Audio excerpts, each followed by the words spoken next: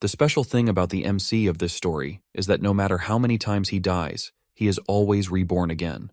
It's happened so many times that it's not funny anymore, and each time he is reborn in a different world and time, from the most primitive civilizations to those who conquered outer space. This time, our hero's carelessness cost him his life in a battle against a monster, and he was reborn as a baby again. But he's a pro at reincarnation for a reason. Let's see what he comes up with this time. In this current life he begins to scan his surroundings, and by the looks of the furniture and room decor, he's sure this must be somewhere in the Middle Ages. With the expertise he's built from his past lives, he can tell this isn't Earth, which makes him wonder if he's in a fantasy setting this time. Personally, though, he's found the sci-fi worlds to be more comfortable. They were clean, high-tech, and had other perks. But after taking in his current surroundings, he's at least glad he's not born into a poor family. They've even got maids, which leads him to believe this must be a humble upper-class family in a fantasy world. But more than anything, he's pretty glad that this hot chick is his mother, and he's enjoying every kiss from her to the fullest. Though the language she's speaking is unfamiliar, there's something he can understand without knowing the words. The feeling of her holding him so tightly, out of fear of dropping him, and the warmth in her eyes tells him that he's gotten a loving mother in this life, which is a blessing in itself. You see, through his countless lives, he's met and gotten to know all kinds of mothers, but motherly love wasn't always given. Sadly, he's even been abandoned right after birth, and there was also a time he was exploited as child labor. But this time around, he has a good feeling that this life won't be as hard as many of the ones he's lived. That's when a maid comes in and insists on holding the prince as the lady might be exhausted. The mention of prince catches our boy off guard. He wasn't expecting to be reincarnated as royalty this time. Still, he can't quite figure out why his mother does not look so happy. He gets his answer soon enough when his mother reminds the maid that people might not consider this child a prince. Apparently, this lady, Rifana, had a humble background. She used to be a maid, just like the one before her, named Chenna. She tells Chenna to simply call her by her name, saying there's no need for formalities since no one else is around. Rifana believes the only reason they call this child a prince is because the king's blood flows in his veins. However, the truth is far from honorable. This child also carries the blood of someone of lowly status. She already knows that the nobles and royal concubines have rejected her son, claiming he has no right to succession or power because of her humble origins. Seeing his mother drowning in sorrow, the kid quickly tries to wipe away her tears, which genuinely makes her happy. She thinks it's heartwarming that her baby is trying to comfort her.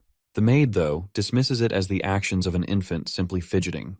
By the way, our boy goes by the name Erel in this life, and we know for a fact he was indeed trying to console his mother. He personally doesn't care about having no right to succession or loyal followers. In fact, he's glad about it. Being overshadowed means the powerful aristocrats won't give him a second glance, making him practically invisible to the rest of the royal family.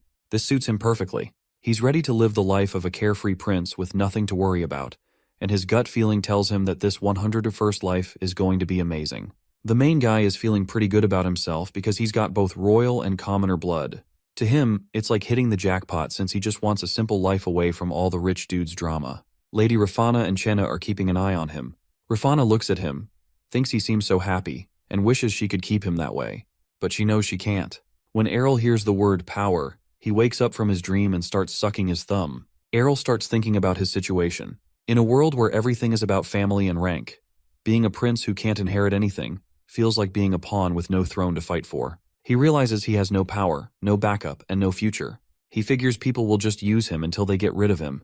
But then, he reminds himself that his mom doesn't need to worry because he's confident he can handle things, especially since he was a pro in his past lives.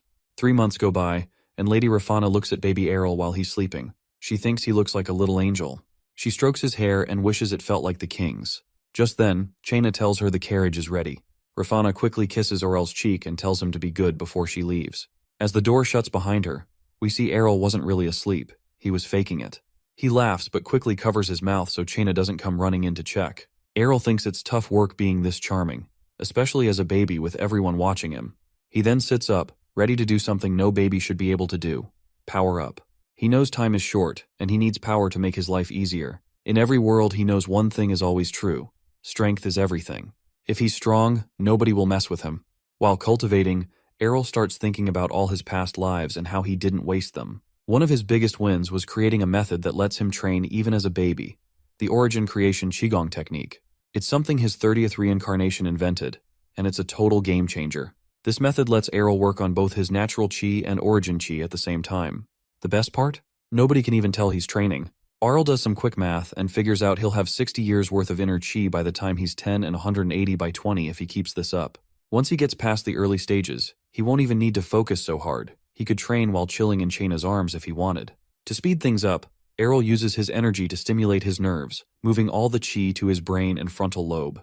The heat from this process spreads through his body, making him sweat like crazy and feel sharp, unbearable pain. As the energy builds up, Errol feels like he's about to lose control. He screams but quickly stops himself. Chaina hears the noise and rushes into his room, but when she looks at him, Errol is lying still in his crib, pretending to sleep.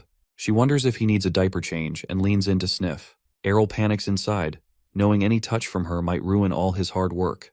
But to his relief, Chaina smells nothing and mutters something about him having a bad dream before walking out. Once she's gone, Errol's body is like a mini furnace, with his energy leaking out everywhere. He struggles to keep it together, feeling like his body might not survive the strain.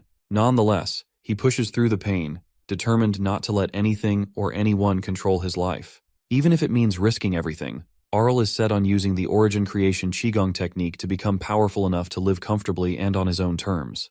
Just as he steadies himself, another scream escapes him, loud enough for Chaina to hear outside his door. Chaina suddenly rushes into the room, thinking something terrible has happened. She finds Errol sweating buckets but still lying there, looking like he's peacefully sleeping. Deciding he might need some extra care, she runs off to prepare a bath with herbs.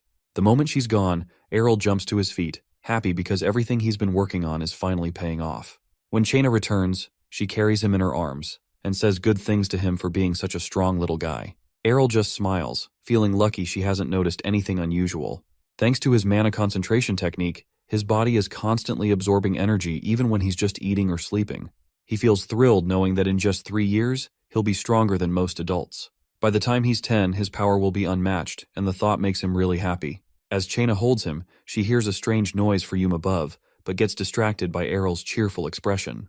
Meanwhile, Errol is already imagining the life ahead of him, powerful, respected, and living like a king. He can't wait for that future to arrive.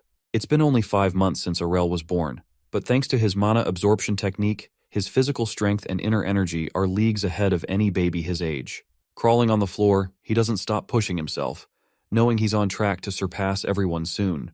Just as he's focused on his training, Lady Rafana walks in and carries him up off the carpet.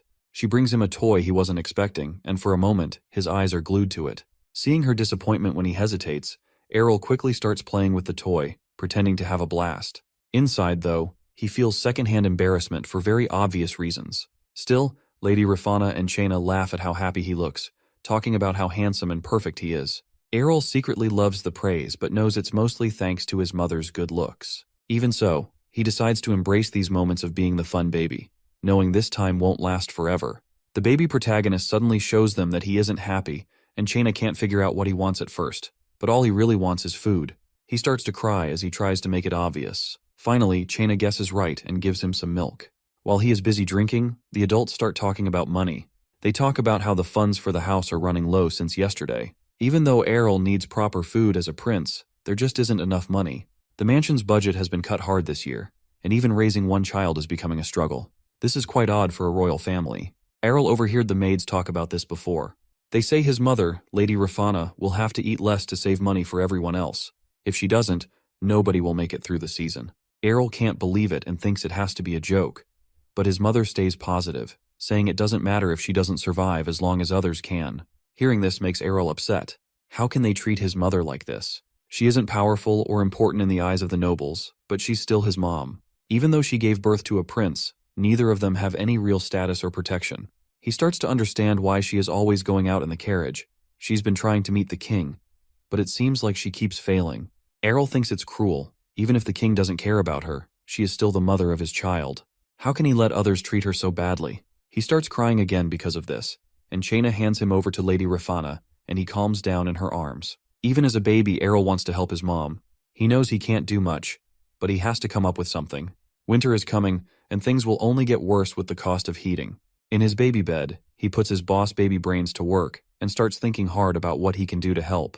Then suddenly he gets an idea. As Errol stares at the charcoal in the fireplace, he suddenly remembers that charcoals are made out of carbon, and jewels like diamonds are made of carbon as well, and his brilliant mind sees a way to solve their money problem.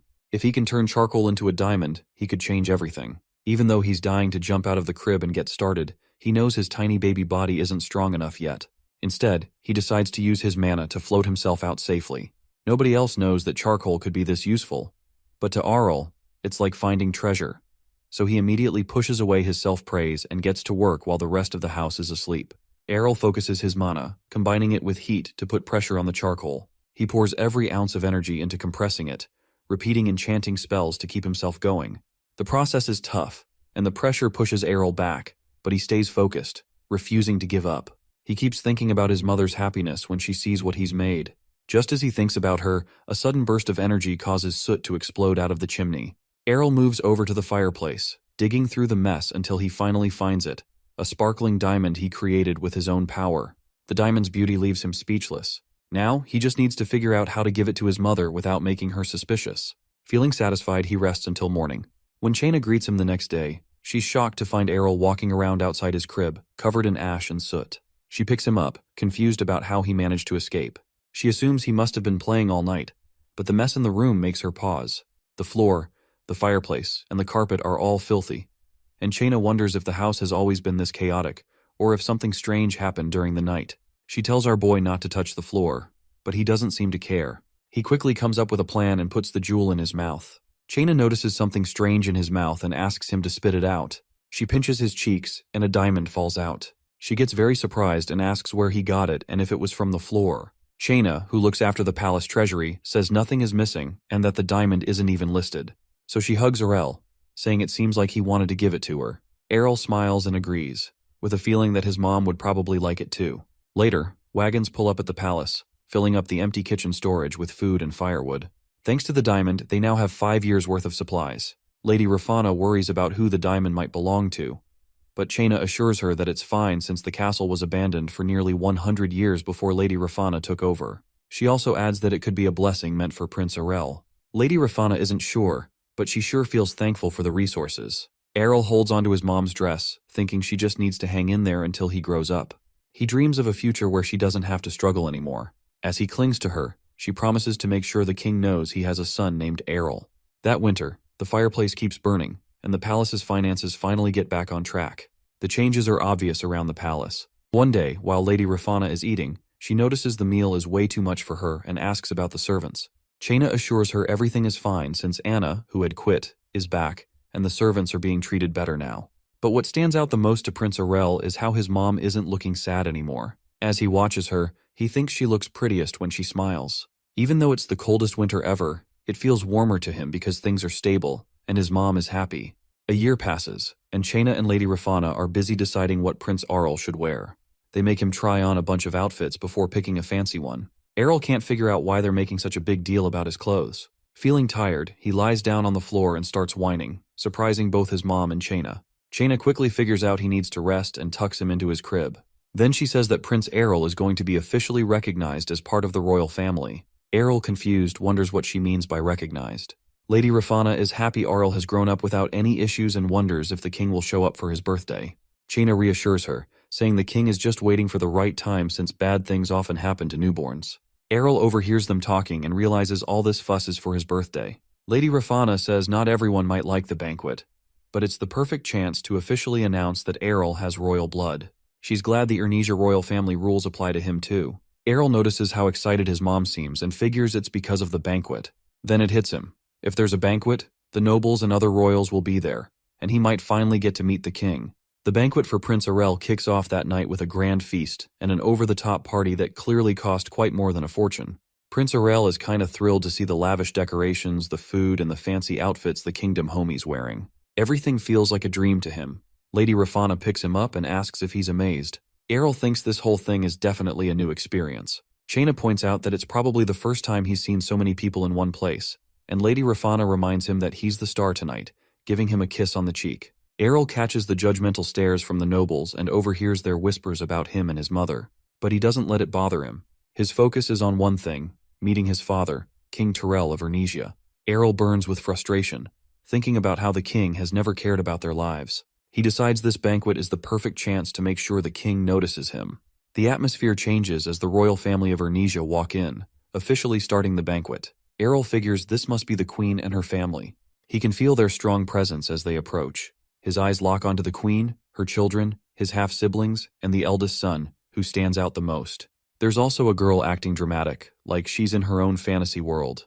Aurel mentally notes that he needs to learn more about each of them, but they walk right past and completely ignore his mother. Lady Rafana notices the commotion might be overwhelming for Errol and tries to comfort him, even though Errol knows she's probably struggling herself. She still manages to make him laugh, easing the tension. Meanwhile, the crowd is fixated on the queen, admiring her beauty. Errol notices a sudden change in his mother's expression. It had been calm, but now something has unsettled her. He looks around and sees why. The king, His Majesty, finally enters, radiating an intimidating energy that makes Errol freeze for a moment. He can't tell if his father is looking at him or his mom. He thinks it's unlucky that being reborn doesn't come with the ability to read minds. Imagine how great it'd be if he could figure out what everyone else is thinking. After a while, people start giving him gifts and congratulating him, acting like it's such a big deal to see him. But when it's the imperial family's turn, their attitude toward him and his mom is clear. They don't hide their real feelings, and their behavior hits him hard. He wants to jump out of his mom's arms and properly go after that woman. How dare she treat him and his mom like they don't even matter? She clearly doesn't see them as people. Looking around, he realizes everyone here is just as fake and rotten. For a moment, he thinks about shouting and calling them all out, but he doesn't want to make his mom feel embarrassed. He decides to play along and act nice because that's what people expect. Hypocrisy is normal here, unfortunately. All he wants is to leave before he falls asleep in his mom's arms. Just as he's about to drift off, he notices a young girl nearby. She's probably one of the king's concubine's daughters. She seems too young for all this drama, but her presence stands out. Thankfully, some of the mistresses have already left. When the banquet finally ends, he and his mom sigh in relief at the same time. But the night isn't over yet. The queen herself approaches them. She makes it clear that getting near them isn't hard, thanks to her son, the heir to the throne, who is always close by. Errol can't tell if she's bragging about her son or just trying to rub it in. Either way, it's exactly the kind of thing he expects from her. The queen goes on to say how sweet Errol is and how much he resembles his mom, but Errol isn't buying it. He's sure she has something to do with their struggles. After all, someone has to be behind the drastic cuts to their castle's finances. The knights had been turned into lumberjacks just to gather firewood, and Errol's clothes look like they've been pieced together from scraps by the servants. Meanwhile, the queen wishes him a long life and other formal niceties, but as she leaves, she smirks, leaving a sour impression. Then something unexpected happens. Lady Rafana spots the king himself. He asks if she is getting used to the castle, and she gives a polite but not entirely truthful answer, which doesn't surprise Errol. All he wants is for the king to give them the support they need and act like a proper father. Errol starts crying loudly, which makes the king take notice and ask to hold him. It's the first time the king has seen Errol in a year. As he holds him, the king seems kind of confused. Most of his kids cry nonstop when they see him, but Errol just smiles. Errol thinks it would be funny if his charming baby smile could leave the king stunned. The king seems to start liking him a little bit, amused that Errol isn't scared of him. He even says something about raising him in the future. But Errol isn't interested in staying still. He makes gestures, signaling for the king to put him down. The king assumes Errol wants to walk, but Lady Rafana quickly says he can't walk yet since he's only a year old. At that moment, though, Errol decides it's time to prove everyone wrong. He takes his first steps right then and there, knowing he's the star of the evening and needing to show off. The room erupts in excitement as everyone cheers for little Errol's first steps. Even the king seems impressed, realizing Errol is trying to show him something important, that he isn't like other kids. Errol feels confident that this is just the start of proving himself. But as he reaches the table and tries to steady himself on it, he performs an epic fail. The whole table, along with all the food and drinks, comes crashing down. As the plates and glasses come crashing down onto Errol, everyone is freaked out, even the king. But Errol? This was all part of his grand little scheme. Not just to show off that a 1-year-old could walk, but to pull off his perfectly executed dramatic act. He lies on the ground crying like he's in the middle of an epic tragedy, and the king picks him up, checking for injuries. The king sees that Errol's clothes are soaked in wine but finds no real harm. He decides Errol needs a change of clothes. Chaina steps in to help, but the king waves her off, wanting to handle it himself. What he discovers next leaves him speechless. Underneath Errol's stained clothes are undergarments that look more like scraps than anything worthy of a prince. Chaina looks confused, claiming she had dressed Errol in fresh clothes earlier that morning. As the king inspects the fit, he realizes how shabby and pitiful Errol's life must be, and the crowd starts murmuring, saying stuff about it being disgraceful and all. Frustrated by the whispers, the king demands silence, with his voice blasting through the hall and sending shivers down everyone's spines. He looks at Errol's mother, clearly processing how poorly they've been living. Meanwhile, Errol is feeling quite relieved. His plan worked perfectly. His clothes might have been ruined, but they had told the story he wanted. In reality, Errol had been busy that morning. While Chaina was getting him dressed, he used all his tiny strength to stretch and tear at the cloth, making it look as raggedy as possible. It wasn't hard, and with a little magic, he gave his outfit the extra touch of poverty he needed to make his statement. If he were older and stronger, he wouldn't have needed to rely on magic, but it worked anyway. The king finally asks Lady Rafana to explain how things got this bad. How could they fail so much at maintaining their status? But seeing how distressed she is, he doesn't press her for answers. Instead, he turns to one of his officials and asks how funds are distributed for the concubines' castles. The king is disappointed because, as far as he remembers, he'd given clear orders for the budget to be shared equally. Everything was supposed to be running smoothly. So why, at this event of all places, does it look like they've been forgotten? The king can't understand what's going on. He demands the report immediately, wasting no time. Watching all of this, Errol realizes his father is serious about figuring things out, and he's eager to see the numbers in that report. Lady Rafana, Errol's mother, wants to smooth things over, claiming it must be some mistake, and asks for her son back, but Errol knows this is their one big chance. While everyone panics, and the king's secretary pulls up to deliver the documents, the entire room holds its breath, knowing things are about to get heated. When the king looks at the report, he's quite stunned. He can't believe what his eyes are seeing, so he uses his power to set the papers ablaze right there, which shocks Errol. Errol hadn't imagined his father could be so clueless about what's been going on. The truth is, it's obviously all the queen's doing. The king calls to his queen, demanding to know if she was aware of the situation. The queen tries to play it cool, pretending to be just as shocked as everyone else. But the king ain't having it. His intimidating presence grows as he reminds her that managing the budget is entirely her responsibility. Seeing what's up, the eldest son decides to use his perfect timing to pull up and defend his mama. He isn't about to let his mother face this alone and wants to share his own opinion right then and there. The prince tries to explain that this is some big old mix-up, because he's sure his mom wouldn't do something like this. But the king gets even angrier, saying it doesn't matter because a leader is always responsible for their team's mistakes. And thanks to her carelessness, his little brother ended up hungry and without clothes. The older son looks at our hero with these super guilty eyes, which just makes the situation even more awkward. It's clear he's nothing like his dad, who's strong and commanding, or his mom, who's smart and sneaky. The king turns to the eldest son and asks if he's seriously saying his mom had nothing to do with this. Then, without waiting for an answer, he tells his queen how disappointed he is in her. Lady Rafana, trying to defend the queen, keeps saying it's not her fault, instead it's hers, and that she messed up. The king, totally confused now, wonders what she's even talking about. He tells her that just being the mother of his kid should be enough to prove her place in the family. She looks a little embarrassed, and the king gently touches her hand, reminding her to know her role and act accordingly. This whole scene really ticks off the queen and her son, and the king demands that they find out who's to blame and make sure this never happens again. The queen, clearly shaken, looks down at the floor and promises to handle it and make sure it won't happen again. The king gives her one final warning: mess up again, and she'll face punishment.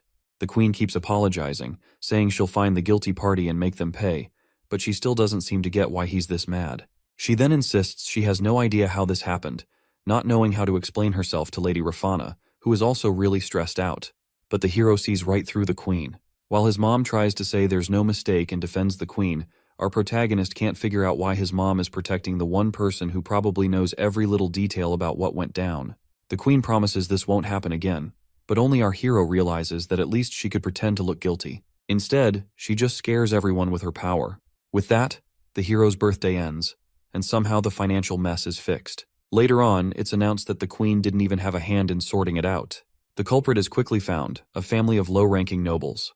They're blamed for everything and, without much fuss, executed on the spot with a guillotine.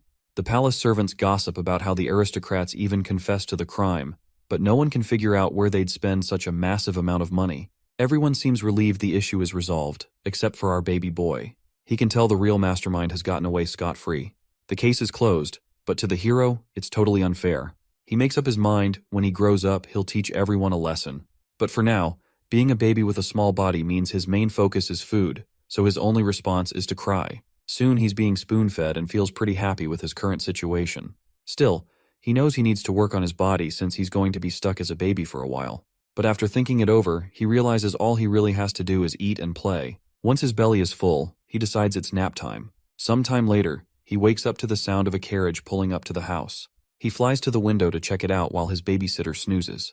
He sees a group of people step out, and soon after, 3 of them enter his room. His mom, an adult, and a child. The hero suddenly remembers the babysitter. If she wakes up, his powers will be exposed, so he flies back to her and starts pinching her cheeks to wake her up. The adults immediately walk in just in time to see this, and his mom immediately yells at him to stop tormenting the poor nanny. The nanny notices another mistress has arrived and greets her right away. Our hero spots the newcomer too. The newly arrived mistress quickly says there's no need to apologize because she didn't warn anyone about her visit. Our hero realizes this is Phenelia, another concubine.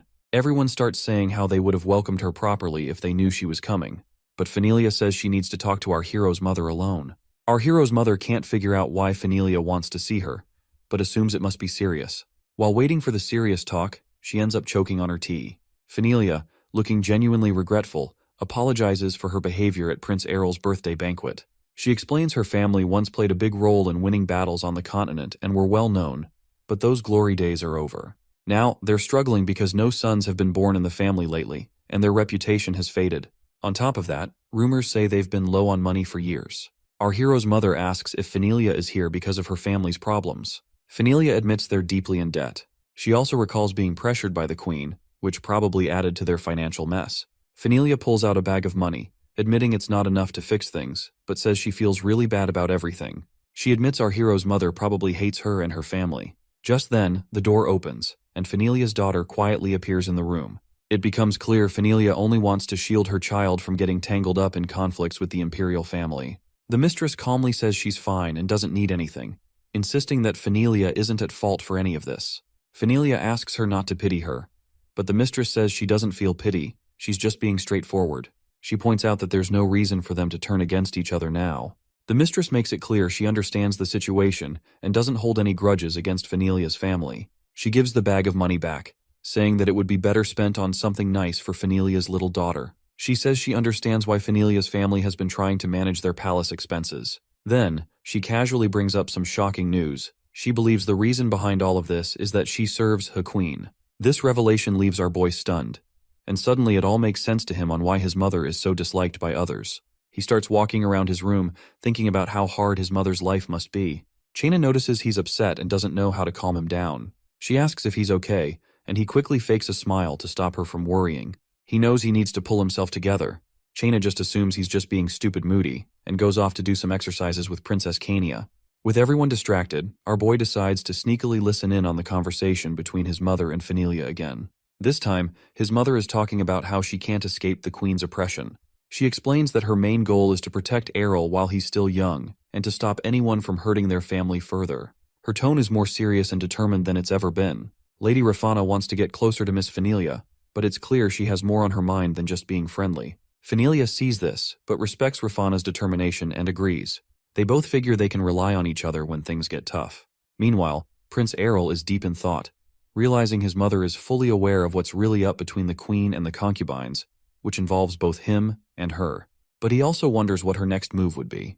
While Errol is lost in thought, a girl suddenly shows up near him, and he has no clue how she got there. He silently begs the universe to keep her away, but instead, she crawls into his bed and starts squishing his cheeks, saying she finds him adorable. She treats him like a squishy toy and even starts moving his crib around like it's a game. Our boy wishes that someone, even if it's Truck-kun, would rescue him from this chaos. Then comes a cat, and at first it seems like the cat thinks Errol is cute too. Errol knows there's no escaping now. The nanny says that the princess might visit. Of course, the princess is eager to come over, and Errol realizes he's on his own with no escape in sight. Time flies, and before long, Errol is almost 3 years old. Life feels like it's moving way too fast, as usual. He can't believe how quickly he's growing up and starts thinking about how much more he has to learn before adulthood. He remembers bits of his previous life and wonders if he'll ever get a chance to relive anything like that. Suddenly, the princess walks into his room. She rushes toward him, but Errol decides to lay a little hide and seek. Unfortunately, she finds him in no time, and he's frustrated and feeling down, but the princess just wants to play hide and seek. Before Errol could refuse, she's already running off to find a bigger spot to play. They end up outside, and it's clear the princess has been visiting a lot since Phenelia came over, with help from the nanny, of course. Errol doesn't mind too much because it seems like these visits are building a strong bond. Even though Errol is still small, Kania believes he's already someone who can be looked after. But she also says that when Errol grows up, it'll be his turn to take care of her instead. The princess makes Errol promise he'll come as soon as possible, but the little prince can't figure out why she's so fixated on him. Before he can think too much about it, Kania says that she adores him. She says playing with him is way more fun than with the others. He's clearly the best choice. Errol laughs, thinking she'll probably regret saying that when she gets older. Kania carries him up immediately, saying it's time to play, and insists on carrying him to their spot. The problem is, Errol feels like he's about to suffocate from her overly enthusiastic help. He silently begs for rescue, and just then, a maid steps in, saying that Errol must be uncomfortable being carried like that. She scolds Kania, saying that even as a princess, she shouldn't carry heavy things yet since she's still a child herself. Errol feels real relief he's finally saved. Although Kania isn't happy at all. She shouts that she wants to play. The maid says she should try drawing or listening to something classical instead, but Kania is sick of all that boring stuff. She says she wants to swing a sword, just like her brother Kyle. Errol notices her practicing with a stick and quickly realizes her balance is way off. The stick's weight is all wrong, and she's not holding it properly. Despite this, Kania is completely into it, imagining she's already defeated some powerful imaginary swordmaster and claiming victory for herself. The maid tries to explain why Kania isn't allowed to practice like Kyle and Lennon. This really upsets the princess, who can't understand why they're allowed but not her. The maid tells her that it isn't proper for a princess to dirty her hands, reminding Kania that she's supposed to be elegant and ladylike. Kania isn't listening, some Mulan vibes. She's already snatched up the maid's sword, and before the maid could stop her, she's talking excitedly about swordsmanship. The maid panics and chases after her, begging her to hand over the sword, or at least just take the sheath instead. Errol stands nearby, and he finds himself liking Kania more and more now. As time goes by, Prince Errol turns 5. He's out in the fields of his land, looking all royal and bold, pretending to race on his mighty steed. But let's not get carried away. He's just rocking back and forth on a toy horse, having the time of his life. Chaina, his maid companion / horse trainer, says he should try riding a real horse, but Errol waves it off, saying it's too risky. Chaina tries to hype him up, telling him a prince his age should be into stuff like riding horses and swinging swords. But Errol is like, nah, princes don't have to do all that. This leaves Chaina feeling bummed because he's not exactly oozing ambition. Here's the catch, Errol's no ordinary kid. This is his 101st life. Yep, the guy's been through the ringer more times than he can count. Over all those lifetimes, he's figured out one harsh truth. Being too good at anything only brings trouble. Every time he's been a pro at something like sword fighting or magic, it's drawn all the wrong people, either wanting to use him or take him down. So now, he's all about staying low-key and enjoying the perks of being a prince without breaking a sweat. Back at the castle, Errol tells Chaina he needs some alone time, and she agrees, though she's not thrilled about it. Once she's gone, he shuts the door, kicks back, and just lies there doing nothing. Later, they end up in a bit of a pickle. Chaina's frustrated, asking why he hates studying so much, pointing out that a 5-year-old prince should be eager to learn and grow. But Errol's totally not interested, don't care about the world, and definitely not into cramming knowledge. Chaina sighs, half joking that he sounds like someone who's lived 100 lifetimes. Before she can go on, Errol cuts her off and assures her it's not her fault he's like this. Deep down, he decides it's time to just enjoy life for once. YOLO vibes? Not for Errol. It only took him 100 lives to figure out how to kick back and take it easy. Maybe he's just a chill guy, who knows? Chaina reminds Prince Errol that by royal rules, he has to start studying now that he's 5. She pulls out some super basic books, saying they were picked just for him. But Errol, looking all moody, grabs one and shows off his book skills by spinning it around like a toy. Chaina's totally pissed, telling him books are for reading, not spinning. She even tries the guilt trip, saying regular dudes would love to learn but don't get the chance. But Errol doesn't give a care in the world. He starts stacking the books into a mini-house instead. Chaina, trying to hold it together, tells him to knock it off and sit back down, but Errol's not listening at all. When words don't work, he goes full drama mode, whining and yelling that he won't study. Suddenly the doors open and his mom walks in, looking like she's had enough. And let's be real, nothing stops spoiled brats faster than a mom's "I'm gonna kill you" stare. Under her watch, Errol drags himself to the library and starts studying, though not without some complaints. Even while pretending to study, Errol's thinking about how ridiculous this all is. He knows that if his parents really cared about him learning, they'd make sure he was protected. But in his world, being good at anything is just asking for trouble. The more talent a kid like him shows, the more dangerous life gets, for him and everyone around him. Errol doesn't think it's fair, but life is what it is. All he wants is a chill, lazy life where no one's at risk. As he zones out, Chaina snaps him back to reality, telling him to study hard and make people proud, as if that's going to solve anything. Errol thinks about what Chaina says but decides it's a bit much for him. Chaina doesn't let it go, though, telling him that if he keeps acting like this, his mom's going to feel sad. That hits a nerve, and Aurel finally decides to put in some effort for his mom's sake, not because he suddenly loves studying. Even so, he's firm on one thing: no sword training, no magic lessons. He's had enough of dealing with the chaos that comes with being gifted. Instead, he starts thinking about other, less risky plans for his future. A few days later, a fancy carriage pulls up at the concubine's place. Chaina tells Aurel that a mage from the magic tower is here to check his mana. If he's got the talent, they'll start teaching him magic. That's bad news for Aurel. He knows any decent mage would sense the crazy amount of mana he's hiding. He figures the only way out is to keep his mana under wraps. As he walks down the hallway to meet this tester, he keeps his head down, trying to look as plain as possible. Chaina tries to cheer him up, saying even if his mana isn't super impressive, he can still work on it. But when they open the door, the tester's face says it all, shocked, like they just saw something they weren't ready for. The mage stands up quickly and looks right at Prince Aurel. As they size each other up, Aurel watches the mana flowing through the mage, wondering how he looks in the mage's eyes. The mage grabs Aurel's arm to check his vitals and says that something feels off. Chaina, trying to hype him up, asks if Aurel is special. But the mage isn't sure whether to call him special or just plain weird, since he can't sense any mana in Aurel at all. Even after trying to probe with mana, the mage finds nothing, leaving Chaina completely shocked. Aurel leans back in his chair, feeling all chill about how well he's hiding his mana like some last-stitch secret weapon. Before walking into the room, he had used his chi to compress his mana and push it to the edges of his body. When the mage looked surprised earlier, Aurel knew his plan was working. The idea of someone from a royal bloodline having no mana didn't make any sense, and Aurel had totally thrown him off. The mage tells Lady Rafana that Aurel has no potential for magic, leaving her confused. He adds that even commoners have a tiny bit of mana, but Aurel doesn't seem to have any at all. Some Rock Lee and Guy vibes. After hearing this, our boy starts to wonder if he went a little too far. Lady Rafana looks crushed, realizing her son might not have what it takes to become a mage. But this is exactly what Aurel wants. He's playing the long game, making everyone think he's totally useless with mana. As he sits there pretending to sulk, he knows this is just the start of his act. The next day, Aurel meets his new swordsmanship trainer, a young knight named Landfill Tagaron. Aurel takes one look at him and silently judges him as boring and weak, not even close to his level. In his past life, Aurel had fought monsters and survived brutal battles, so this guy doesn't impress him. Still, Aurel decides to play along, agreeing to train and encouraging both of them to grow stronger together, even if he's not expecting much. Aurel secretly thinks this whole training thing is more for Landfill's sake than his own. He's definitely not interested in doing anything too hard. Like his sister Kania, who walks around wearing weights to get stronger. So many Rock Lee references in this. The dude explains that intense training like that is a tradition for the Kinchester family, but Aurel says it sounds like something martial artists would do, not royalty.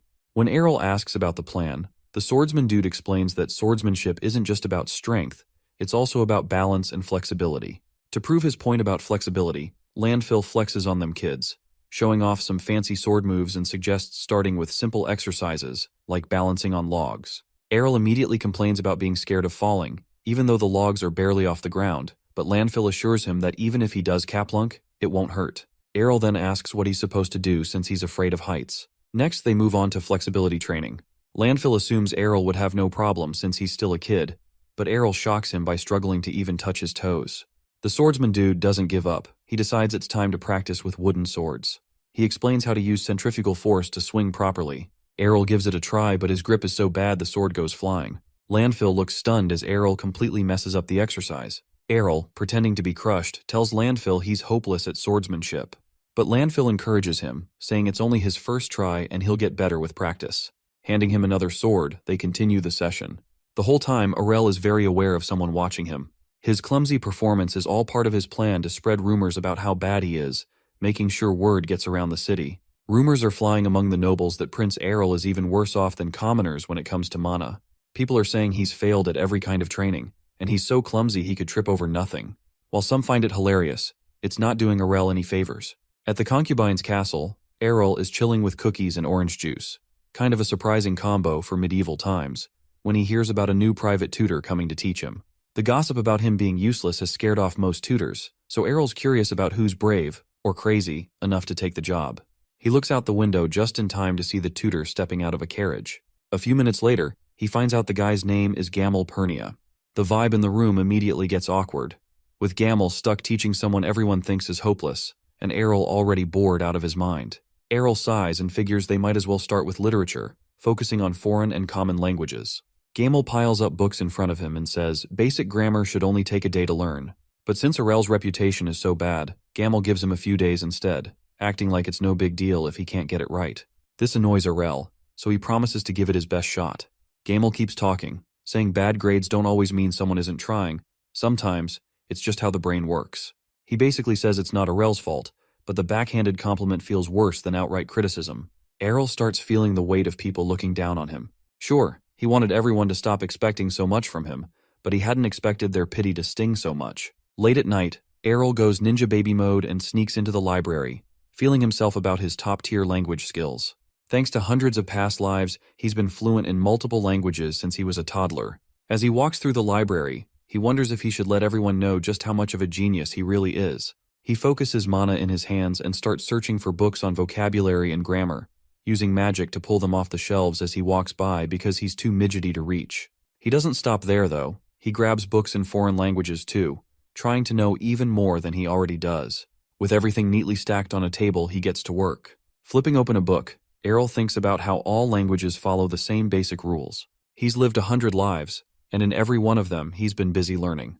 That night, starts studying hard, very much determined to show off just how smart he is the next day. A few days later, Gamel pills up, saying his jokes have gone too far and asking if he really understands the common language. Arel sighs and says he's not lying, even trying to prove it by reading something. Gamel feels like he might have just memorized some passages, but Arel says to him that even memorizing a whole language would be impressive. Considering how tricky the kingdom's official language is compared to others, Gamel challenges him to pick a random book and read it. He points out that even the smartest kids need to be at least 12 to handle basic reading, and Arel's only 5. Arel immediately grabs a book and reads it flawlessly, leaving Gamel in total shock. Gamel is quite overwhelmed and even starts tearing up, calling Arel's talent extraordinary. After all, when a student excels, it makes the teacher look good too, you know. Arel tells his teacher that he should feel lucky to have such a genius for a student. Fired up loads, Gamel jumps into the day's lesson, ready to teach his brilliant pupil. By the next night, the rumors about Arel take a wild turn. Where people used to mock him for being clumsy and useless with a sword, now they're all hyped about how he mastered the common language in just 2 days. Rumors start flying here and there about how Arel can solve math problems in his head like it's nothing. And just like that, the legend of a genius Arel is born. But where did these stories come from? Turns out, down at a local tavern, someone's been spilling the tea, or beer rather. Gamel, Arel's tutor, is sitting there, a little too tipsy, bragging to anyone who'll listen about how he always saw the prince's potential when everyone else didn't. He's going on and on about how hidden talents just need the right teacher, aka him, to shine. Before long, word about Arel's smarts makes its way to the king. The king is pretty amazed and talks with Lady Rafana about how their son might have struggled with all the sword and magic stuff because it just wasn't his thing. Lady Rafana apologizes for causing any worry, but thinks that, as his mom, she should have realized how special he was sooner. The king, seeing her concern, reassures her. They share one of those heartfelt and very cultured moments that would make the queen need eye bleach, and he tells her he's sure their son will grow up to do amazing things. Meanwhile, our boy is out here eavesdropping on the whole conversation, thinking to himself that, yeah, he'll do just enough to keep the king impressed, pick a good spot in life, and have some fun while he's at it. And so, Arel kicks off his 101st life, this time as a brainiac prince. A few days later, he notices more guards hanging around outside the concubine's castle. It doesn't take long for him to figure out that since he can't fight or use magic, the king probably sent them to keep him safe. Arel feels a little proud, guessing the king's in a pretty good mood. But then, some loud sound behind him grabs his attention. Chaina has dropped off a massive chest, and his mom explains it's a gift from the king. Arel immediately opens it and finds it stuffed with gold coins, shiny jewels, and all kinds of treasures. As he's digging through, something catches his eye, a unique-looking necklace. Chaina asks if it's the priciest thing in the chest, but Arel decides it's not about the cost. This necklace is the coolest thing in there by far. Arel puts on the necklace and says it gives you big brain time and also helps you think faster while keeping you from getting tired. Chaina is super impressed, thinking it's all because of how hard Arel's been studying ladle, but he just makes it look like it's no big deal. The truth is, while the necklace looks pretty basic to everyone else, Arel can see the mana-triggering gadget hidden inside the jewel. Not that he needs it, but his inner chi does way more. As he does stuff with the necklace, he starts thinking about Kania, who's been working out like crazy for her sword training and is now seriously ripped. He asks his mom if he can give the necklace to Kania, and she gently pats his head and says that since it's a gift from the king, giving it as a present would probably make the king happy too. She then asks what Arel likes about Kania. He says it's her strength, which makes all the maids burst into a mad laughter. That day, the whole concubine's castle is booming with joy, knowing that Errol is not only recognized but also favored by the king. The young knight even brags about it to his fellow guards, reminding them to take pride in being part of the concubine's castle. A few days later, Errol is sitting in the dining hall with Chaina. She tells him all the desserts he requested are ready and asks what he thinks of them. Errol tries one after another but isn't happy with any of them. He's annoyed and keeps searching for something better. Chaina encourages him to slow down and enjoy the treats, asking if they taste good. Errol, frustrated, says none of them are sweet enough because they're all missing what he's looking for. Chaina, confused, says these desserts were made by the best chefs and offers to bring one over to fix the problem. That's when Errol has a light bulb moment. What he needs isn't a chef, he asks for an alchemist instead, which just surprises and confuses Chaina. Prince Errol starts spacing out, thinking about Coca-Cola and snacks from his old life, practically drooling, just imagining the taste. He figures he'll need an alchemist to recreate cola, but that's easier said than done. Chaina, super confused about why he'd want an alchemist, asks him what's going on. Errol freezes, realizing she must have heard him daydreaming out loud. He thinks about explaining but quickly decides it'll sound way too weird, especially since he's only 5. Instead, he starts putting together the problem. The kingdom doesn't have the right seasonings or fancy techniques needed to make something like cola. The more he thinks about it, the more he realizes how tricky it'll be. Making cola isn't just mixing stuff together. It needs all these extra steps he can't even do yet. Feeling bummed, he starts fantasizing about the fizzy, sweet drink again. But then he snaps out of it and reminds himself that he's supposed to be a genius scholar. If anyone can figure it out, it's him. He suddenly jumps up and bolts out of the room. Chaina stares after him, completely lost, and asks where he's off to. He yells back that he's going to study, leaving her scratching her head, wondering if she even heard him right. Errol, meanwhile, is sprinting through the castle, laser-focused on one thing: chemistry. He knows cooking and chemistry go hand in hand, so he's convinced alchemy is the key to cracking the cola code, no matter how tough it'll be. Fast forward 3 years. Now 8 years old, Prince Errol is running a meeting, sitting at the head of a big table.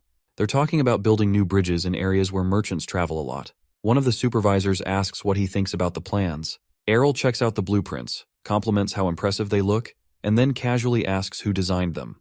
When a supervisor proudly claims credit, Errol's expression changes. He threatens to fire the guy if he ever shows up with another useless design. The room? Dead silent. Prince Errol points out a few problems in the bridge design, saying that while it might work for now, it'll be a disaster when snow piles up in the winter. The weight would crush the wooden parts underneath because the designers cared more about making it look fancy than keeping it safe. Our boy makes it clear that while the kingdom should look impressive, safety has to come first. He demands they redo the design and then moves on to the next blueprint. With his crazy amount of knowledge, Errol's workload is kind of shooting through the roof. The so-called experts in the room can't hold a candle to him, but they've decided to trust this 8-year-old genius anyway. Our boy feels a little bad for them, but he knows he's got no choice. He has to keep proving himself. After the meeting, as Errol heads out, a new maid spots him and calls him by his latest nickname, the Young Gray Sage. He's instantly horrified and thinks it's the cheesiest thing ever. Realizing the maid must be new, he tells her not to use that nickname again because he can't stand it. She promises to remember, but as he walks off, she almost messes up and says it again. Errol, now extra annoyed, silently swears that nickname is the lamest thing he's ever heard.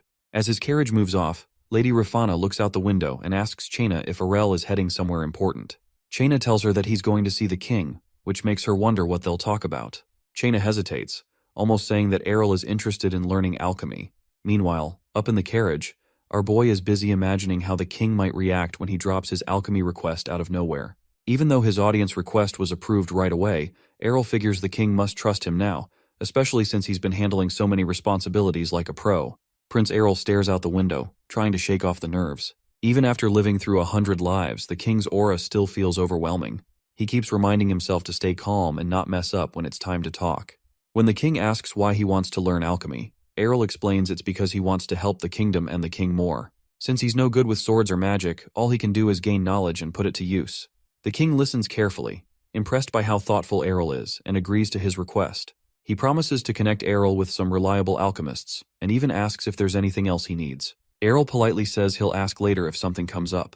As the king smiles warmly, Errol feels pretty chill, knowing his plan worked perfectly. Word spreads fast, and soon all the best alchemists in the kingdom show up, eager to prove themselves and maybe earn some recognition. It's no surprise when Demon Ranchette gets picked. He's known for creating these crazy reflective mirrors that bounce sunlight super far, which he installed on the western fortress to keep invaders away. A few days later, Errol meets Demon in the garden of the concubine's castle. Demon casually compliments the beauty of the garden, but Errol is more focused on him. Based on his legendary reputation, Errol expected some old, wise-looking alchemist, but Demon turns out to look surprisingly young. Noticing the confusion, Demon explains that his hair turned white years ago after a little accident with toxic fumes. Our boy realizes that Demon almost lost his life while learning. Demon, staying calm, warns Errol to be ready for the risks. If anything happens to the Our Boy during experiments, Demon for sure knows he'll be held responsible, maybe even with his own life, or worse.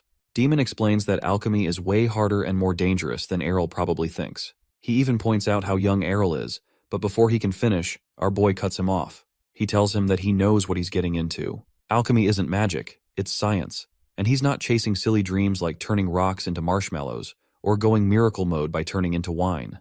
What he really wants is practical tech, methods to clean iron ores and create stronger metals for the kingdom. Demon is blown away by Errol's ambition and sharp thinking. He feels this kid is destined to lead the kingdom of Arnesia someday. After being inspired by Errol's speech, he kneels before Our Boy, telling him that although his skills are lacking, he'll teach him everything that he knows. A few days pass since alchemy class kicks off, and Prince Errol is deep in his studies when Demon suddenly asks if he's done this alchemy stuff before. Errol gets caught off guard, thinking maybe he's been showing off too much, but he quickly changes the subject, saying he just read about it in a book. Demon seems cool with that and even says Errol matches the rumors he's heard. Errol feels relief because of his genius scholar act is working. The two of them end up grinding all day, every day, from sunrise to sunset. As they dig into their research, Errol figures out that you can harden iron by throwing in some eggshells or bone ash. He shares this discovery with Demon, and they keep making progress. Later on, Errol learns how to extract lead and other stuff. He also notices that, aside from some special metals and medicines in this world, everything else is pretty much the same as what he remembers from his past lives. He talks about how lucky it is that the rules haven't changed. Demon hears him and asks what he meant, but Errol tells him that he was just talking to himself. With everything going according to plan, Errol sends a letter to the king asking for more alchemists. The king doesn't waste time and agrees, telling his men to gather the best alchemists in the kingdom. But there's a teensy tiny problem. One of the king's advisors kinda hesitates, cause he's worrying about complaints over the budget, but the king shuts that off immediately. He trusts Errol's work will be worth it and good for the kingdom. Meanwhile, back in the kingdom, Errol says he's going to create a carbonated drink, a soda. The alchemists are surprised and ask if he's seriously planning to make food. Our boy happily says that's exactly what he's doing. He starts explaining some basics, but before he could get too far, the alchemists start feeling disappointed. They came here hoping to achieve big things and bring honor to their families, only to end up making snacks. One alchemist even complains about giving up his cushy, huge professor job at the Alchemy Academy just to get turned into chef's apprentice. To calm them down, Our Boy promises they'll be well paid no matter how things turn out. That does the trick, and the alchemists start tossing around ideas. First, they figure they need carbonated water, which naturally exists in some parts of the kingdom and can be brought in pretty fast. Our Boy notices these guys aren't exactly driven by passion. They're just happy as long as they get paid or earn some fame. Still, he knows they'll be useful for speeding up his research. A few days later, wagons loaded with barrels of carbonated water roll in from all over. This makes Our Boy very happy, and Demon pops open one of the barrels, but the nasty smell makes him cringe as he asks if they're really supposed to drink this. Errol tells him they need to test if it's drinkable, but after checking the first barrel, he almost gags and decides it's a no-go. The water's an epic fail. He checks the other barrels and yup, they're all terrible. But Our Boy doesn't lose his cool. He tells everyone they'll have to make artificial carbonated water instead, causing a buzz among the alchemist homies. He hands out papers with some theories, saying that they could crack the problem if they dig into these clues. Seeing how serious this is, Errol reassures them, saying they're the best alchemists around and will figure it out in no time. When he turns to Demon for some backup, his response doesn't exactly scream enthusiasm. These alchemists really are the top-tier brains in Arnesia. Feeling good about things, Errol leaves the room, telling them that messing around with theories and testing stuff should be their happy place, so he won't hover around. Still, he wonders if they can pull this off in just a week, but figures the challenge will only make them work faster. A few days later, Errol is really excited as he tells the alchemists this carbonated water will bring energy to the kingdom and also summon in piles of cash. The alchemists aren't so sure, secretly wondering if it's all dumb hype. But Errol's very surprised when he sees they've already managed to make artificial carbonated water. Our Boy grabs a container and is ready to taste it himself. Demon and the others are curious if this stuff will really catch on. The water has a strong kick but no flavor, so they're skeptical. Errol quickly clears it up, explaining it's not meant to be drunk plain, they'll mix it with fruit juice or alcohol. His original dream was to recreate cola, but since he couldn't get the cola fruit, this fizzy alternative would have to do the job like a substitute teacher. To start, Errol squeezes up some lemon juice into the fizzy water and takes a little sip. The taste hits just right, like Goldilocks and the Bears kinda right, making it completely perfect with so much excitement. He passes it around, and as expected, the alchemists love it too. The sour lemon flavor mixed with the bubbly fizz is a total hit, leaving everyone wanting even more. And just like that, our boy's carbonated soda is born. Word of the drink spreads like wildfire, turning it into such a luxury that the people can't get enough of, even outside the borders of Ernesia. Lord Dement, the Earl of the Northern Territories, can't wrap his head around this soda thing Prince Errol has created. He has to double-check with his servant, who confirms it's all thanks to Errol's lead. The drink has turned into a super fancy luxury item and is making bank for the Ernesia kingdom. There are even wild rumors about carriages stuffed with gold showing up at the concubine's palace every single day. Kicking himself for brushing Errol off on his first birthday and thinking the prince is useless, Lord Dement is full of regret. If only he had backed Errol back then, he could have had a piece of the action. Swearing to never miss out again, he vows to keep a closer eye on things. Fast forward 2 years, and over at the concubine's castle, 16-year-old Princess Kania is showing off her sword moves. After finishing her routine, she nervously asks 10-year-old Prince Errol for his thoughts. Errol, pausing for a moment, tells her she looks super cool and impressive. Her escort pops up too, saying her swordsmanship is flawless. Errol agrees, thinking she's way more skilled than any boy his age. Kanya gets really happy, jumping around and thanking them for their kind words. Watching her bounce with excitement, her escort says they want to take a break, and Errol thinks she looks really cute while being so cheerful. After the training session, Kanya and Errol sit down in the garden for some tea. Kanya brings up all the news about Errol's soda success, saying it has not only helped the palace but also boosted the kingdom's economy. Errol, playing it cool, calls it his duty as a prince. Kanya then tells him of a rumor about him being the perfect son, which has apparently made a lot of people jealous of Lady Rafana. But there's more to this story than just Errol's soda fame. After learning his mom, Rafana, comes from a fallen noble family that used to run a small territory and has been living like regular dudes, Errol decides to hand over the soda distribution to her family. This turns out to be a genius move, as people aren't just buying a bottle or two. They are lining up to grab crates of soda. The demands are higher than the Grimace shake. Some people are so desperate for the drink that they pay double or even triple the usual price just to get it. On top of soda, Errol also introduces yogurt and another drink to the market, and both become insanely popular. Thanks to all this, Lady Rafana's family goes from being regular nobles to being richer than any merchant in the kingdom. Their house is so packed with gold decorations, from the floors to the ceiling, that it kinda blinds anyone who tries to walk through it. Rumors are spreading like wildfire, and soon people start comparing Prince Errol's successes to Princess Kania's efforts. This leaves Kania super frustrated and upset. She is so annoyed she ends up in tears, begging Errol to tone things down. Errol just laughs at it like it's not a big deal. Trying to change the topic, he offers her some soda and waffles covered in his syrup, assuring her that he can spoil her with the treat. But Kania isn't interested in snacks. Instead, she whips out her sword and tells him exactly what she thinks his problem is. What good is all that money if he doesn't even know how to fight? As she points her sword right at him, she says that she is going to teach him how to handle a blade. Errol, clearly unimpressed, thanks her but says no, explaining he has no interest in being a swordsman in this life. He remembers his past, where he had lived the life of a warrior before, but Kania isn't about to let him off easy. She immediately launches a surprise attack, showing him some sword techniques while pushing him to fight back. Errol sighs, realizing it will be faster to just go along with her. He figures if he plays along, it might help her achieve her dream of raising a family full of swordmasters. Despite looking really delicate, Kania has a ton of energy and passion, and our boy decides to use his chi bit by bit, brick by brick, deciding to help her reach her goal. A few days later, Errol finds himself riding in a massive carriage on the way to see the king. He admires how huge it is, joking in his mind that it's like riding in a Lamborghini. The attention it gets from people makes him feel like some kind of celebrity. Leaning back and relaxing, Errol wonders what the king wants to talk about this time. He suspects it might involve a bonus or some extra allowance as a reward for his achievements. When he arrives, Errol joins the king for lunch, curious about what's next. He remembers how the quiet used to make him uneasy, but now he is used to it. Sitting alone, he calmly eats his meal, waiting for the king to speak. Lately, he has been visiting the king more often. Just as Errol is about to bite into a cookie, he nearly chokes when the king asks if he has thought about taking on a real government job. After clearing his throat, our boy realizes the moment he has been avoiding has pilled up. The king says it might feel a little early, but no one would oppose if Errol starts working in the government. He then asks what he thinks and if there is any specific job that he might want. Trying to stay composed, Errol tells him that he doesn't have any preferences, though deep down, all he really wants is to relax, eat, and enjoy life. He sips his tea, hoping to not blow it all completely, and tells the king he doesn't see why he should think about work now, especially since he is still busy with science and alchemy. Keeping his poker face, Errol waits as the king sits silently. In his mind, our boy wonders why the king wants him to take on a role when the first prince isn't even involved in government yet. He thinks about the queen, and the first prince staying quiet, and how he has always been careful not to cross any lines with them. He also feels lucky that the last big ball has been cancelled thanks to the chaos caused by the freak prince.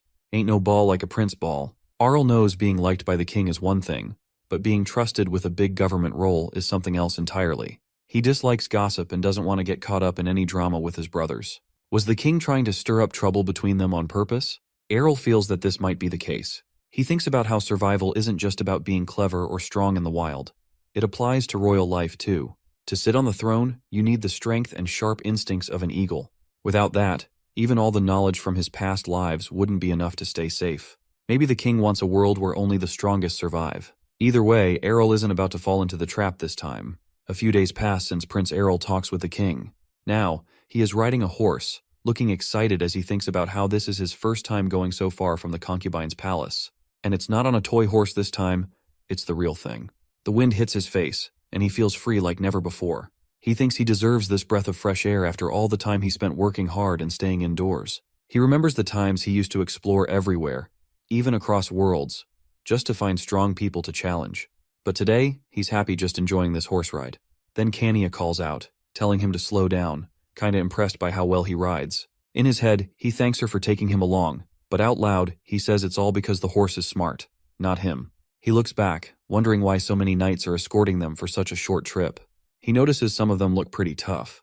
Kania tells him that she didn't ask for this many guards, but before she finishes, Errol cuts in, reminding her she's a princess. Safety definitely has to come first, even if it means losing a bit of freedom. Suddenly, our boy feels something strange coming from in front of them up ahead. It's like a weird, heavy energy. He stops his horse and wonders if it's some kind of magic. His sister asks why he stopped, and he tells her they should turn back because he thinks there might be monsters in the forest. Kania looks confused and asks how he knows. And our boy makes up a stupid reason about having a strong sixth sense and says the feeling is bad, like a trap is waiting. Kania doesn't believe him, of course, and immediately charges toward the strange energy. Shocked, Errol yells for the knights to make sure she comes back safely. One of the knights awkwardly admits they are actually on the right path. Turns out just beyond the forest is the princess's training ground. Errol is confused and asks about this training ground, but in the end, he just follows his sister, who seems completely sure of where she's going. This whole thing started a few days ago. It all just kinda happened when Kania and Errol were out here eating together with no danger. Kania told him about Trip soon and invited him to tag along. She totally understands how annoying it is to be stuck in the palace all the time and talks about how much she loves hunting and going on adventures. As they ride side by side, Kania tells him that traveling is practice, and practice is traveling. It's all just fun for her. Errol, though, feels like this is more of a punishment than anything else. Kania looks over at him and says she's pretty sure he would have come along even if it was just for practice, because he trusts her. And since she's his sister, she promises to protect him if they run into any monsters. Errol doesn't say much, he just smiles, thinking about how awesome she is. Soon they reach the training ground. Errol gets right into planning mode, laying out the strategy. Some troops will lead the monsters to one side, Kania will break through, and the rest of the team will handle the ones caught in the trap. The goal is to make the best use of their time and energy while letting Kania show off her skills. The plan kicks off, and the guards round up 20 orcs for Kania to fight. She grabs her sword, rushes at them, and takes down the first orc with a slash to its neck. She sends another flying with a quick slash. Errol watches, kind of doubting at first that she'd even take one down during her first try. But as he keeps watching, he has to admit she's got serious skills. He's a little jealous, of course, and rightly so, but mostly impressed by how strong and calm she looks while fighting. Kania doesn't stop, going from one orc to the next, increasing her kill count. Kania's skills leave everyone hyped, watching her pull off amazing moves for a 16-year-old. The training keeps going for a few days, and she just keeps showing off how talented she is. One night, they're chilling by a fireplace. Errol asks if she's tired, but Kania says she's good and even wishes she could have fought more. Errol tells her not to push herself too hard, reminding her how people mess up when they let their guard down. He even brings up a mistake from his past life that cost him big. As they hang out, Kania is busy raving about how good the meat skewer tastes. Errol watches her and thinks how, at that moment, she just looks like any regular 16-year-old girl. But then, as the night goes on, he suddenly asks why she wants to be so strong. Kania is surprised but answers seriously. She says that no matter how skilled she gets, nobody will actually support her choices because she's a princess. People think it's just a phase, and one day she'll quit all this sword stuff, settle down, and marry some random guy for politics. Errol gets it. In their world, it's totally normal for princesses to have arranged marriages for the sake of alliances. Kania is already at that age where people expect it. But before Errol can say anything, Kania interrupts his thoughts. She straight up says she hates that life. Errol is surprised, but she explains how much she admires him. He's out there doing what he's good at, earning respect, and making money while helping the kingdom. She wants the same thing. She wants people to see her for her skills, not just as someone who'll marry for politics. With a determined look, Kania says that she'll control her own life. Errol smiles, impressed, and confidently tells her she's definitely going to change her destiny. Kania smiles back, saying she wants to be like him. Then she remembers their journey ends tomorrow. Errol agrees. This trip has been amazing, and he's glad he came along.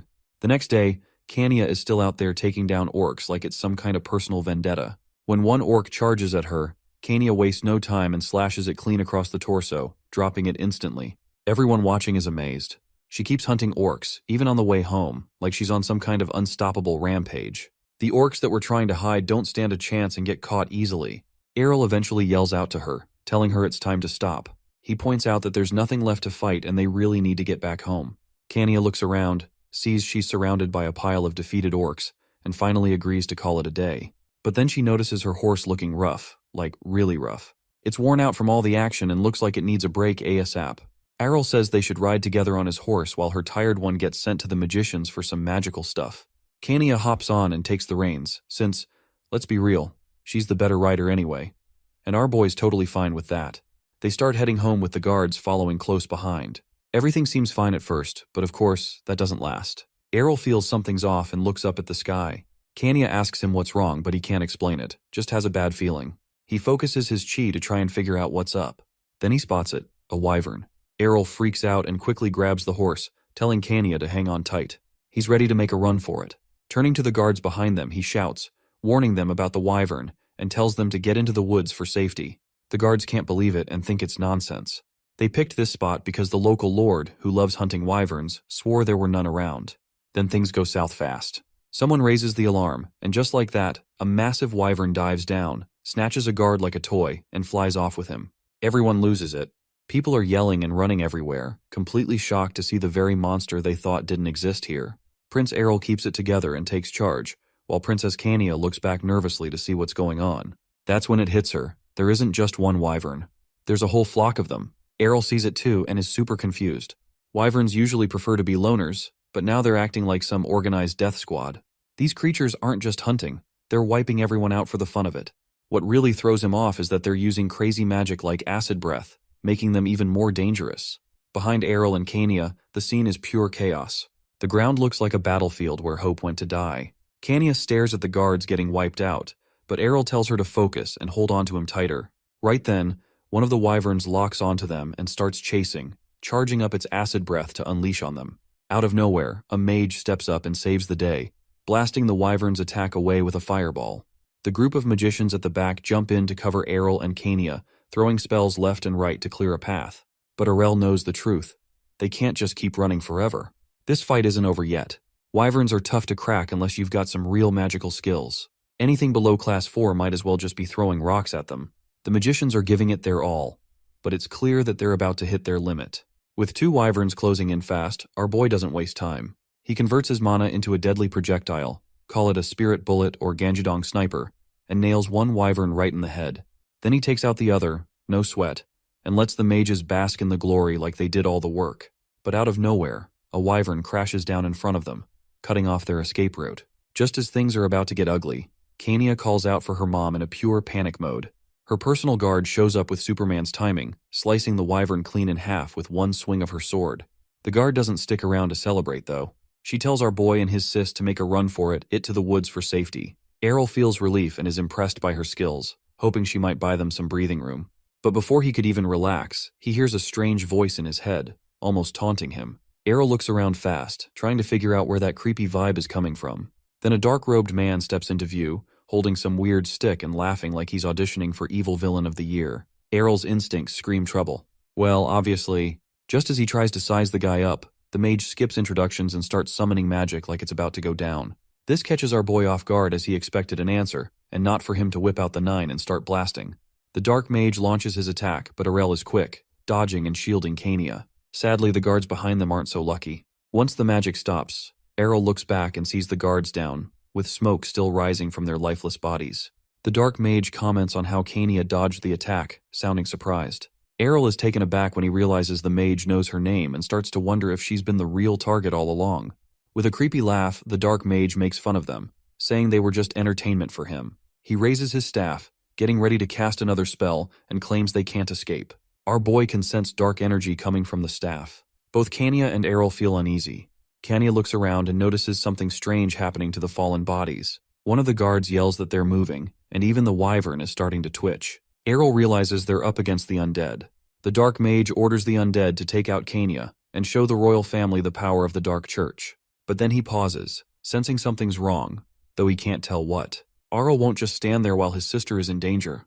Determined, he wonders who would dare target Kania. Using his Danjigong, he shoots at the dark mage's chest, hitting him with a wave of attacks that make the mage scream and collapse. Kania, confused, asks what happened. Errol explains that the mage probably overloaded himself with magic, causing a backlash. Even though the dark mage is down, the spell on the undead is still active. The guards urge Errol and Kania to run, promising to take care of the undead. Before they leave, Errol tells the guards he trusts them to finish the fight. As night falls, they flee into the forest and find shelter under a cliff, setting up camp. Kania is still worried, but Errol reassures her that the undead will be gone soon now that the dark mage is defeated. Errol tells Kania not to worry, saying the guards are on their way and everything will be fine. As he tries to start a fire, Kania asks how he learned to do that, since he's always busy at the castle. Errol gets a bit nervous and explains it's all about rubbing 2 flammable things together to create heat. If Kania hadn't been watching him so closely, Errol would have just used his mana to create heat and avoid the hassle of using his hands. After a bit of struggling, he finally gets the fire fired up. Kania wonders if maybe she should have skipped the training, but our boy tells her that it wasn't her fault, just an unexpected mess. She then asks if he was scared during the whole thing.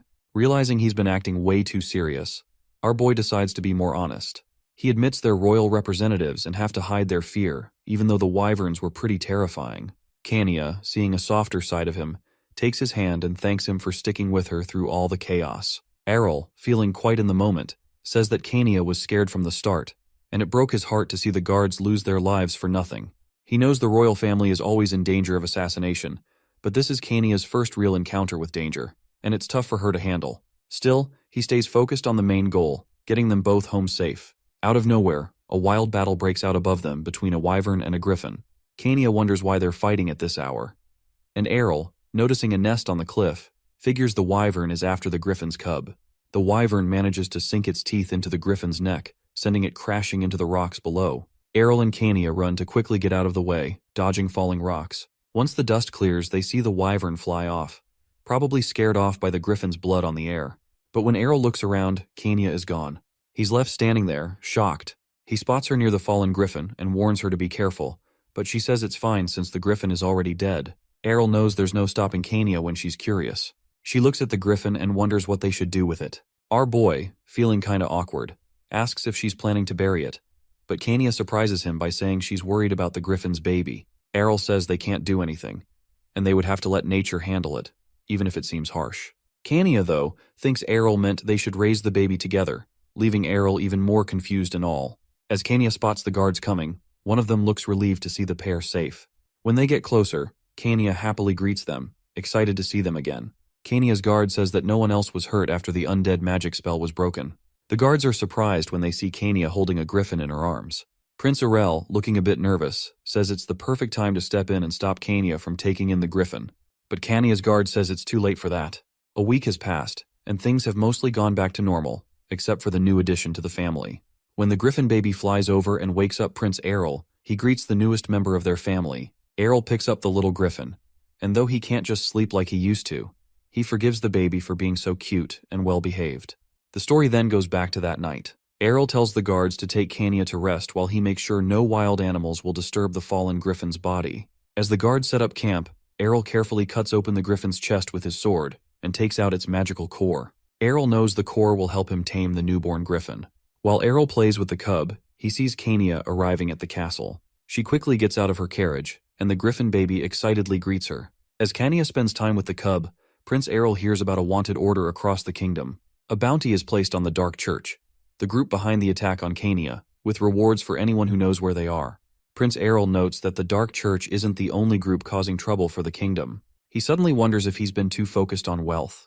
A guard, overhearing him, asks what he means, but Errol just sends him away like it doesn't matter one bit. As Princess Kania finally catches the griffin, Errol thinks about why someone would target her, considering she doesn't hold much power or influence. Still, she's a princess and part of his family. He starts thinking that maybe he should become a sword master and try to become an aura expert by the time he's in his late 20s. Errol, trying his best to change the topic, approaches Kania and asks if she wants to do something fun. Kania asks what he has in mind, and moments later, swords are clashing, and some mana kinda appears around their blades.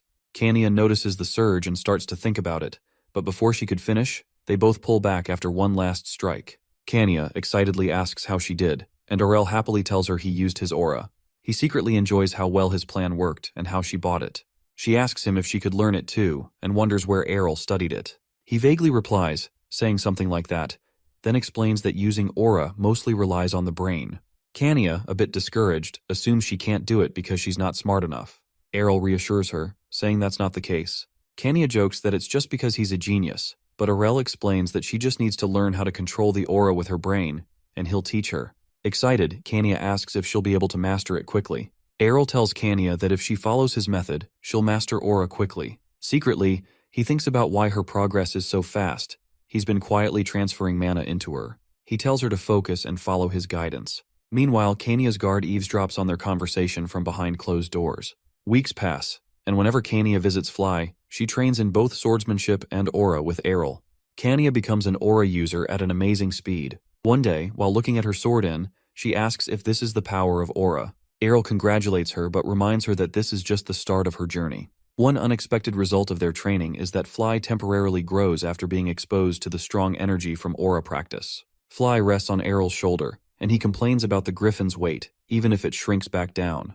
Errol tells Kania that mastering aura is only the first step. They need to train harder to control their strength, movement, and use aura to its fullest.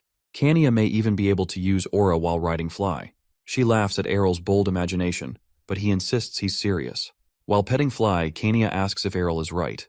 In his mind, Errol believes that day will come soon. Suddenly the door opens, and a voice announces that His Majesty has arrived, surprising both Errol and Kania. Errol wonders why the king is there, as he should be busy with his preparations in the north and not just stopping by for a breath of fresh air. The king enters with Lady Rafana, and our boy respectfully greets him.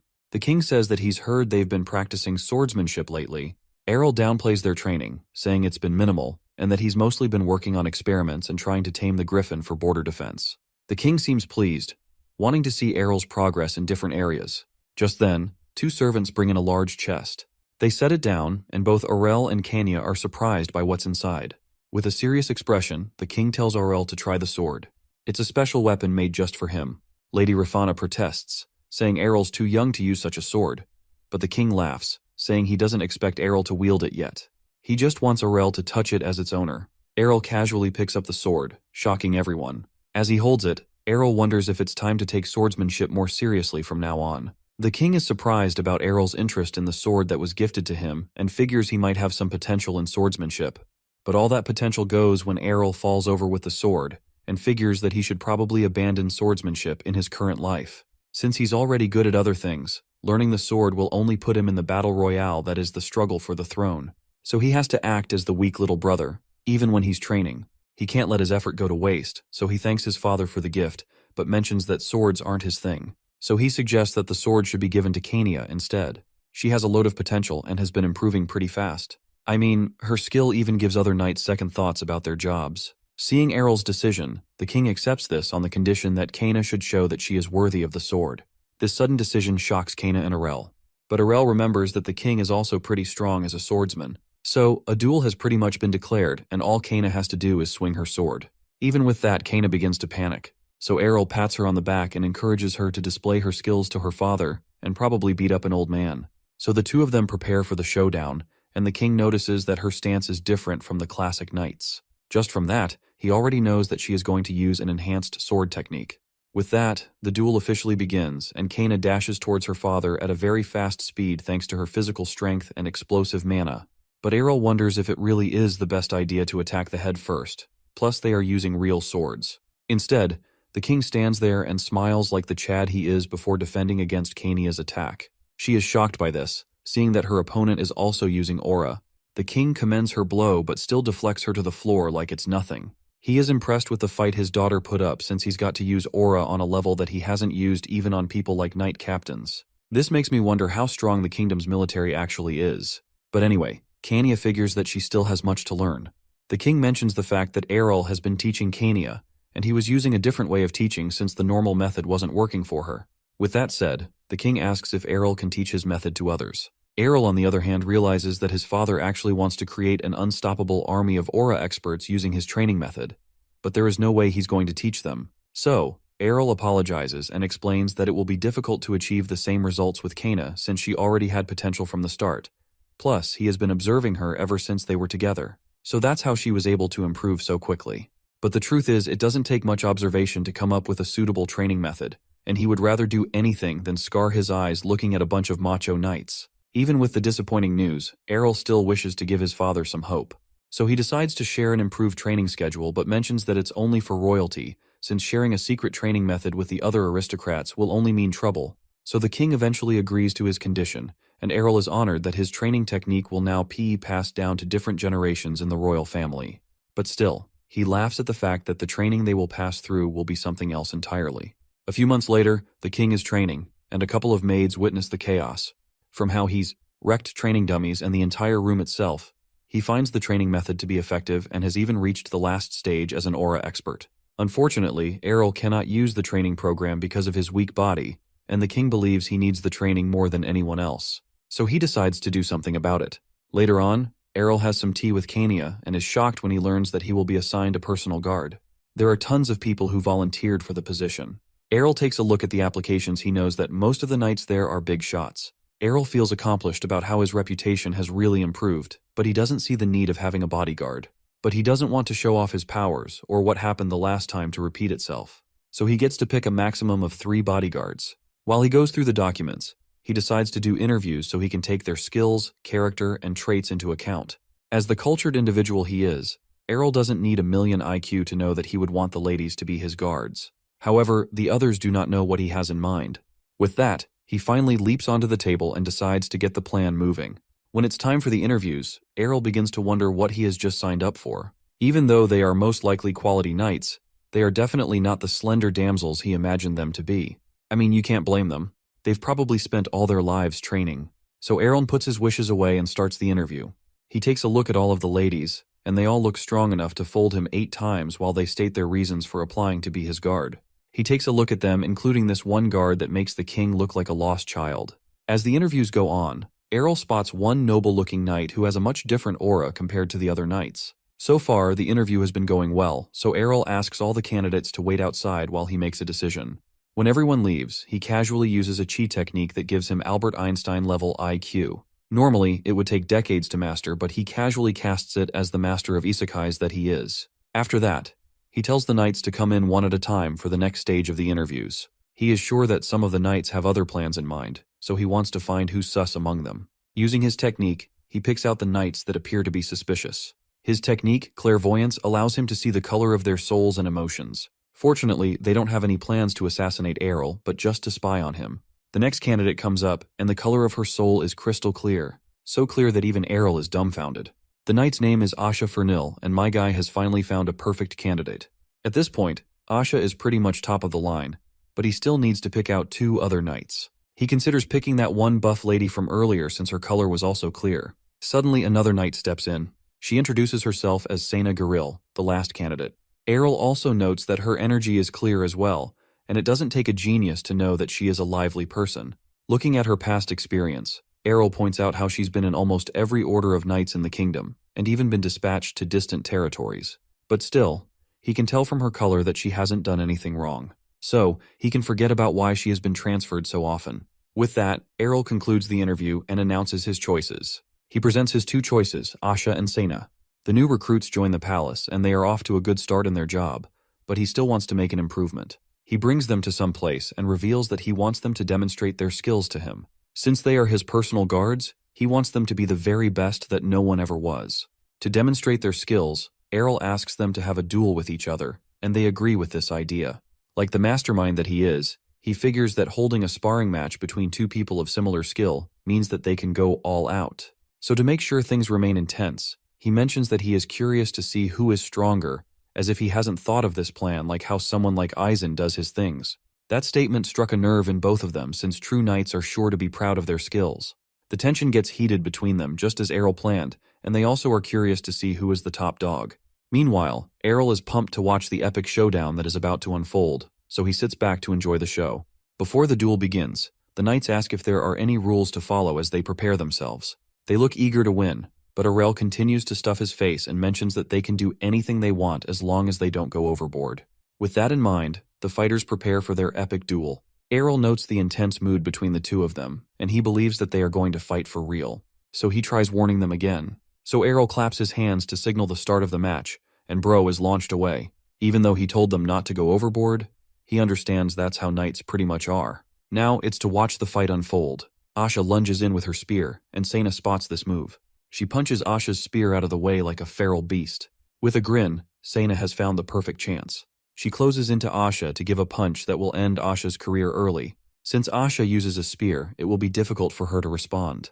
My guy is still munching away on his popcorn and wonders if she has anything up her sleeve. Luckily she does. She kicks Sena's fist away, which causes her to retreat. Errol, who is still watching the duel, figures that they are being a bit too serious. He can tell that their aura is getting too powerful, and they'll probably execute each other before they can stop. So Errol stops the match. He now has an understanding of their skills and can set up a few improvements. From his observations, he notes that Asha is impatient because she focuses too much on speed, and Sena hesitates a little since he mainly throws hands. Basically, one is too fast and the other is too slow. After the remarks, Asha recalls that he helped Kana improve, so she figures that he asked for a demonstration of their skills to help them improve. Apparently, her improvement has become famous among the knights, and Errol also wants his guards to improve just like that. So he leads the both of them to begin their special training session. On the first stage, they are going to be learning theory stuff about mana. Errol presents his signature manual and plans to start a business if it works out well. However, there is no hope that they'll ever understand the book they are reading. And there goes the chance of making a New York Times bestseller. In the end, Errol decides to explain things himself to his two guards concerning mana, including what could happen if aura is misused, how to use it more effectively, and whatever. With that explanation out of the way, Errol suggests that what they need to do next is to absorb the mana that exists all around nature so they can learn how to use it efficiently. He guarantees that learning that is enough to completely change how they use aura. After the lecture, Errol decides to give his guards custom lessons for another part of the training. Errol begins with Sena to teach her how to focus aura better. She mentions that she is already capable of forming aura easy enough. Errol asks her to spread her aura to all her limbs at the same time, an epic fail. Normally, it is not hard to cover the entire body in aura, but that will quickly exhaust the user. So people usually focus it on areas they need. Sena fails to perform the task, and mentions that her senses will become unstable if she focuses on too many places at once. So Errol puts his palms together with hers and shows her a trick to focus aura. And just like that, she manages to channel her aura to both of her hands. Now that Sena has been sorted out, next on the list is Asha. Errol tells her that she is too impatient since she tried to resort to hand-to-hand combat against an opponent who is skilled in that aspect. An obvious mistake. So she has to learn how to remain composed, which explains why she's carrying Errol for her training. He wants her to focus and not pay any attention to anything that is bothering her. So basically, he just wants her to stock up on it is what it is energy. While all that's going on, Queen Elia receives a letter about what Errol has been up to. She originally left him alone since someone as insignificant as him didn't bother her, but now, he's becoming a problem. So, she burns up the letter and finally decides to do something about him. Then there's Asha, who can notice a difference in her strength after following the prince's guidance. After all, this is Errol's training we're talking about here. Even though it appears pointless, the innocent tree that has been shattered is enough to testify to her increase in strength. In a bit of background check, we learn that Asha was a daughter of House Fernil, a family that wasn't very wealthy and lived in a small countryside region. Because of a famine, monsters attacked them and everything went downhill pretty much from there. What's even worse is that the aristocrats who kept in contact with House Fernil abandoned them. In the end, Asha joined the knights to make ends meet. The good news is that she was talented in combat, so she quickly awakened her aura and was stationed in the royal capital. But the bad news is that she was placed in the order with the worst knights. Even the captain wasn't worth calling a captain. Even with how old he is, he's still an aura beginner and only had his position because of a few officials who were fortunate to put him there. This memory doesn't sit well with Asha, so she takes out her aggression on an innocent tree and plans to make her captain resemble the tree the next time she spots him. She applied to be a personal guard out of desperation, but who knew she would get chosen at the very first moment? Luckily, her family is living much better now thanks to Errol, but her current goal is to save up a bit of cash so she can send her little brother to the academy. In the end, she aims to repay Errol thanks to his kindness to her so far.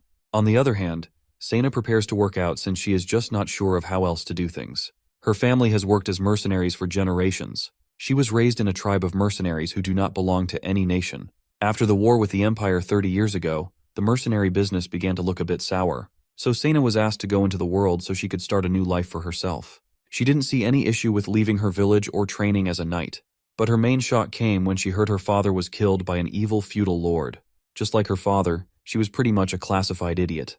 Like how she would beat the living daylights out of a fellow knight for accusing villagers of stealing and killing them just to get promoted. And honestly, she doesn't regret that moment a single bit. It felt great if anything. Then she just got passed around and ended up getting sent to dangerous areas. After the endless roaming, she eventually applied as a personal guard and then got to know Errol. She has a good feeling about working with him and is very grateful for it. With the background checks out of the way, the two knights head to begin their job for the day. As for Errol, he doesn't seem to have much of a talent in combat, but his skill is unmatched when it comes to learning. He's a certified businessman who brought wealth to the kingdom by selling products and even helped Kana to become an aura expert, using a theory he developed himself. Of course, his reputation as the young gray sage who does nothing is well deserved. At a meeting, the king and a few other officials discuss the fact Arel will be 14 soon and the coming-of-age ceremony that will follow. One official suggests that the ceremony will be a good opportunity for Arel since he's using his talents in multiple fields, adding something else about some territories being available. The king gets the hint that they're pretty much saying that they should give a territory to Errol. Obviously, he is angry with this, since it is just an excuse to banish him. It turns out Errol's reputation has spread all the way to different countries, and the speculations that the king will make him the heir to the throne. But the king wasn't having any of that, so he slams his aura-charged fist on the table. He has made up his mind that his heir will be the crown prince. Plus, he already knows that Errol has no interest in the crown. Another official speaks up. He mentions that rumors have already begun to spread, so people are beginning to pay less attention to the crown prince. The Duke warns him about something concerning the former king, but the king rises from his seat and silences him. Someone comes over with a bunch of documents from other aristocrats who all share the same opinion. They are all concerned with the imbalance within the royal family. The king takes a look at the appeals, and each one of them says the same thing. So it turns out they will have to exile Errol. In defeat, the king acknowledges the concerns and has no choice but to take action. Errol learns what happened in the meeting through a note. He tosses the note aside and he already knows that he's being exiled even with how nicely it is put.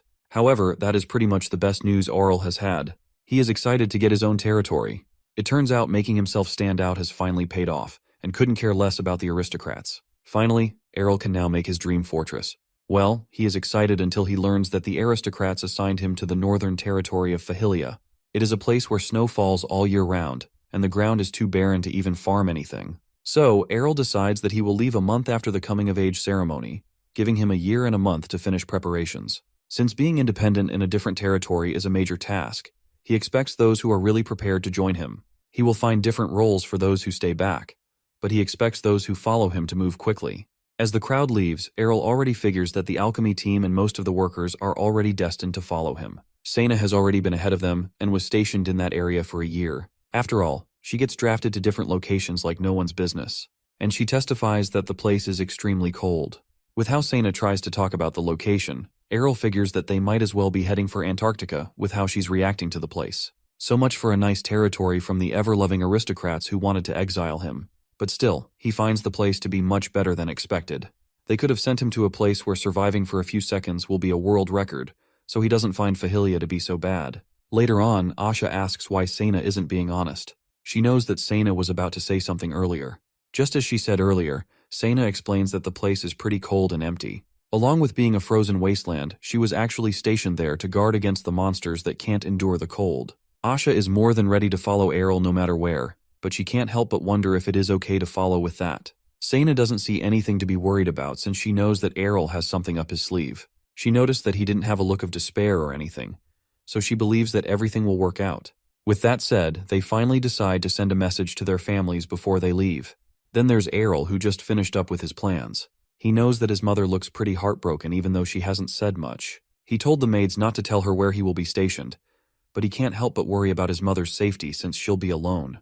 Even a princess like Kania got ambushed. So he thinks of a few plans so he can contact her, but eventually decides to think about it later. But for now, he decides to plan the move first. After all, a harsh environment is the perfect place for a reincarnation pro like him to live carefree. He summons a magician, and Feiyan shows up with his disciples. He never expected someone familiar to show up.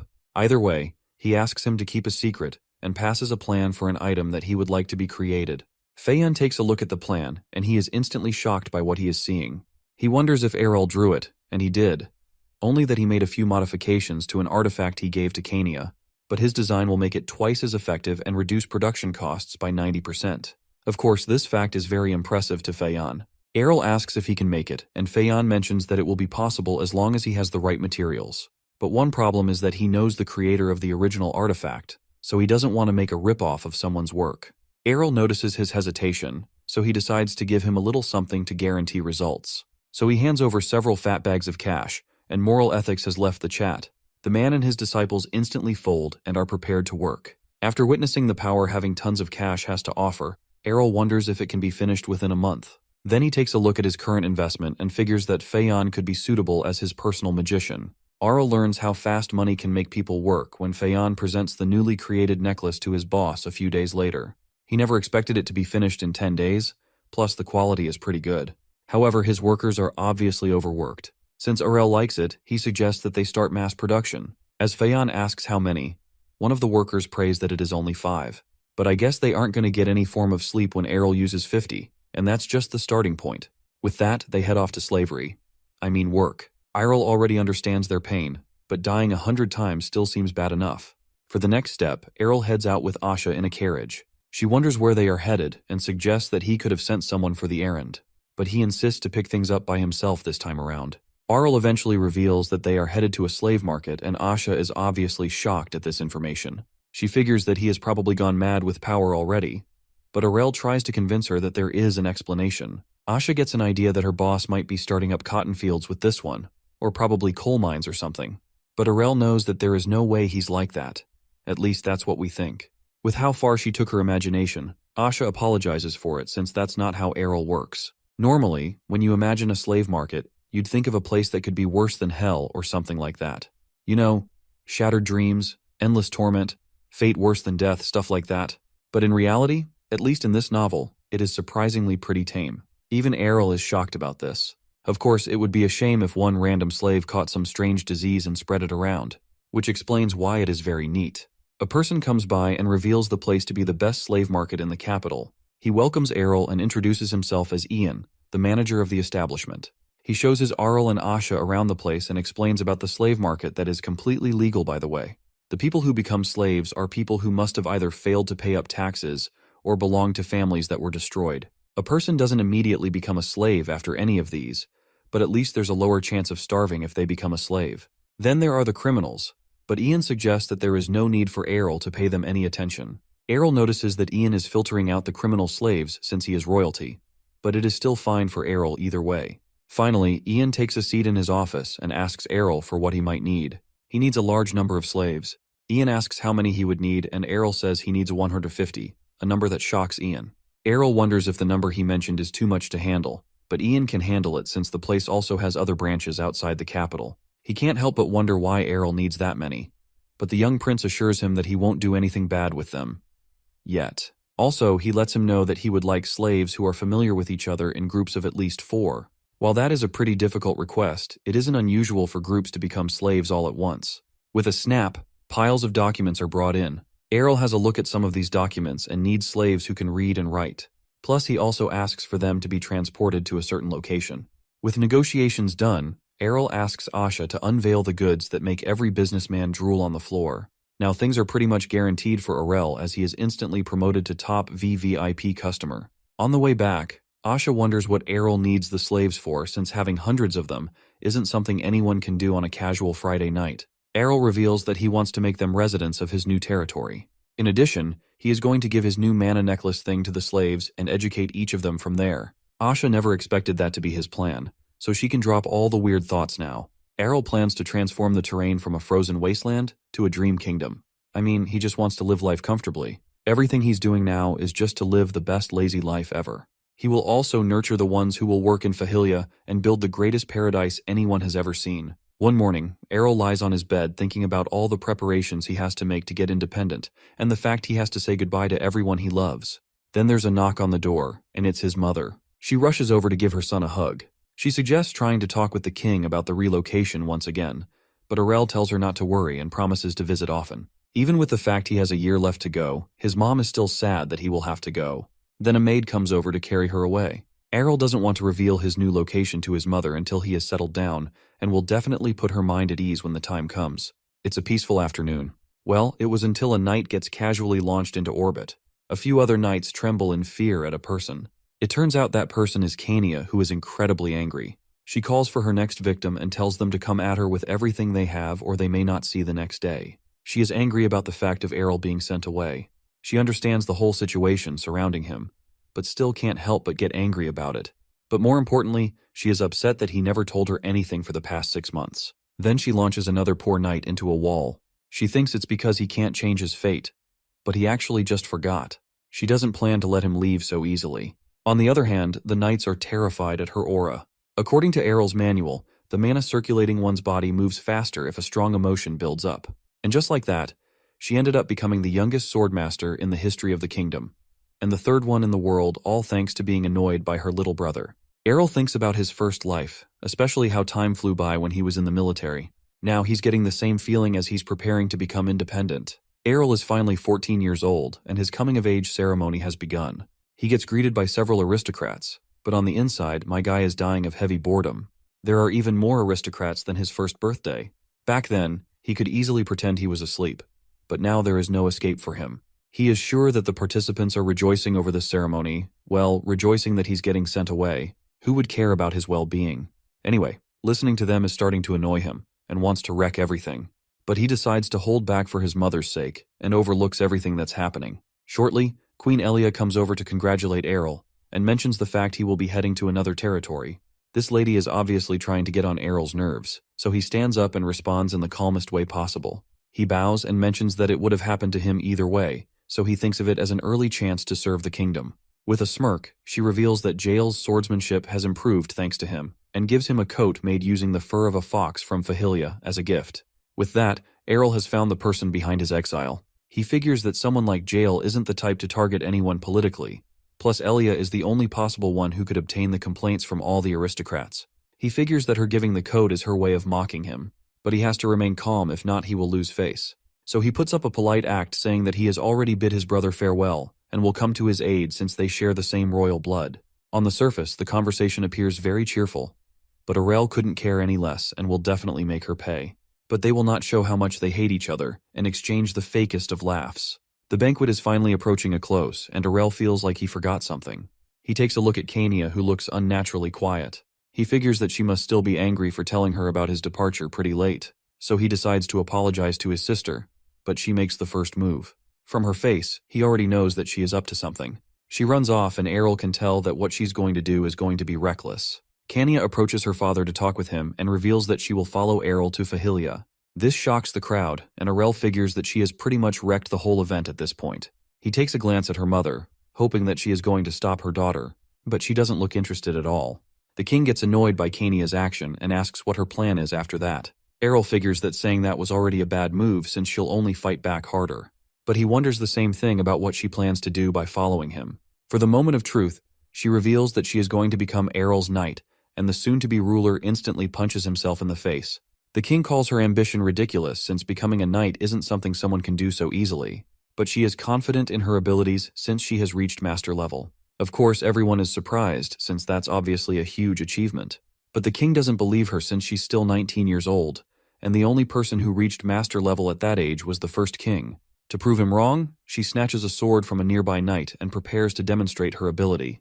With her aura charged up, she slices a cake from a distance along with the table perfectly in half. Of course, Errol is shocked about why she's doing this in the middle of the banquet. From that display, the people have seen that she really is a swordmaster and they are amazed. Kanya talks with her father about the fact Errol will be given a territory, while she will have to marry someone. So instead of following that, she wants to become a knight. In a normal scenario, Errol would have applauded her speech, but the situation is too serious for that right now. She is pretty much resigning as a princess in front of all the aristocrats. And even if it was all a joke, the damage will still remain. But there's also the possibility that she caused the scene on purpose. Errol realizes that it was all planned out so no one could easily cover the situation up. How she cooked up this plan makes him wonder where she learned to be so conniving. But the answer has always been him from the start. He tries to stop her, but Kanya decides to take things up a notch before he can do anything. She then walks towards Errol with the sword in her hand and kneels before him. From there, she pledges her allegiance to Errol and vows to be his knight. Errol recognizes what Kanya recited to be a knight's oath, but it's uncertain if the pledge counts since Kanya is a princess and not actually a knight. Plus, she doesn't have his consent yet. But the much bigger issue for Errol is the audience that is now facing them. The kite's oath is something that not anyone gets to say freely, so the fact that an aura master said it will make people think the pledge is official. Errol already knows that Kanya didn't do it for him, but she has already planned the path she wants to take. Of course, this action shocks several people like the king and her mother. Even Queen Elia is boiling with anger over this. With the veins around her eyes, she could probably awaken the Byakugan. Normally, Errol would be happy about that, but he just feels like crying about this right now. One thing or another always goes on during his birthdays, so he should probably forget about hosting them from now on. Despite a few issues, everything went on as always, like Errol packing up for his journey. With that, the time has finally come to head on his way. His mom mentions how he has grown so fast. Errol tells her not to worry and promises that he will visit her. Eventually, Errol decides to tell his mom where he is going, and she already knows thanks to her mother's senses are way too OP even for a reincarnation pro. However, she is still confident that her son will excel wherever he is. So, she hugs him and tells him that she loves him like a good mother would. Of course, what kind of a son wouldn't love his mother back after saying that? Errol's convoy heads on its way through the frozen wasteland that is Fahilia. However, Errol seems to be a bit unsettled about this. After all, he is going to an ice land where no one has ever gone to settle. He witnesses a bit more of the aristocrats' love when he asks someone to dig the ground. But they must be digging bedrock because the pickaxe bends on the first impact. But still, Errol really wants to prove them wrong and is determined to turn the place into a paradise. Errol finally sticks his head back in the carriage after putting his head out for some unknown reason. Luckily for him, he invested in a magical heating device. Plus, he also has the coat to keep him warm. But Kania mentions that the carriagee is already warm and calls him a noob that can't endure the cold. But what Errol finds strange is his sister. She's such a savage that she's wearing a normal dress in a place that petty cold. However, Errol takes a closer look and finds out that Kania is using a cheat code to stay warm. He never taught her how to use aura to insulate her body, so he wonders if she is doing it out of instinct. He finds her talent scary, and Kania thinks that it's something everyone does, confirming how much of a pro she is. But letting Errol's guards know about this might probably make the two of them cry as they casually freeze outside. With that aside, Errol asks if Kania will eventually regret her decision. But I bet she took the question the wrong way as she stares daggers into Errol's soul. She pinches his cheek and he clarifies that he was wondering if it was okay for her to come so suddenly. It turns out that the king and Errol spent an entire day thinking and decided that she would come along as an apprentice knight. After that, everyone tried to change her mind, but she refused to listen to anyone. She actually doesn't regret coming along. If anything, she finds it to be the perfect opportunity to escape. If she remained at the palace, she would have gotten married soon. Kania is 19 years old now, and Errol is amazed that she made it so far without getting engaged to anyone. So he wonders if that's actually why she decided to venture with him. Just like him, she hates walking along a set path, so it doesn't surprise him about why she came along. Basically, Kania is in search of her own freedom.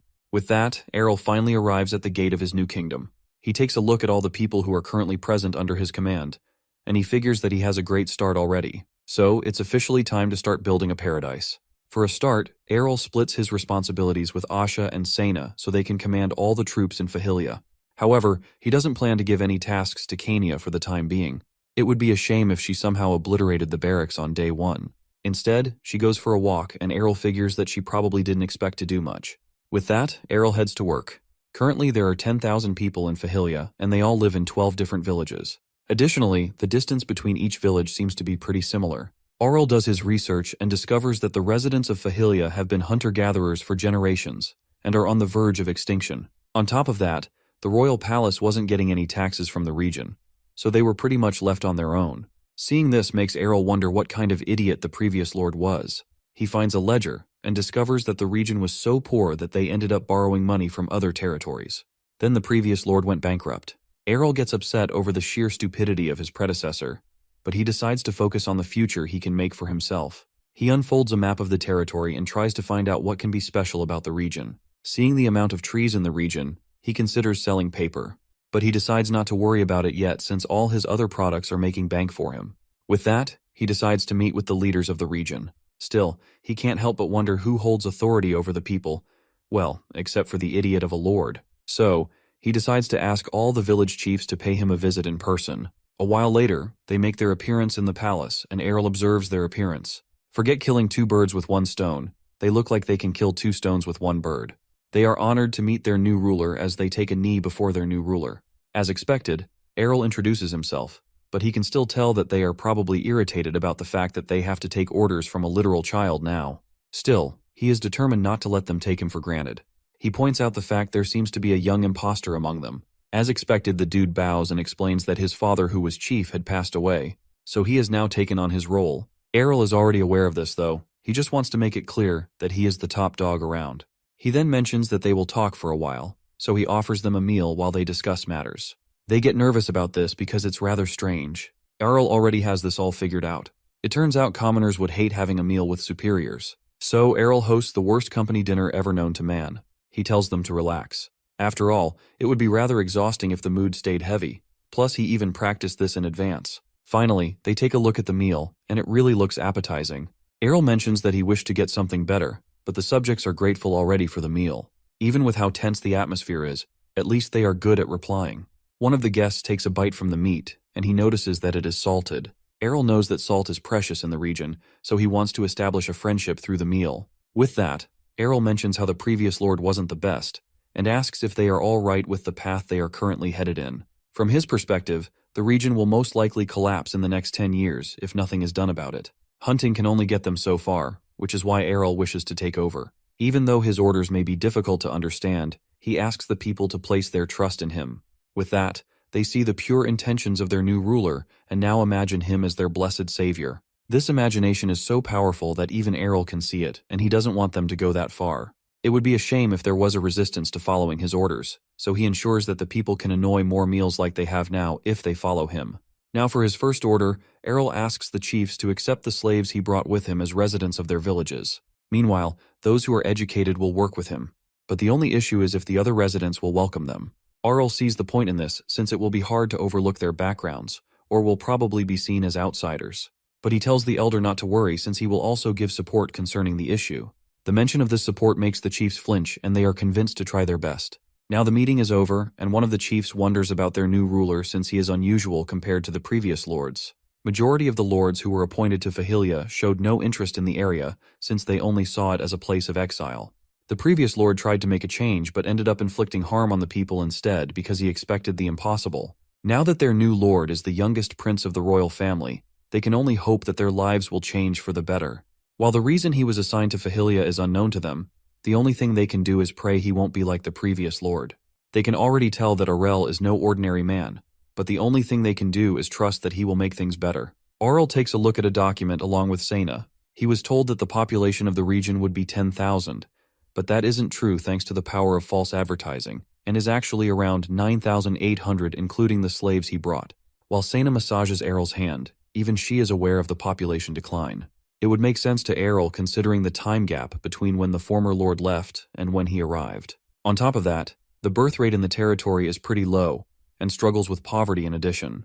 From the money he made so far, the amount he can use freely is 45,000 gold. If he were to maintain things as it currently is, the place would only last for around 50 years. Aurel figures that the aristocrats probably wanted him to waste half of his life in Fahilia, trying to recover the region's economy. He suggests farming, but that's how the previous lord went bankrupt after trying to develop farmlands. Being self-sufficient is a limiting factor for agriculture, so he thinks about trading valuables. And just like that, Aurel springs on his feet as he has gotten an idea to implement. Errol heads outside with Asha and figures that they will need roads. The terrain is pretty unstable thanks to the constant snow, plus the roads aren't maintained properly. So that will be a first step to avoid traders from getting into accidents when they visit. Some of the residents find out about this plan. A few laborers are needed for this operation and the wage seems decent. Seeing how the new ruler has a good reputation, they decide to give it a shot to work with him. Besides, he will also cover all the construction costs. When they arrive at the scene, they discover that it is quite the project they have at hand. Someone mentions this fact to Errol, but he is prepared to take care of the extra compensation if it ever takes longer than necessary. With that fact alone, they are more than willing to work. Once again, the power of money works for Errol. Errol notices that everything is going as planned and he loves it. With the road finally complete, it's time to move on to other things, and the workers were very willing to work. For the next step, he wants to establish a trading branch. An official stands in the way of this plan, but there isn't anything that the power of money can't fix. As a start, he figures that they'll trade for the basic necessities that the residents will need. So, a basic trade route has been started up where people get to trade their wares. As the final step, Errol asks Damon if they will be able to mass-produce paper. Actually, paper already exists in the world, but the one that exists is terrible in quality, and no one from within the kingdom knows how to make paper. So, this makes it pretty expensive, and people of high status can only afford to use it. Damon agrees with his plan since it is precious. Besides, they will be very profitable if they can mass-produce it.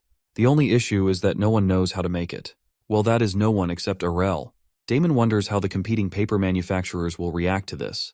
But Errol's got this covered. He plans to make the paper production process completely different, so they can argue that it is a completely different product. But to do that, they will need another kind of equipment. He passes a plan to Damon and he finds it to be perfect. However, he isn't sure if it's something they can make on their own. The chemicals can be handled, but developing the machines is a different matter since the best blacksmiths in the region aren't able to make something like that. But Damon is sure that the dwarves of the royal capital will be willing to help.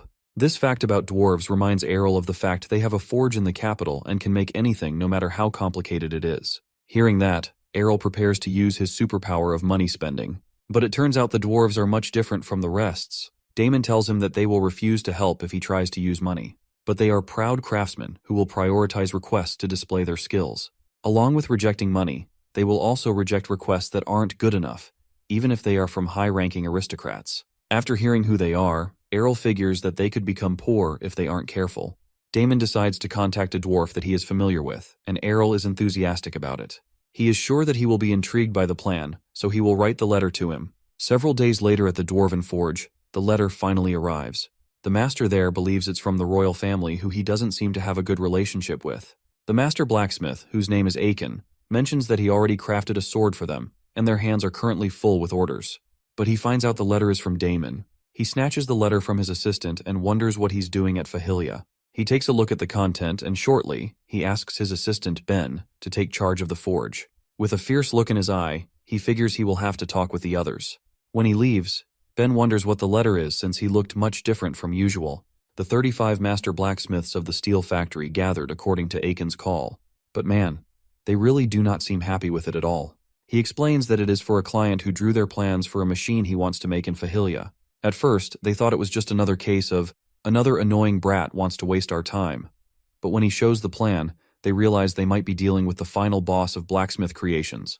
They already know it is a plan for a machine to create paper. Apparently, the design of this machine was so good that it gave them PTSD about a similar client who wanted a machine that created paper 5 years ago. It turns out not even the almighty skills of the dwarves were enough to satisfy that client. Now they have a chance for a rematch 5 years later. Aiken also reveals that Errol wants some of them to come over to assist with his project. However, they don't seem to like that idea a lot, so he volunteers to head over by himself. They still don't seem to agree with this, and also point out the fact he is behind on his work. But the task is something his apprentices can handle, so he is free to go. Also, he asked for who would come along since he would most likely need some more help. After a brief silence, each of the dwarves engage in a free-for-all about who will be going with Aiken.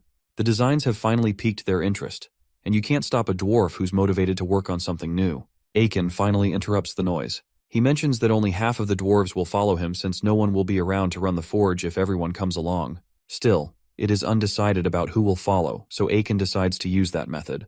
The sacred of all methods, the only method that is guaranteed to work throughout history.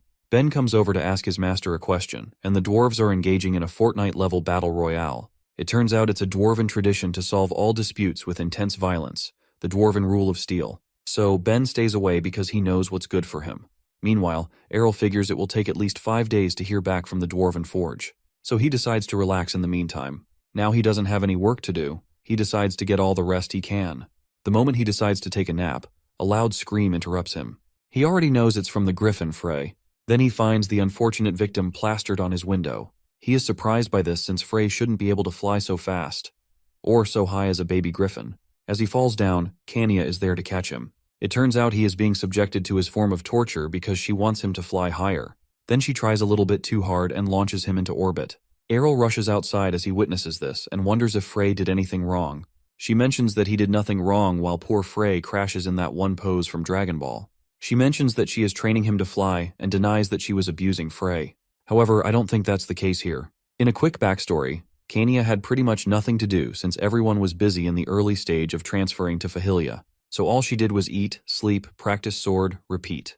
Of course, she isn't the kind of person who enjoys being bored, so she spotted Frey in the garden, and that was when his whole world changed. She plans to make him her mount, so she expects him to be in top shape.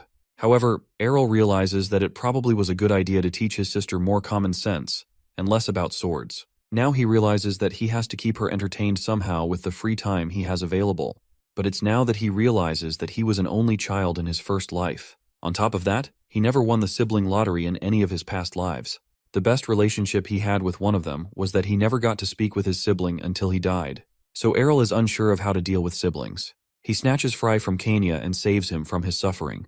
So as an attempt to be a good brother in his current life, he asks to do something together with his sister. Errol and Kanya play a game of chess, and it's pretty obvious who's losing here. Out of frustration, Kanya flips the chessboard since it is obviously not her kind of sport. Errol figured playing chess would mean they wouldn't have to play in the cold, but she is already bored of it, so he gives himself a handicap to make things easier for her. Errol gives Kanya a modified artifact so she can think more quickly and easily. Besides, he's built up enough chess experience from all his past lives, so she will need all the help she can get. So, they begin another game of chess. The pendant seems to be working to enhance Kanya's IQ until it decided to peace out. From there, Kanya had enough of it and slices the chessboard with her sword. Now they can't play chess anymore since Kanya has destroyed the board and caused a leak in Errol's brain. Errol tries to come up with something else, but he really doesn't want to go back outside. He wonders what she has been doing, and the only thing she has pretty much been doing is going on various trainings that will make Bruce Lee proud. On the other hand, Errol has just been a sack of potatoes in his room. Seeing the interest between the two of them, Errol tries to come up with something they can both enjoy. Both of their stomachs begin to rumble, and Errol gets an idea from that. He suggests that they have a go at cooking together, but Kanya shivers at the mere thought of it. She doesn't buy the idea of it since her cooking could probably put nations to an end. But Errol informs her that it is necessary to learn since she is becoming a knight. After all, knights have to eat something when they are away on missions. After pointing out this fact, Kanya is defeated and agrees to learn. Now that Errol has convinced her, he wonders if teaching a sibling to cook is something a brother would do. The two of them head to the kitchen, and Errol announces that their first dish will be a stew. Since it is a pretty simple dish, how bad can things get? Besides, Errol doesn't plan to get food poisoning on day 1 of training, so they get to work. Errol comments on Kanya's knife mastery as she slices all the ingredients into Lego bricks. From there, they prepare the stew. When it's finally done, Kanya tries it and it tastes better than she thought. Errol agrees with her and adds that it's been a while since he made the recipe, but it's still good either way. Errol suggests that Kanya should try making it again, but this is actually all part of his master plan to get a nap right after he finishes eating. But that plan disappears when a butler who has seen things rushes in searching for Errol. He was instructed not to bother Errol concerning small matters, so the fact he's here means something must have happened. So out of urgency, he asks what happened. It turns out the dwarves have arrived and they are willing to beat the living daylights out of the butler if Errol didn't show up. So Errol figures that his break is over. Normally, he expected the dwarves would act normally and send a reply letter, but they weren't normal people, and they showed up pretty suddenly in person. Errol welcomes them, but Aiken cuts to the chase, walks up to Errol, and asks if he was the one who drew the plans. Fortunately, Asha is there to break up any conflict that could have gone down. She demands Aiken to apologize for that, but he commends her spirit even though she is a lady. Now the Dark Souls music begins to play, but Errol quietly reminds her that they generally just don't give a flip, and says that they have to respect their differences. Plus, the greater the skill, the ruder they tend to be. So Asha backs down. Seeing how things started, Errol wants to finish discussions quickly before Asha tries to commit murder. He admits that he drew the plans, but Aiken says he's capping. Aurel still tries to convince him that he's the master craftsman, but Aiken refuses to believe him and bets that a royal person like him couldn't even design a basic wood plank. Now Aurel is pissed and he orders Asha to make some dwarf skewer. In the end, the butlers had to calm the both of them down before things could get any further. Now that things have finally calmed down, the dwarves finally accept who crafted the plans. So far, that's what the meeting has been all about. With that out of the way, Errol wonders why such sweaty dwarves come to visit him in person and intended to prepare a nicer welcome. But they don't care about that. They discuss the plan for the machine that Errol needs the dwarves to create, because Fahilia doesn't have blacksmiths skilled enough for the task. Again, Aiken is someone who is so proud, so he expects that humans are not skilled enough to create it. And Errol has just witnessed the famous dwarven pride, so he decides to fight fire with fire and talk about how proud he is of his planning skill. Now the dwarves have received a taste of their own medicine. Aiken acknowledges Errol's skill just as planned, and they decide to talk about the main matter at hand. Before Errol can ask if they will accept the task, they have already decided way before that they will take the job. Errol is shocked by how instantly he accepted it since they haven't discussed other things like payment. But a good dwarf always has a good sense of jobs to take. Besides, they already know that the drawings given to them are only a part of the whole design, so they have to accept the job to see the rest. Errol clarifies that he never intended to mess with them by showing only part of the plan. They understand, but still wish to see the rest of the plan. So, Errol brings it out from his drawer and presents it to them. But it would be too boring if he handed over the plan like that, so he teases Aiken with it. Of course, he doesn't appreciate the game Errol is playing. Errol uses the chance to tell him that he will give him the other plan when he successfully makes the parts of the first plan. Aiken is annoyed by this, but still, he won't refuse the challenge. He heads out of the room with the other dwarves, determined to gain Errol's trust. Once they leave, Errol notes how they take themselves too seriously. But still, he can tell that they like the plans. It turns out he wanted to show them the rest of the plans, but had a better idea to use the unrevealed plan as bait to keep the dwarves working. So they will have to work hard if they want to see the full design. Fast forward a bit, and the dwarves return from their endless work to present the finished piece. Just as agreed, Errol hands them the next plan. This goes on for a few days. I'm sure they have an Errol tracker somewhere because they track him no matter where he is to ask for more plans. Eventually, they finished all of Errol's requests. Even he is shocked by the fiery determination of master crafters who are extremely motivated. What's even more impressive is that the entire machine took 10 days to create. As expected, they take the machine for a test run, and the paper it creates is godlike. Normally, paper would take days to dry by hand, but the machine makes it much easier. Since wood is abundant in Fahilia, Aurel already knows that he is on his way to becoming the new Amazon of paper. Or rather, clearing the Amazon because of paper. Now that Errol has what he wants, Aiken finally learns that his problems have only started when Errol asks him to make so many machines that it fills an entire factory. Now to move on to selling the paper, Errol meets with a person who introduces himself as Lichten Einrest, his mother's brother aka his uncle. It turns out he was looking for someone from his mother's family to sell paper, which explains how Lichten showed up. He told his mom to send someone who he could trust since he would be selling an important product. So it would only make sense if she sent someone who shared his blood. He presents the paper he wants to sell to Lichten. Honestly, he thought that the fact Aurel was selling paper would ruin his business reputation, but seeing how high the quality and how cheap, it's a dream come true. Apparently, the merchant who trades paper with the kingdom has been raising the price of paper even when the amount of paper exported has gone down, forcing the royal family to buy it anyway. So Errol's intervention is pretty much a deal breaker for the monopoly-holding merchants. Lichten expresses his concern about how the merchant will react, but Errol already has that covered. He figures that their paper is a completely different product made through completely different means, so they won't have any grounds to attack them. Like a wild Jeff Bezos in its natural habitat, Lichten opens up a map to create a sales plan. Meanwhile, Errol notes his uncle's merchant senses that makes the Spidey sense look like child's play. He believes he has picked the right man for the job, and all that's left to do is wait for the money to come pouring in. Plans have been made about how the paper will be distributed. Plus, the dwarves have filled the factory with machines. Everything is now looking good. Only that Errol discovers that the dwarves are leaving just a day after completing the project. He was hoping to celebrate the completion with them. However, they have a backlog of project requests waiting for them, so they have to leave.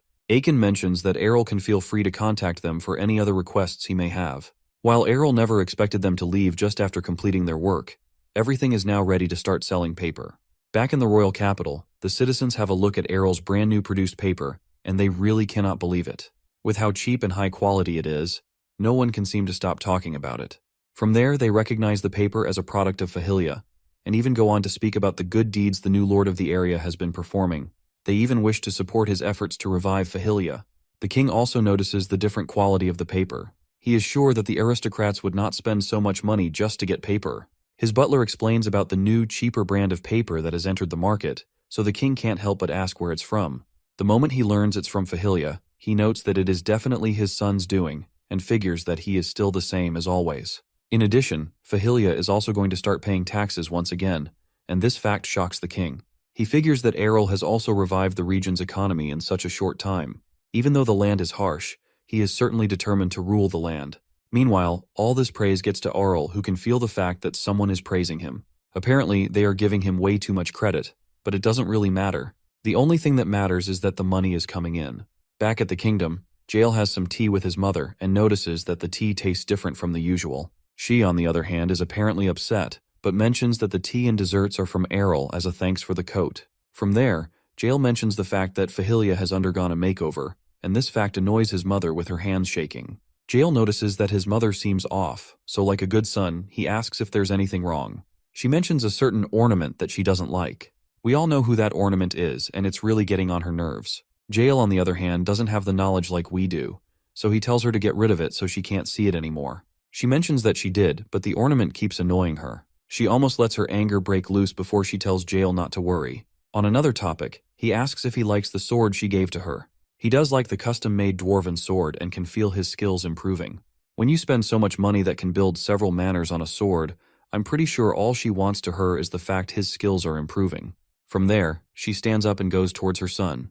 She reminds him that he is the heir to the throne, and it makes sense to wield a sword worthy of that status. So she tells him to remember that he will become the future king. Later on, she is alone in the room. She picks up a napkin underneath a few cookies and figures that Errol is probably showing the paper he developed. She is incredibly tired of hearing about him, and she tosses the deserts on the floor.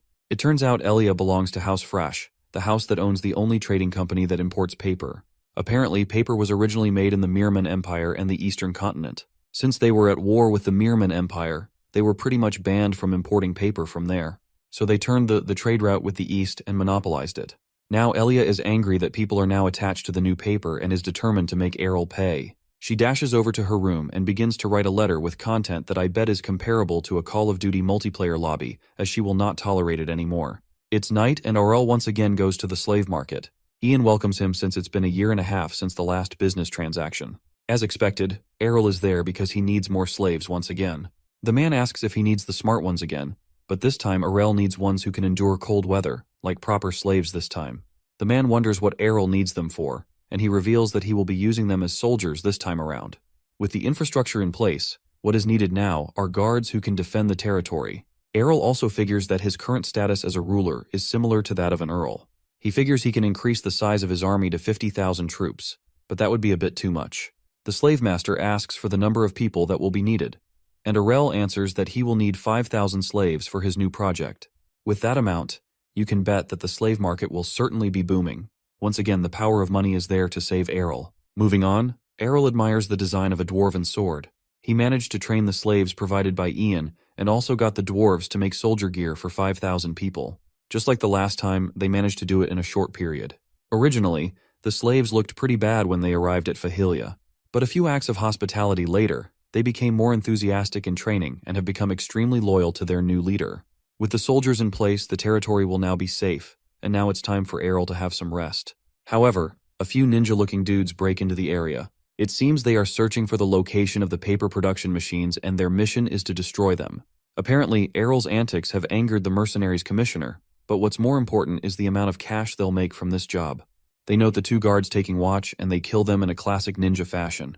With the guards out of the way, they head into the building only to find it empty. A guard uses a magic tool to blind them before several guards show up and capture all the dudes. One of the assassins tries to escape, but gets ambushed. He only expected there to be 200 troops in the territory, but he was clearly wrong. Errol shows up all sleepy with his guards and isn't surprised that people would be after his machines. The stranger quickly surrenders and mentions that he is only following orders, but that is none of Errol's concern. So as punishment for trespassing and trying to cause damage, Errol orders that they should be interrogated and pretty much torture them. With that, Asha and Sena head to work while the Lord heads back to sleep. Normally, Errol would have forgiven them, but when it comes to things that are dear to him, you better write your will. Even with how laid back he is, he knows when to draw the line. This is something he has learned after countless reincarnations. It's another day in the land of Fahilia, and the intruders from the previous night have been punished according to the law. It turns out nothing was gained from interrogating them, so things were left at that. Now Errol has some free time on his hands and he decides to test out a magic teleportation circle. He got Phaon to make one for him, and it was so expensive that he thought about that fact twice. His merchant skills have surprised Errol. Now he's become a regular customer for his uncle. So, Errol decides to use his teleportation circle to head home since it has been a while since he last visited. He puts in a few magic stones into the stand surrounding the circle, which causes it to activate. Now that his end is set up, all that's needed to do next is for his nanny to set up the same circle at the palace. He asks Kania to come with him, but she is very nervous about this. She has no choice but to follow since Errol insists. Plus, she also has a bit of free time on her hands. Errol notices her expression and wonders what is wrong. She unintentionally reveals that she had an argument with her mom and would be awkward to visit her after that. With that fact, Errol believes she should definitely come along so she can reconcile with her mother, and she nervously agrees with this. She seems scared, so Errol tells her that using the device is safe. The only issue is nausea. He activates the device and Kania gets scared. She holds on to her brother and unintentionally squeezing the life out of her little brother, making him think he will probably not make it alive. With Errol potentially dead, they finally arrive at the palace, but Errol still has something to say about his sister's strength. As he takes a look around, memories of the past come back to him, and he has really missed the place. He takes a deep breath before falling onto the field to relax. He is definitely glad to be back from a land of ice. The nanny comes over to welcome Errol and Kania. She was a bit worried she wouldn't be able to use the magic circle properly, but thankfully, it worked out. She informs the two of them that their mothers are waiting inside, so they split up to say hello to them. Errol wonders if his mother, Rafana, is doing well. After all, he promised to visit her often. He runs over to meet with his mom and hugs her. She heard about how well he has been doing from Lichten, but she is still relieved to see him in person. Errol is surprised he has been writing letters to her since the paper business always drained his soul. Of course, he is excited to tell Rafana how everything has been going in Fahilia, and wishes to make good use of his time so his mom will not be worried about him. He goes on to tell his mom about several things about Fahilia like the wildlife and the daily life of the people, focusing on putting her mind at ease. It is not long until someone else approaches the scene, and Errol notices this. Looking at the timing, he can already tell that whoever the person is, they intentionally want to interrupt his conversation with Rafana. It doesn't take a genius to find out it's Queen Elia. Errol wonders why she is acting all surprised since he already announced the fact he will be visiting. Still, he can't help but notice that she probably has something up her sleeve, so he decides to feel her out. So he engages her in some fake small talk, and also mentions the paper he developed which is affecting her family business. The world's most painful to watch conversation. On the topic of paper production, she mentions a few rumors she heard and Errol wonders what she is talking about. He informs her that he has already made preparations and Elia commends his efforts. Still, she warns him to be careful before she takes her leave. On the outside, Errol waves her goodbye, but he believes she is starting to cross a line from the warning she just gave. Rafana figures that she is probably having a bad day, but Errol figures that he has deal with her soon. The short visit to the palace is finally over, so Errol and Kania decide to head back to Fahilia. Errol waves his mother goodbye and then asks Kania how things went on her end. She responds that it went well and smacks Errol on the back for worrying that she would fight with her mother again. But actually, Errol already asked the maids to report what was happening. It looked like they were about to fight again, but they actually made up this time around. Either way, the two of them teleport back to their territory. A few days later at Fahilia, Errol is already challenged with a new problem. He wonders if it will be worth it to invest in magicians, since they can do a lot of things like manage the teleportation circle, help with growing crops instantly, and even defend against monsters. But most importantly, he needs someone who can help him deal with the totally challenging experiences of being a ruler. He thinks about this because he doesn't want to end up drawing so much attention to himself. Now he has a territory, he has a perfectly good reason to hire them. But another reason is the factory attack. Luckily, the first attack was by a few mercenaries, but he is worried about what would happen if magicians pulled up. Sure, he does have a few knights who can probably deal with them, but they'll be as useful as a glass hammer if an enemy magician attacked from the shadows. With all those in mind, he creates an official notice that he is looking for magicians to hire. He figures that he can put a request at the magic tower, but dealing with them is going to be a pain. Plus, they are expensive. But the magicians who will respond to notices will have no ties with the tower, and there will be less hassle to deal with them, which is a dream for Errol. The only issue is that he'll also receive applications from low-ranking magicians, but that is no issue since Errol can always train them. With that, the next thing is to distribute the notices in every city. Time goes on, and the notice draws the attention of the crowds and wizards. including this one wizard who looks like she was out surviving in the wild with Bear Grylls, and is willing to apply from the mention of free food and accommodation. Back at Fahilia, Errol has received mountains of applications from various magicians. He wishes to accept all of them, but that would probably be a good step in How to End Your Kingdom 101. Errol decides to be thorough about this process and pay attention to the applicants' backgrounds. After all, it would be a shame if a magician became his enemy. He is so willing to do this that he doesn't mind spending an extra bit of cash for this. After selecting the candidates, the next stage was the interviews. For some reason, this was more of a hassle than picking his personal knights, but it was still worth the trouble for him. In the end, 12 magicians pass the interview and are officially magicians of the kingdom. The average skill of the magicians is 3rd class, and Errol believes he made a good selection considering their backgrounds. With that, Errol announces the general tasks of the magicians and plans to assign them to areas that suit their strengths. But before that, he wants to select one person to become his personal magician, so he asks the 4th class magicians to raise their hands. There are 2 people who fit this criteria. One is Munkoy Blob, and the other is Dia Reki. Seeing the choices he has, Errol takes a long, hard thought about choosing between Blobfish or Wizard Beauty. This is a decision that can change the fate of the world, and we all know that Errol is going to choose Dia. Putting the pretty looks aside, there is a main reason why Errol chose Dia to be his personal magician. During the interview, he asked Dia a question about why she applied, and she responded with the fact that she wanted to serve him. This response shocked him due to how unusual it was. Most of the candidates were usually interested in the benefits or the work responsibilities, but hers was way different. It turns out she pretty much applied just because of Errol. He is pretty much suspicious about this, but can't sense any bad intentions from her. So, he decides to test it out and hire her as his personal assistant. Next, he goes on to explain the benefits and responsibilities of being a wizard in the territory. Starting with the benefits, he presents a massive library which is pretty much a paradise for every wizard nerd there. Starting off with the books that are magic ones certified by the Magic Tower, which were both expensive and difficult to convince them to certify the books. Now they have a place to improve their skills. On top of that, the magicians he hired were all expelled from the Magic Tower and probably needed a lot of money to access the magic book library. Of course, the broke magicians will be happy that they can access all the books that they have always wanted. They are in disbelief that they can use the library for as much as they want. But in exchange, Errol lets them know that they will have to show their research notes to prove that they are actually making any progress. Well, they don't seem to have any problem with that arrangement. However, Errol actually needs the library too, so he can master his own magic and understand the world's magic system using their research. Plus, the new magicians will pretty much be researching for him as well. Next, he begins to assign the wizards to different areas. He assigns some to handle the deforested areas in the land. After all, there need to be trees if he ever dreams of making more paper. So, Errol has to take responsibility for the damage he has done to the environment. He shows a planted sapling to the magicians, and it is enough for them to head to work.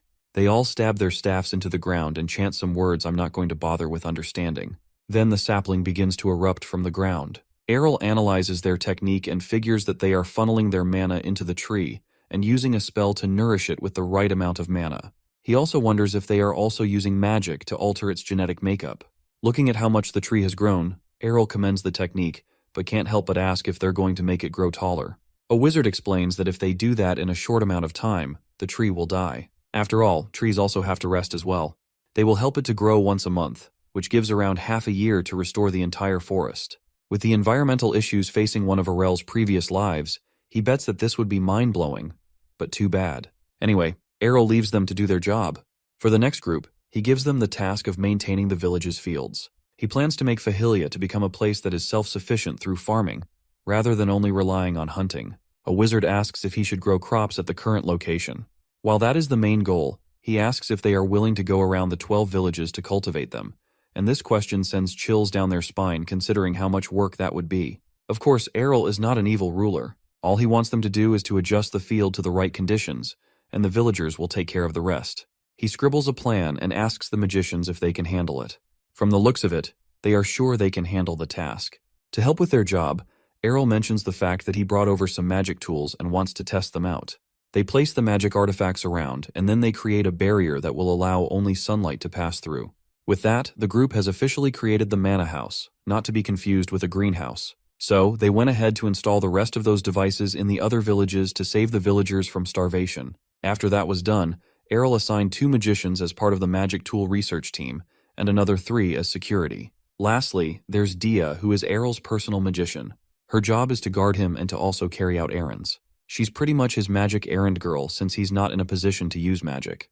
But for now, he wants her to skill up by reading magic books. She is way more than passionate about this, as she wishes to support Errol in any way that she can. Errol can tell that she is just as sincere as she was during the interview, and wonders what's up with that. Shortly, a book drops from Dia's cloak. Errol picks it up and he recognizes it as one of his night books that the knights couldn't understand. He hands it over to Dia and wonders why she has such a book when she's a magician. She received it from a person she knows but got attached to it because she found aura and mana are similar in theory, an idea Errol also shared in his research. This book has pretty much been a lifesaver for her, and she mutters that she is willing to go even across continents to serve the adored author of the book. Errol, on the other hand, feels she is going way too far with her dedication. All he did was write some basic theories in it, and doesn't recall it being so inspirational. Besides, Dia enjoys the food around the palace, which gives the actual reason she came along. Even with that, Errol figures that it's probably a good thing that she is so dedicated to him, but he still hopes that making her his personal magician was the right choice. In the library, Errol learns about how magic works. Now that he's understood the theory, he tries to remember how Dia uses magic so he can try it out. With that, he is now able to channel mana as a flash of light emerges from the library. Now Errol is on the way to becoming a magic pro. With the magic training in progress, Errol proceeds to pay attention to his other responsibilities. He arrives at the capital of Ernesia, and their destination is the Dwarven Forge. While they stand in front of the factory, Asha considers wreaking havoc at the main base of the annoying dwarves. She plans to annihilate the entire building if they try anything funny, but Arel tells her not to do that since they're mainly there for business. She tried to object, but she was officially banned from doing anything. Shortly, the intense heat of the factory breaks the conversation. Just as they head inside, Errol already wishes to escape with how hot the environment is. Ben introduces himself to the two of them, including the fact he has been an apprentice of the bitter Aiken for 15 long years, and volunteers to be their guide.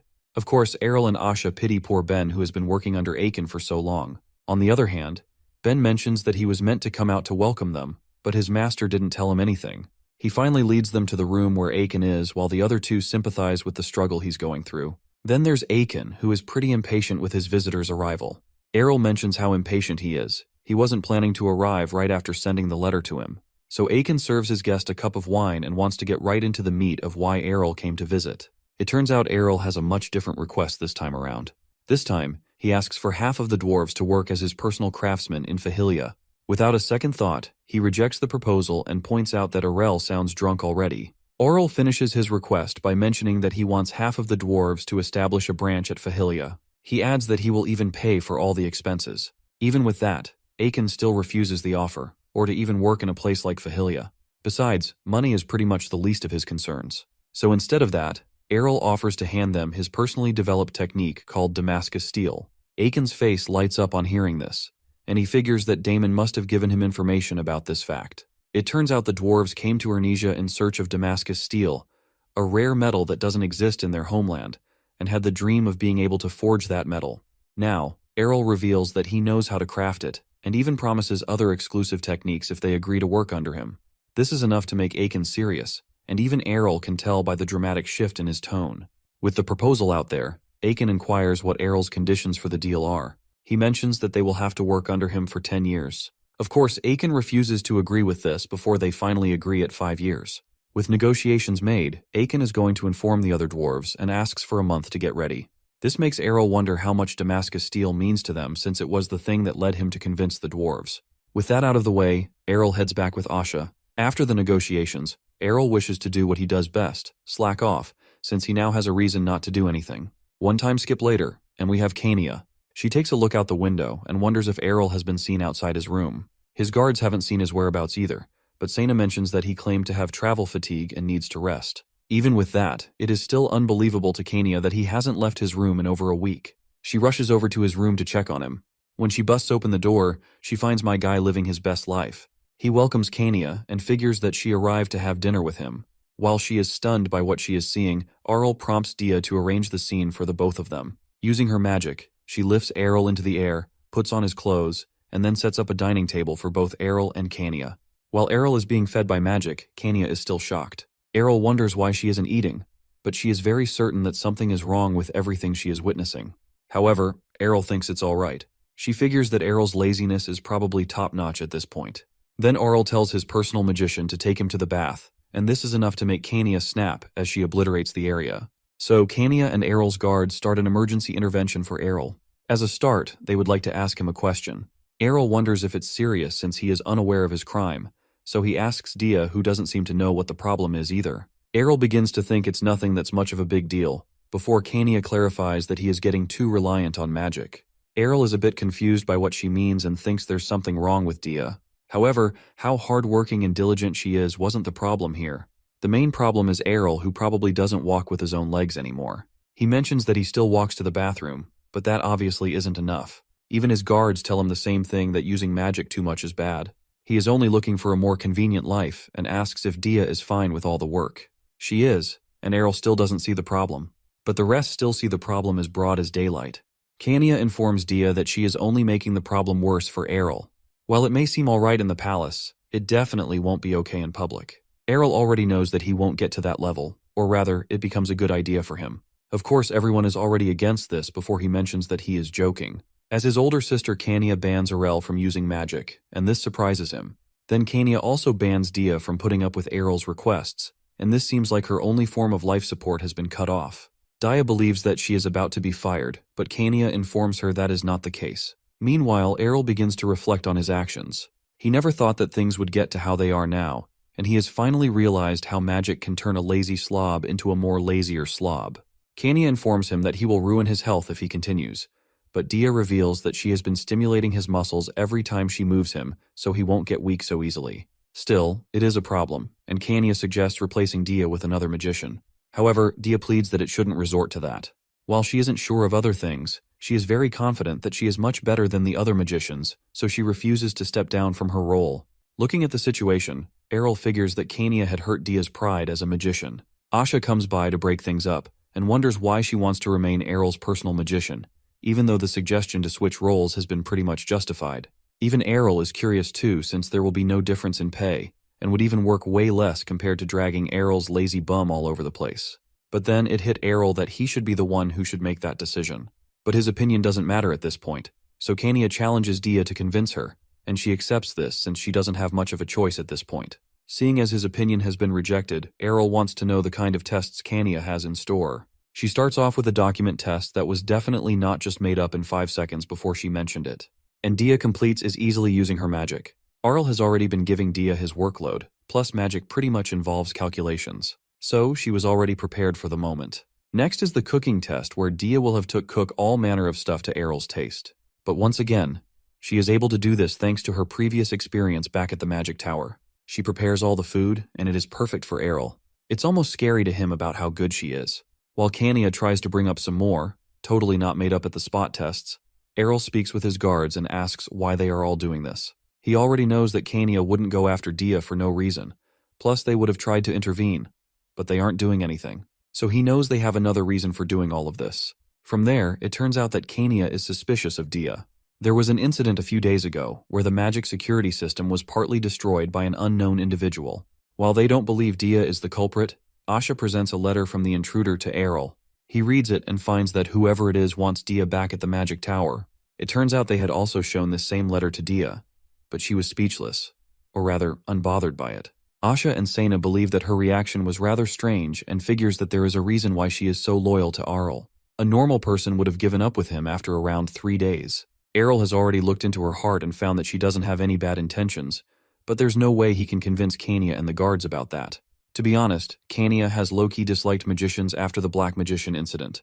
He can understand that could be why Kania is acting like that towards Dia, but he asks Asha and Sena to hold back their judgment.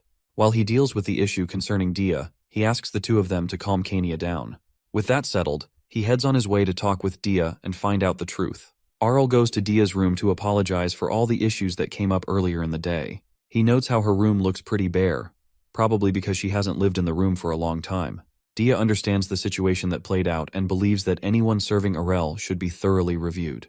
But let's be real here, Errol's standards aren't that high. Arl explains that Kania has always had a thing against magicians, and was against him having a personal one. But Dia is already familiar that this is because of the incident with the Black Magician. It even became a pretty famous story back at the Magic Tower. It turns out that the incident also made aristocrats distrust them, and this cut their earnings. So they were ordered to kill any black magicians if any were found. Arl tells Dia not to worry about Kania's behavior. However, she insists that his intervention is not necessary. She still holds a grudge from the earlier encounter and wants to prove her skills as a magician to Kania. Now, Errol wants to know why she insists so much on being his personal magician. Even though they have never met each other, Errol can't understand why she is so obsessed with him. From there, she explains about her past. Dia was taken in by the magic tower as a poor child after a disease killed everyone in her village, her family included. On hearing this, Errol figures that they must have taken her in since they recognized her potential in mana, since Tai only take in orphans once they recognize talent. Even with that, Dia wasn't good at magic, so she was demoted to chore girl. This confuses Errol as he wonders how the gap in skill got bridged. It turns out Dia was a first-class magician 2 years ago, and has somehow managed to jump up to a fourth-class magician now. She couldn't control her mana through the Magic Tower's teaching method until she came across Errol's flagship book, the one about knights. From there, you can pretty much guess what happened. The method in the book was just right for her, and she ended up reaching the 4th class within 2 years. While that is hard to believe, Errol realizes that his theory seems to sit right with Dia and believes that she is a genius who can improve only by reading. So who knew, if it weren't for Errol, she could have remained as a chore girl in the tower for the rest of time or something. With that, this is the reason why Dia refers to Arl as her savior. However, he lets her know that it's from all the work she has put in. But she will still call him what she wants to call him. She's apparently stubborn. After that, Dia left the magic tower, and her master, former master, was very angry with this. However, she didn't care since she improved, no thanks to him. But she really hates the fact that he went around telling everyone that she reached the 4th class because of him. After that, she went on a journey to find where her savior lived, and even went to the other side of the continent just to search for him. It was then she found that Fahilia was hiring magicians, which allowed her to find Errol and consider him as her true master. After this story, Arl suggests that she could have told the same story to Kania, but she doesn't want to share that embarrassing story with anyone else, and also wants to be respected for her skills. So Errol promises not to tell anyone and heads out of her room wishing her good luck. In the night, Errol is in his bedroom. He speaks with Phaon, who seems to be aware of Dia. Even he admits that she had undergone an unfortunate fate, and her master wasn't a very good one. He also adds that she developed her skills alone and risked the penalty of leaving the tower. It turns out there is a contract made to protect the secrets of the magic tower, and once it is broken, the offender loses half of their magic circles and goes back to being a low-tier magician. Finally, Errol learns how strict the magic tower can be, so he thanks him and turns off his device. He places it aside and thinks about all the risks Dia took just so she can meet with him, so he decides to step in to see how he can help. The next day, Kania and Dia face off with each other. Errol had to tag along, but he never expected Kania to be so serious about this. She challenges Dia to a duel, and looking at the two fighters, Errol already knows that this is a pretty unfair battle. He tries to stop them, but Dia insists since the only way Kania will accept her is through a battle. Kania, on the other hand, doesn't get why she is so loyal to Errol, so she wants to find out on her own terms. Errol sees that the situation is going out of hand, and wonders why his two guards aren't stopping them. But what does he want them to do? Even they can't stop it. So Errol wonders what he can do until he notices something in the bushes nearby. The battle is about to start. With all the aura and mana flying around, Dia begins to float. She gets ready to cast a spell, but Errol notices that she isn't using an attack spell. She uses her spell to expose an intruder while Kania tosses her sword sheath at them. Then the thing explodes after gathering some aura in it and turning it into a grenade. After that, Kania and Dia approach the intruder and find out that it's Dia's master from the magic tower. Now they've found the mysterious intruder who has been around Errol's palace. He claims to not be anyone suspicious, so he presents his identification papers. He reveals that he came to bring Dia to the magic tower, and is angry about the situation she has just put him in. However, she doesn't have any plans of returning with him.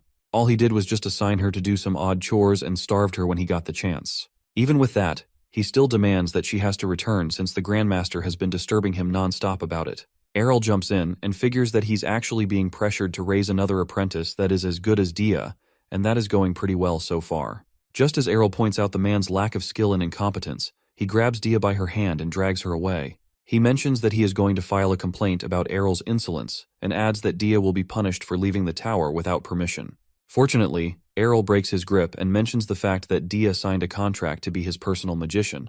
Plus, he also got permission from the magic tower.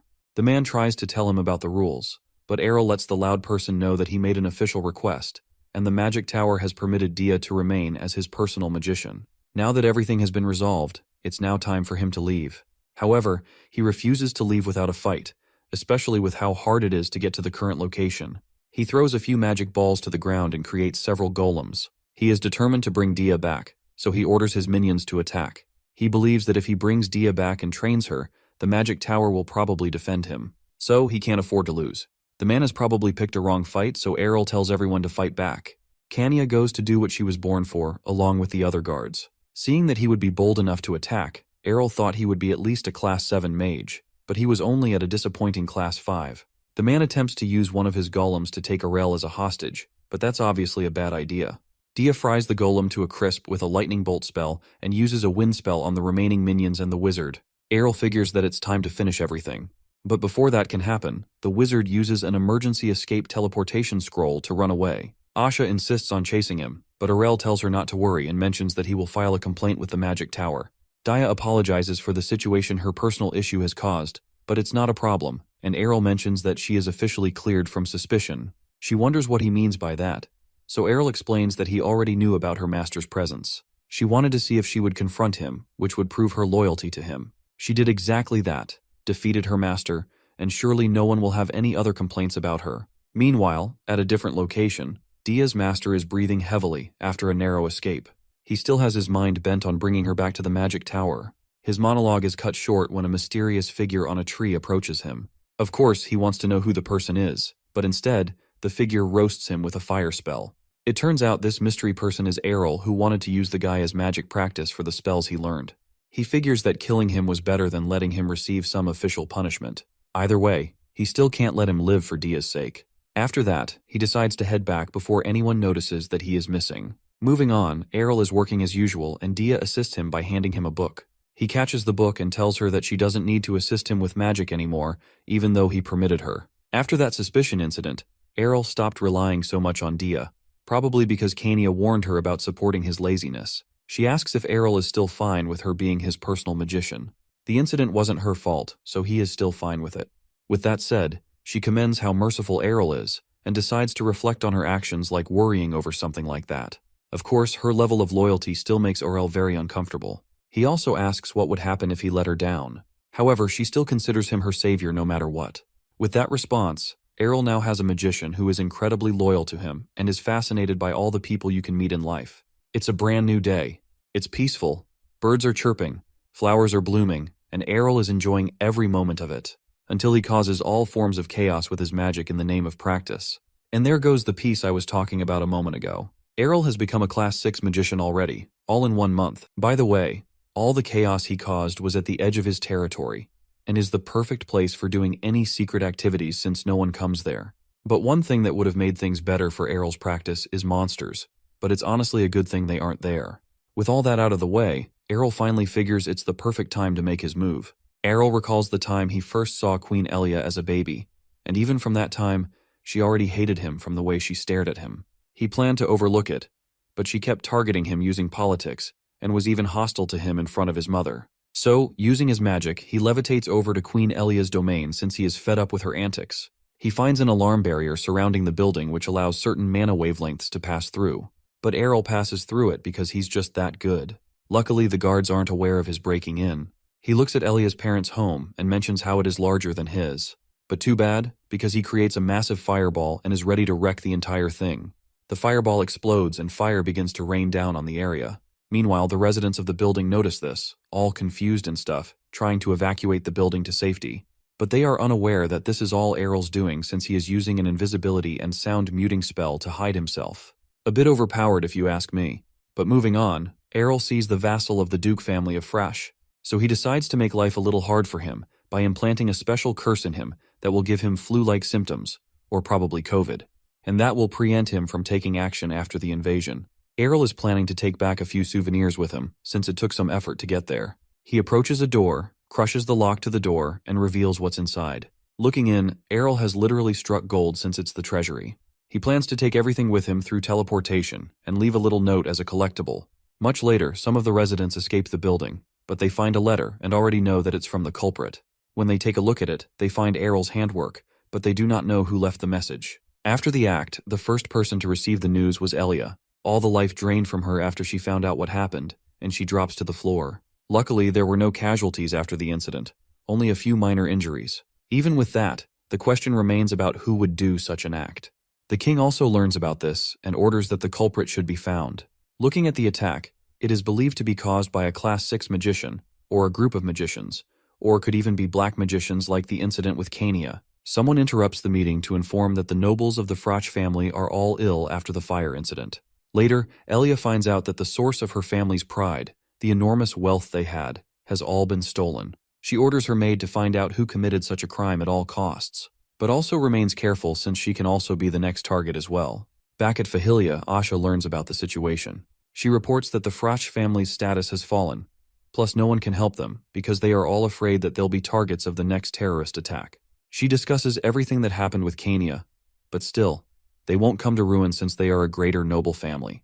But they still received a heavy blow. Then there's the main culprit who agrees that they should be careful since a terrorist attack will not be nice. He then volunteers to send a donation to the Frach family, probably out of the stolen treasure, as a sign of support to them. At Fahilia, the manor house is working perfectly and crops are beginning to grow. Even with a place like Fahilia, no one expected to gather anything. Plus the harvest is twice as big compared to before. This is all thanks to the magicians who have been pulling all-nighters to make sure the tools are just right. Now, Errol takes a look at the manor house and how peaceful everything is at the moment. With House Frash out of the picture and the territory stable, he wishes it would remain this peaceful. Now in the past, around 50 years ago, 3 countries came to power after a great war, and they became known as the 3 Great Nations. But among the 3 was the Kingdom of Domanial, which was weaker than the Kingdom of Ernesia and the Mirman Empire, but it managed to gain its position by taking advantage of the war. Speaking of the Kingdom of Domanial, they are going through a bit of trouble. The king, he's in Lugia Lutanea, discovers the documents containing evidence about the products being smuggled from the Kingdom of Ernesia, and he is definitely not chill about it. He is worried about the future of the kingdom, but his right-hand man, Elgazan, tries to calm him down. With the way things are going, the economic crisis of the kingdom will be too great to overcome in the next 5 years, and obviously, that is not a good thing. Previously, the difference in wealth between the 3 great nations wasn't so bad, but that all changed when a certain child came in and casually caused an economic imbalance. Concerning his paper, the Mirman Empire even tried filing a complaint concerning the paper production, but that didn't work because he was producing it in a different method, leaving them with no other way to bridge the gap. Elgazan suggests using force, but they are up against the Ernesia, which is pretty much like the Fire Nation of the world. However, he mentions that they will have to join forces, rather than challenge them on their own. So, with that, the Kingdom of Domanial sent messengers to 3 different nations to request an alliance. They meet up in some secret shady meeting room in Domanial, and Elgazan welcomes the participants. The representatives who showed up are from the Mirman Empire and the Chejapen Duchy, and they both have scars for some reason. But anyway, it turns out the other place with the name I won't bother with saying again is a small territory, but with a high military reputation. Then there's the Holy Empire who didn't even bother to show up, but they probably want to watch Ernesia burn just as much as them, so they will not snitch on the meeting. Of course, the meeting begins, and they discuss the fact that they have to stop Ernesia because of the shift in economic power. Since Ernesia is a pretty strong kingdom, they will need the alliance so they can put up a proper fight.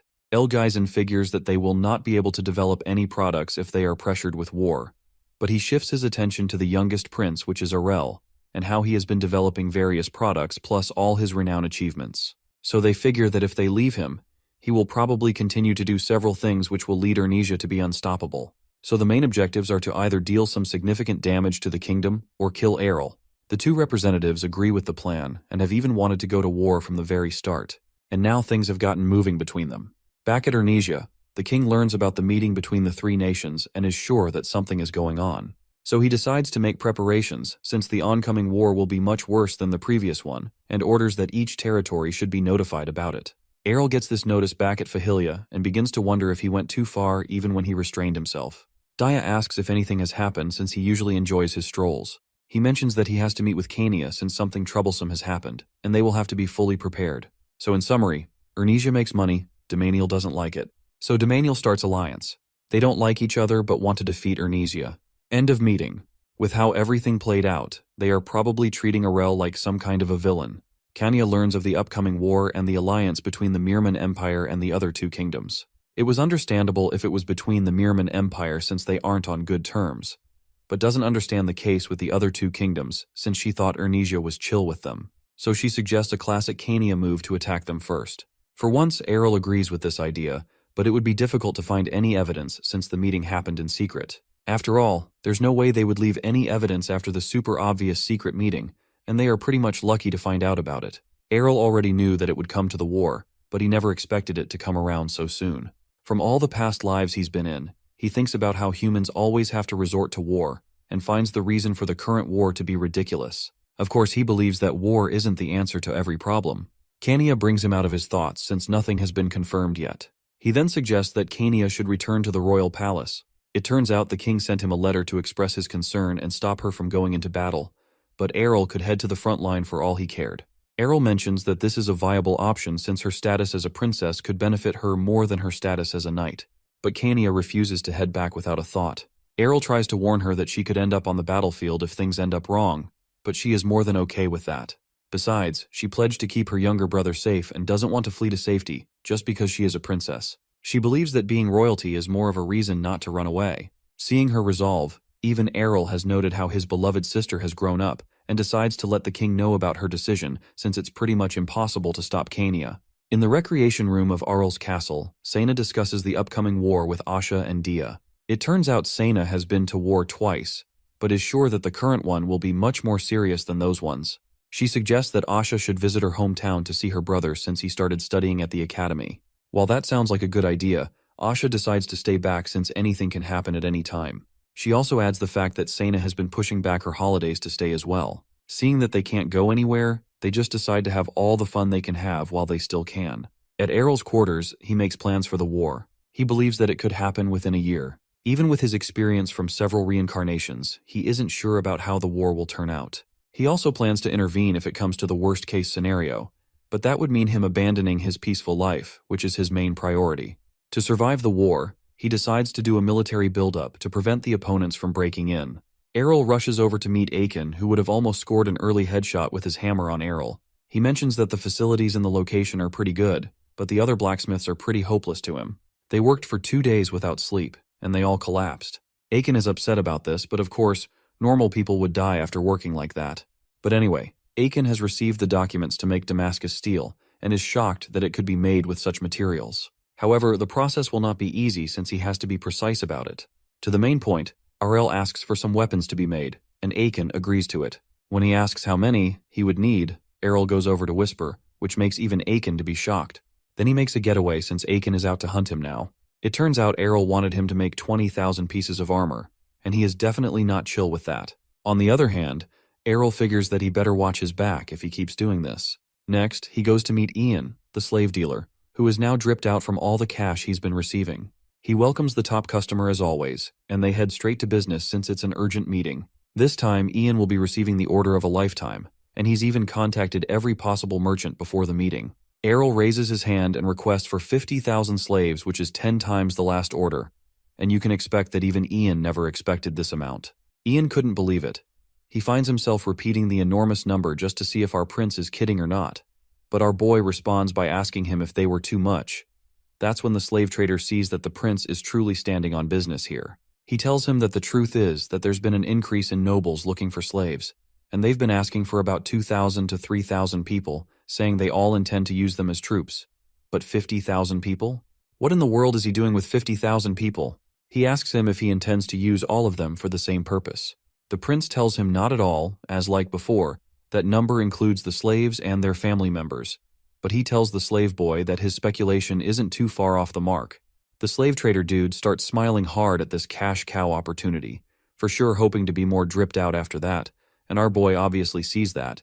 He said to himself that it makes sense since it's not hard for a merchant to notice the signs of approaching war. He'll definitely ask for more than the market price for the next clients. Our boy tells him that he expects him to keep this to himself, and the slave trader agrees, telling him that confidentiality is a basic part of business. He asks our prince if he would like him to send the slaves to his territory. The prince asks how long it would take to gather 50,000 people, and the slave trader dude responds, saying around 5 days. How the hell does he even have that amount of slaves in the first place? The prince tells him that he'd come for them himself in 5 days, and Ian asks him if he's really sure he wants to do that as it might be cumbersome. The prince tells him that it's fine and quickly makes his way out of there. Standing behind the closed doors, he says to himself that he has a mountain of preparations to do when he gets back home, and his lazy ass doesn't want to do any of that. He figures he'll use this as an excuse to be lazy for the next 5 days, His perfectly justified life of sweet idleness awaits. Later on, Aurel meets Kania. She's surprised at the news that they can't go back home for the next 5 days. She asks him if he's sure that's all right as everyone is busy. Our prince cheekily calls her an innocent child and tells her that lazing around when you're busy is much more sweeter than lazing around when you're free. But Kania insists they should ask to see if they could just head home. Our boy asks her if she wants to look around the capital. She paused for a bit and lands in a flashback. Because of her position as princess and the attack from the dark sect, Kania had to spend most of her days inside of the royal palace. She'd be super serious about the outside world, and definitely wouldn't be able to resist this offer. So she concedes and asks the prince if they're going sightseeing. Errol tells her yes, and he already delegated all the important tasks to others, so they can afford to stay here for a while. And besides, she doesn't even have anything to do when she gets back. She'd be the unemployed princess. She agrees and tells him that it's just this once, and Errol's mission of convincing Kania is a success. As they walk around the hustle and the bustle, Kania exclaims that their territory's village is really small compared to this metropolis. Errol tells her that it's because they live in a rural area. He reminds her to hold his hand so they don't get lost. They try out some delicious snacks, while Kania tries out delicious snacks. They check out the fountain, and Kania sees that it's smaller than the one they've got. Then Kania spots something and shows our ice cream prince some items that he had made a long time ago. She remembers seeing them before, and Aurel freaks out at the sight of the banner. He's super embarrassed at it, and that's when he realizes that that's one of their own shops. So he stylishly pushes Kania so they can go see some other less embarrassing stuff. The princess goes in anyway and realizes that they sell swords here. The seller welcomes them and offers them a sword that he claims is just for them. The seller goes sword lecture mode and tells Kania about the smelters of some swords. He offers her a 10% discount, but our prince quickly cuts him off, saying that it's absolutely hopeless. He understands he wants to make money but shouldn't sell counterfeit products. The seller tries to deny, claiming that their swords were approved by the dwarves, but Errol just asks her to infuse it with a bit of her chakra. She does this, and now the sword made by the dwarves is now dwarven just by a little bit of aura. The seller tries to deny it, but the prince threatens to take him to the forge to check, but the seller apologizes immediately. For the price of forgiveness, Errol takes a dagger for cheap, and after they leave, Errol tells the princess that the dagger is a true dwarven-made dagger, and he gives it to her as a gift. Kania is really happy with the gift, and this makes it boy very contented. Fast forward a few days later, the slaves march up with the prince and princess. Kania tells him that this might be too excessive, but Aurel tells her to imagine commanding 20,000 people at once. She admits that would feel good. The gates open and everyone is thrilled to see the prince until they aren't. They're terrified by the amount of people he had gathered. They tell him that they're too many, and ask him questions like how they're going to feed them all and if they should have waited a little before increasing their forces, as they don't have enough evidence of war yet. The prince responds by telling them that it's not doubt that a war would happen. He asks them to trust him as he's never been wrong before. They listen to him and he asks for their help with something. They're going to turn those slaves into elite soldiers who would guard the region of Fahilia. They'll first select the promising ones among them and prioritize their training. Then they'll become commanders of each unit and train the rest of the troops. He wants them to direct the whole operation with a basic training guide he'll give them, and he's leaving it to Ashuo and Sheena. They're going to get real busy from now on, because they're going for the leaders of the 3 territories alliance, and he'd make them pay for making him work. Young Prince Aurel and Dia are seen hiking through the mountains. The prince complains about hiking and asks Dia why magicians live in the mountains. Dia explains that only elderly magicians like to set up workshops in the mountains, and young magicians prefer the city. Prince Errol immediately understands. Dia also reveals that she prefers the city too, because there was nothing to eat in the mountains. The prince agrees, but not with her reason. They finally reach their destination, where they meet with Feyan, who expresses how long it's been since he saw the prince in person and is ready and willing to help. The prince tries to put him at ease, saying that he just wanted to buy something that is a little tricky to acquire. The prince wants stones that can store mana, also known as magic stones, and he'd like them in bulk, but only the ones with grade A purity. Feyan's mood changes. He explains that the request was under the jurisdiction of the magic tower and is confused as to why the prince came to him instead. Prince Aurel reveals that the magic tower won't sell it to him, and Feyan immediately realizes that he is planning on using them for war, to which the prince nods his head. Depending on how you use them, magicians can be like long-range lethal weapons, especially on the battlefield. The prince assures Feyan that he simply wants to defend his territory, and Feyan understands but is still confused as to why the prince sought him. The young prince playfully asks Feyan to stop playing dumb, as he is aware of how powerful Feyan's connections are.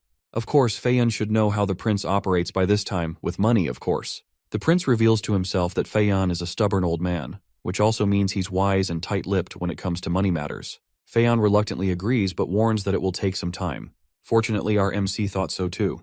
The prince starts his journey back home happily, as another issue had just been resolved. He feels like he's been working too hard these days, and maybe he should take a break. Daya's sudden halt stops him in his tracks. He asks her what's wrong, and she reveals that she was just a bit shocked about the amount of money he had paid Feon. The prince brushes it off and decides to whisper to her what his total fortune amounted to, since she looked curious. This information leaves Dia completely stoned, and the prince laughed at her. He didn't even include the money he stole from House Franche. The prince then encourages her not to worry, and they both walk back home. Not long after, back at Fahilia, Prince Errol has an important task for his magicians, as he slams a piece of paper in front of them, which the magicians notice are blueprints. He tells them that he needs them ready before the war, and they are top secret, so they'll need to work on them by themselves, alone. This leaves them dumbfounded, but they're being paid handsomely for it. The prince is going to show them what it's like to be true workaholics. Good luck, for it's the hard work of the common folk that maintains the peace in the world. Today, our young prince is going for an outing at the capital with Asha. Asha was suspicious and asked what they were doing there. Prince Errol assured her that they were here on serious business. He sensed her suspicion because he had been making a lot of major deals lately to prepare for the war. He grabs her arm and yanks her towards a really fancy gate. It's the Royal Academy. They were here to see her little brother, who had just started attending. The Royal Academy is a royal educational institution for noble kids. Higher nobles, however, preferred to hire private tutors, so it's basically for ordinary noble kids. Asha tries to protest, but the prince insists, saying that if he were her brother, he'd be mad that his sister is too busy to see him. But she wasn't okay with just wasting time while everyone else was busy. The prince then asks her to stop being stubborn, as he is not the kind of employer who wouldn't let her go see family. Besides, he had already made various excuses to obtain a visitor's pass, so he forbids her from nagging him today. She still tries to protest, though. Then they spot some noble kids, and our prince realizes that he doesn't know anything about Asha's brother. He asks her for his whereabouts, but she admits that she doesn't know his precise location, although she assures him that he would recognize him right away because she is often told that they look alike, which is true, because the prince spots him almost immediately. His name is Aret, and he's in some kind of meeting, more of a confrontation rather, with 3 girls. The first girl asks Aret if he has considered her proposal with a harsh, serious tone. Aret starts to refuse, and the prince realizes that he's being bullied. The prince offers to help him, but Asha asks him to wait a moment, and eventually, the girls leave. Asha immediately confronts her brother, and he's shocked to see her. Asha inquires about those girls, complaining that he told her he was doing fine in the letters he sent her. The poor lad tries to explain to her, but Asha is being too overbearing, so he refuses to talk to her entirely. Asha is surprised, and Prince Errol realizes that he had never seen her this flustered, so he offers to talk to him on her behalf. The prince then proceeds to have a talk with Aret, bro to bro. He then reveals that he's actually his sister's boss. Aret is shocked to be talking with the third prince, but he tells him not to worry about that. He goes straight to the point and asks him if he was really being bullied by that bossy-looking young girl. Aret hesitates, but the prince assures him that he won't tell his sister, even gives him a pinky promise. Aret reveals that the girl is actually Lady Hyla, the youngest daughter of Marquis Carret. Prince Errol recognizes the name as a noble who had a good reputation and had been at his coming-of-age ceremony. He offers to report her if she truly had been bullying the brother of the third prince's personal knight, but the boy immediately rejects it. A flashback reveals that, in reality, the girl was actually asking Aret, the young lad, to date her. Yup, as crazy as it sounds, that was the truth. Still in the flashback, in response to Haya's unreasonable request, Aret runs away from her, screaming that he didn't want to, and they were only 11 years old. Back to the present, the prince completely agrees with him. They were too young for that sort of thing. Aret complains that she keeps asking him out even though he outright rejected her, and then the other noble ladies are always teasing him on how cute he looks, treating him as a pet. He wasn't getting bullied, he was just troubled by how everyone teases him. The prince is surprised at how oblivious the young lad is. It was just a love quarrel between these little brats. He is disappointed. Aret admits that he doesn't know how to respond to this. Then the prince suggests that he start by asking her himself, pointing to young Lady Hea who had suddenly appeared behind him. Hea declares boldly that she came back because she had something to say to Aret, and then asks who the prince is. The prince casually replies that they're not strange people, and in fact the lady behind him was her future sister-in-law. He was referring to Asha. Aret screams that she's not, and Asha asks the prince what he meant by that, incredibly flustered. The prince then whispers something into her ear, while Aret begins to panic. Hea, on the other hand, recognizes Asha as Aret's big sister and her attitude changes entirely, and she humbly introduces herself with a lot of courtesy. She then calmly requests to enter a relationship with her younger brother. The prince acknowledges her courage, while the rest of the gang is dumbfounded. Asha turns to Prince Aurel, asking what she should do. The prince suggests that they leave them be, as long as she doesn't dislike the young lady. Asha is still worried, but the prince thinks that deep down Iret does have feelings for the lady, but he just doesn't know how to respond to her advances. After all, he didn't say that he hates her per se. He reasons that Aret is just rejecting her because of his pride. But left to be, what they have may blossom into something beautiful. Jokes aside, he also adds that their union would be beneficial to Asha's family, as Heya is from a nobility that possesses a remarkable talent for making profits from well-calculated investments. Although Asha isn't all that thrilled about that idea being a reason for dating. Even so, the prince still insists that they let them be. If they truly are interested in each other, it'd be better to just trust her brother and see what happens. Asha finally concedes.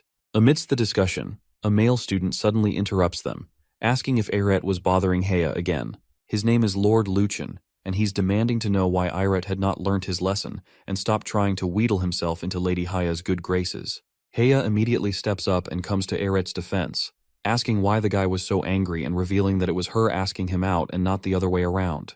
But that was exactly Luchin's problem. She was rejecting him, and instead trying to get close to a runt like Aret. It becomes pretty clear to Prince Errol. All this was just a ridiculous love triangle. Luchin continues to argue, saying that Aret's house had fallen into ruin, and his sister had to go to work in the middle of nowhere. He adds that if she kept insisting on dating him, she might very well bring shame to her noble house. At this point, both our MC and his knight are starting to get irritated, as they're both labeled as the Lord of Nowhere and Working Sister respectively. Aret then steps up to face Luchin, saying that he had no right to insult Haya or his sister. Luchin is irritated and is preparing to land a solid punch, but is stopped midway by a much taller Prince Errol. Luchin notices the prince for the first time and asks who he is. The prince refers to himself as the hand of justice that will deal with his behavior. He had planned to just watch, but Luchin crossed a line. Luchin urged him to mind his business as he was an outsider, but the prince had official permission for entry and was about to teach this brat some manners when yet another figure walked in, inquiring what all the fuss was about. The prince notices that too many people were beginning to gather here, while Luchin recognizes the new figure as Gadel, and judging by his size, he wasn't a teacher.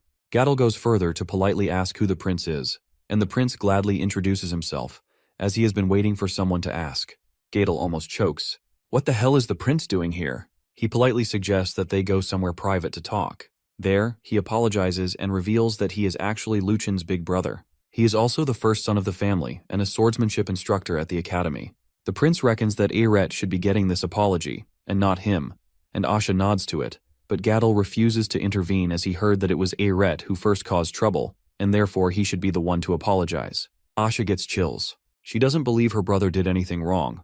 But to our prince, it actually starts to make sense. The love triangle at such an early age. The Royal Academy isn't just a place of learning, but also a place of forming social connections. Luchin was ordered by his family to approach Lady Heya. It's probably not one of the reasons for the establishment, but good intentions can get corrupted over time. Gadel continues to say that their house and that of Lady Heya were on good terms, and Aret has no right to intervene. Our protagonist is completely disgusted. He couldn't believe that Gadel calls himself an instructor. With rage, he asks if discrimination was an academic value in the institution. Gadel still refuses to budge. He cannot ignore the difference in class. He believes that forming relationships according to class is a duty of a noble. The prince then turns his words against him, since Asha, Aret's elder sister, was his personal royal knight. That automatically puts her in a much higher class than him. He is speechless. Gadel tries to recover and says to just warn their respective families and end the matter then and there, but the prince refuses. RMC is angry. The prince decides that the only way to really resolve this issue is by using an old traditional method, used by nobles to settle disputes. Prince Errol is proposing a duel between Asha and Gadel, and their younger siblings. Gadel is about to refuse, but the prince cuts him short by adding the rewards and conditions of the duel. For the reward, the prince promised to not only take back everything he said, but also grant Gadel's family financial aid, which his family actually needed. The prince also agreed that the requirement for his victory is Asha and her brother winning, meaning that Gadel would be granted victory even if one of them loses. It was simply an offer Gadel couldn't refuse. He reckoned that Luchin was at least 2 years older than Aret, and he himself was the captain of the Order of Knights. That should give them enough of an advantage to secure at least one victory, or so he thought anyway. RMC happily seals the deal by swearing on his name as well as his royal family surname, and it was decided. Asha nearly passes out. Asha is reasonably mad at the prince. She says that she's normally quite lenient, but this time the prince went too far. The prince wonders how that's possible since she's literally always nagging him. He admits to being a little unreasonable, but he can't just let Gadol get away with this. Not only did he mock Eret, but he was completely disdainful toward her. He questions Asha if she's really going to overlook all of this. Asha, however, argues that she is his personal royal knight and should never fight on her personal behalf. But the prince counters, saying that looking down on his personal guard means looking down on him. He will not tolerate anyone insulting either him or his people. The prince knows she secretly wants to beat Gadol up and tells her to think of this as the perfect opportunity. And plus, her brother will also be watching, so this would be her chance to show him how amazing she is. This persuades Asha, and she finally accepts. Meanwhile, Eret is completely freaking out and trembling in his shoes. He believes that he can't possibly go after Lord Lucian, but the prince tells him to just strike first. He wants to argue, but the prince gets serious and advises him. He tells him that it looks like Lucian has been bullying him for some time. Eret admits that it makes him angry, but for the sake of his sister and the state of his family, he can't afford to act recklessly, so he had to endure and work on himself instead. The prince then asks him when he thinks he can break out from that kind of life. By the time he graduates, it'll be too late. If he continues to wait, he'll be keeping his head low for the rest of his life. This is his chance to show them what he's made of. He goes on to tell him that rushing without a plan will do him no good, but he shouldn't worry, because the third prince has his back. This alerts Eret, and he begins to get excited. Prince Errol then whispers a plan to guarantee his success. The reality is that a duel might sound noble, but it is actually barbaric. Despite the agreement, it is still quite violent. But there's nothing people enjoy more than looking at other people's problems, so it doesn't surprise the prince when a lot of children and teachers show up to watch the duels. Lady Heya meets up with the prince and tells him that she never agreed to any of this, and the prince apologizes for not telling her in advance because he was too eager to beat them. She admits that she felt the same, but this wasn't a fair fight because Eret was no good with a sword. The prince then reveals to her that skills aren't necessary for winning. All you need is the right tricks. The prince uses this chance to ascertain whether Heya is truly interested in Eret or not. He asks her point blank, and she begins to fidget. She starts spilling out all sorts of reasons why she likes him, and blushing obviously like a girl on a first date. She thinks he's so cute that she could bite him. The prince realizes that the girl is just like him, and concludes that she's incredibly dangerous. Meanwhile, the two young boys are getting ready to fight. The referee gives the signal, and the match begins. Lucian takes the first move, screaming, "Die!" and pouncing toward Eret with incredible speed. Heya can hardly believe he's a noble. He is acting so much like an animal, like a tiger that just found its prey. It seems like Eret is in big trouble. Well, until he's not. The prince suddenly starts sending him instructions, which he follows to the letter. He dodges, retreats, and swings exactly as he is instructed, then lands a hard blow on his opponent. Lucian's butt connects with the ground. The crowd murmurs that his stance might be awkward, but he somehow managed to get a hit. The prince is using a mini communication device to help Eret. Asha already knows what's going on, and our prince is enjoying himself. Predicting a child's movement is way too easy for him, as they only practice what they learn. He encourages Eret to keep following his instructions, and Eret agrees. Meanwhile, Lucian, now vexed, tries to attack again, this time from above. He's screaming angry insults and looks so scary that Eret panics a little. The prince tells him to calm down and gives him specific instructions to bend his waist and swing his sword upwards. Eret closes his eyes and does exactly as he's told. He lands a critical hit on a very private, sensitive spot on a man's body, which completely knocks out Lucian and leaves the crowd painfully shocked. Gadol accepts his loss, but he is suspicious of trickery and lets the prince know how dishonest it is. But our very nonchalant protagonist point-blank denies it. Gadol cannot prove anything, and even if he could, there was no rule against outside guidance, so he lets the matter go. Besides, it won't even matter as long as he wins the next one, right? Meanwhile, young Eret is proud of himself and runs to the prince's side. The prince congratulates him, and Heya runs to him, saying that she knew he'd win all along. The prince is surprised at how she didn't hesitate to state a blunt lie. She was so worried. Turning to his sister, Eret begins to worry. He remembers that her opponent Gadol was the captain of the 13th Order of Knights. The prince concurs with him, but it doesn't matter either way, because he is more than sure that Asha will win this fight. He tells the lad to watch carefully and see that his sister is not forcing herself to fight for the sake of her family. The match begins, and Gadol decides that he's not going to underestimate Asha. He's going to fight with full strength from the very beginning. He charges in for an attack. He knows he's always careful and doesn't go down easily, but something is wrong. Suddenly the room is spinning. No, it's not. He is the one spinning, flying across the room. Apparently, Asha had already sped in and struck while he was still thinking. He hadn't even noticed when she moved. It was only after he flew across the room and almost crashed through the arena walls that he realized he had been hit. Critically so. There was no getting up from that. Asha had actually also planned not to underestimate him, but she didn't even get the chance to, as the fight was over within mere seconds. Guess she ended up overestimating him instead. Asha sighs. She pleads that the prince at least let her know before starting something. But the prince is all smiles. After all, not only did she gain her brother's respect, but she got to see him one more time before the war. Also, she can rest well knowing that her brother won't get bullied anymore. He'd make sure of it. Asha smiles and agrees with him. She is very grateful. They both head back to Fahilia, feeling satisfied.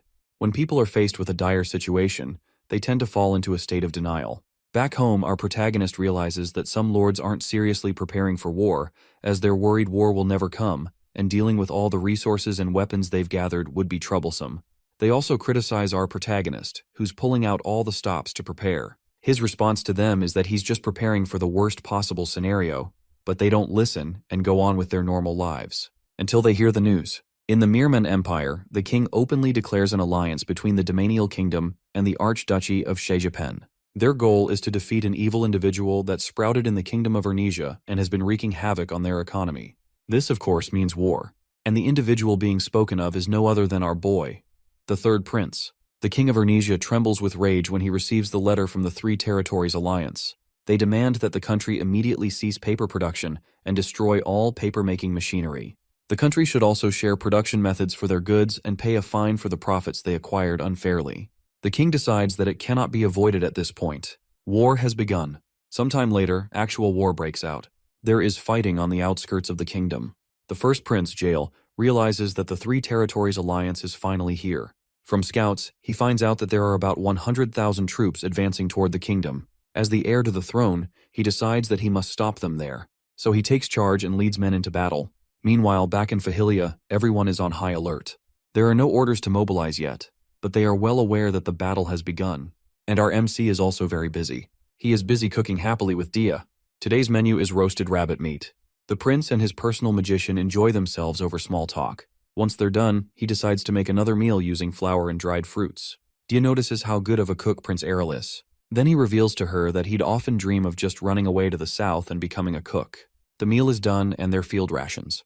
Dia notices that they are tasty and high in calories, and the prince reveals that he wanted something the soldiers could eat quickly and still have quality. He tried making them just in case he had to eat them himself. But Dia points out that he hasn't even been asked to mobilize yet, and the prince tells her it's just in case. Yes, just in case. Back on the battlefield, things are starting to heat up.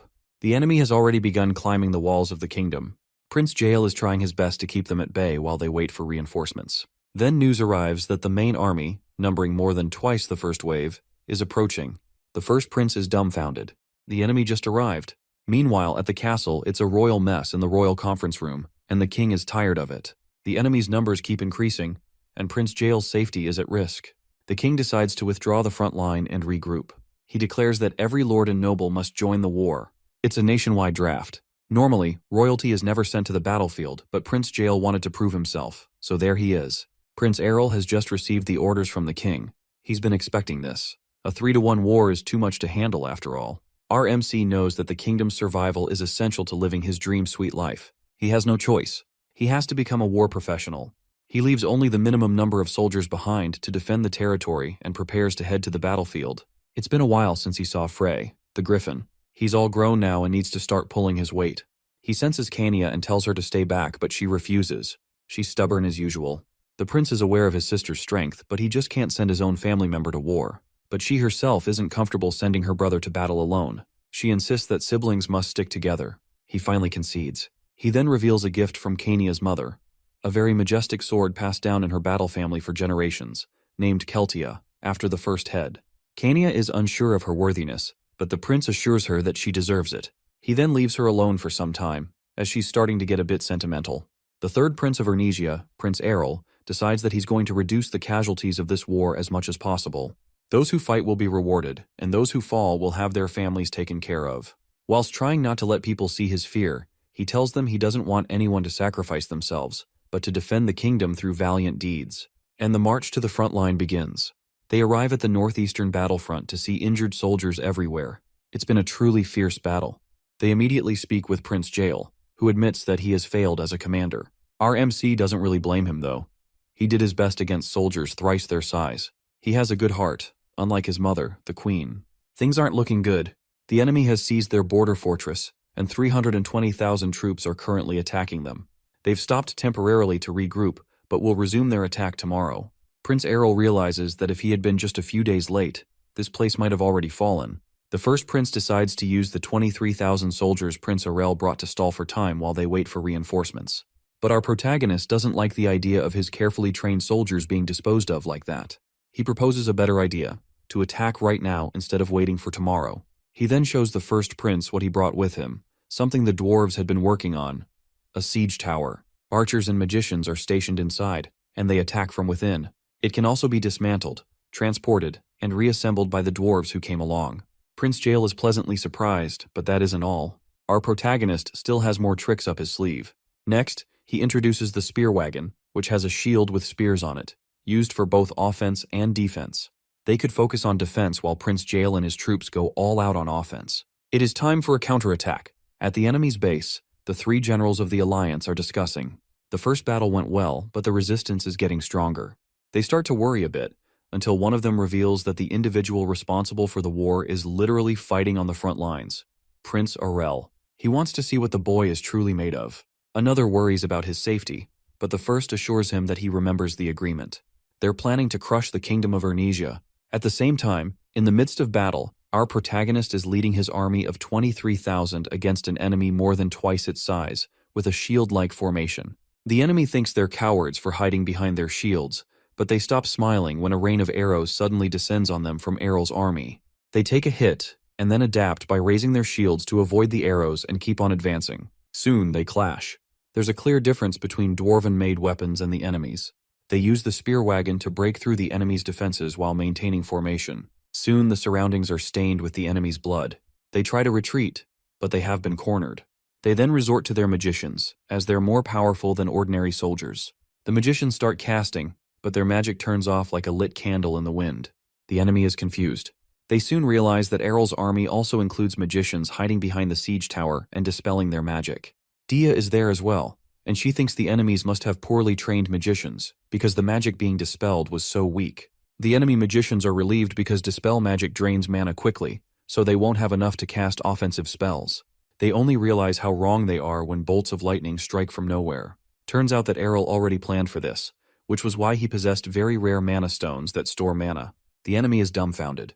Their numbers are reducing fast, so they have to flee. Out of the 50,000 soldiers, only 20,000 manage to escape. Our protagonist has won. He admits that war is never pleasant, no matter if you win, and asks Asha and Sena not to pursue them, but instead gather up injured soldiers as prisoners, regroup, and stay vigilant. He really just wants to have fun, not wars. The first prince is so happy with his younger brother and tries to praise him, but our protagonist somehow manages to attribute the credit to luck and back to the first prince, which he moronically accepts. Our protagonist just wants an easy life, not war achievements or credit. He'd happily give that away. It is now time for the first prince to lead the offensive attack as previously planned. No better time than now. They're licking their wounds, and their morale is probably low. Prince Errol encourages him to do as he sees fit, and he leaves. Meanwhile, our MC will just lay back in the rear, relaxing and being completely idle for now. The kingdom's main army, led by Prince Jael, launches a full-blown attack. Because Errol's army had already critically weakened the enemy's forces, they are able to focus all their power on attack only. To counter the numerical advantage of the enemy, the kingdom's army uses ferocious ambushes from the flanks and the rear. Behind all this chaos, back in the rear, is our nonchalant protagonist and his guards, enjoying life over a very delicious meal. It's been a while since they had good food. He offers Kania some rabbit meat, but she passes. Asha voices her complaints about them dining while others are fighting for their lives. But Sena tells her that it's the shameless who survive on the battlefield, and Prince Errol happily agrees. Thanks to his tactics and equipment, his army gained a reputation as a slow-moving but impenetrable defense force, which served as a good reason to position him and his army in the rear. Because he attacked them first, the enemy was now wary of him. He could not risk attacking them again, so he decides to take the day off. War can wait. The prince begins to worry that Dia isn't sleeping in a comfortable position. She had done nearly all the work of the magicians during the battle, and was quite exhausted, but insisted on eating before resting, which led to her collapsing mid-dining. The prince decides they should all get as much rest as they can today, for things are about to get really busy. Meanwhile, at the enemy's base, the commander is getting worried. They know Prince Jael is inexperienced but troublesome, yet he's not the problem here. That counterattack caught them off guard. They really thought that Prince Aurel was just a merchant, but he managed to wipe out 60% of their army with only half the number. War is supposed to be about experience and understanding what needs to be done, but somehow, a 16-year-old with no experience whatsoever got the best of them. And more puzzling still, he insists on staying in the rear.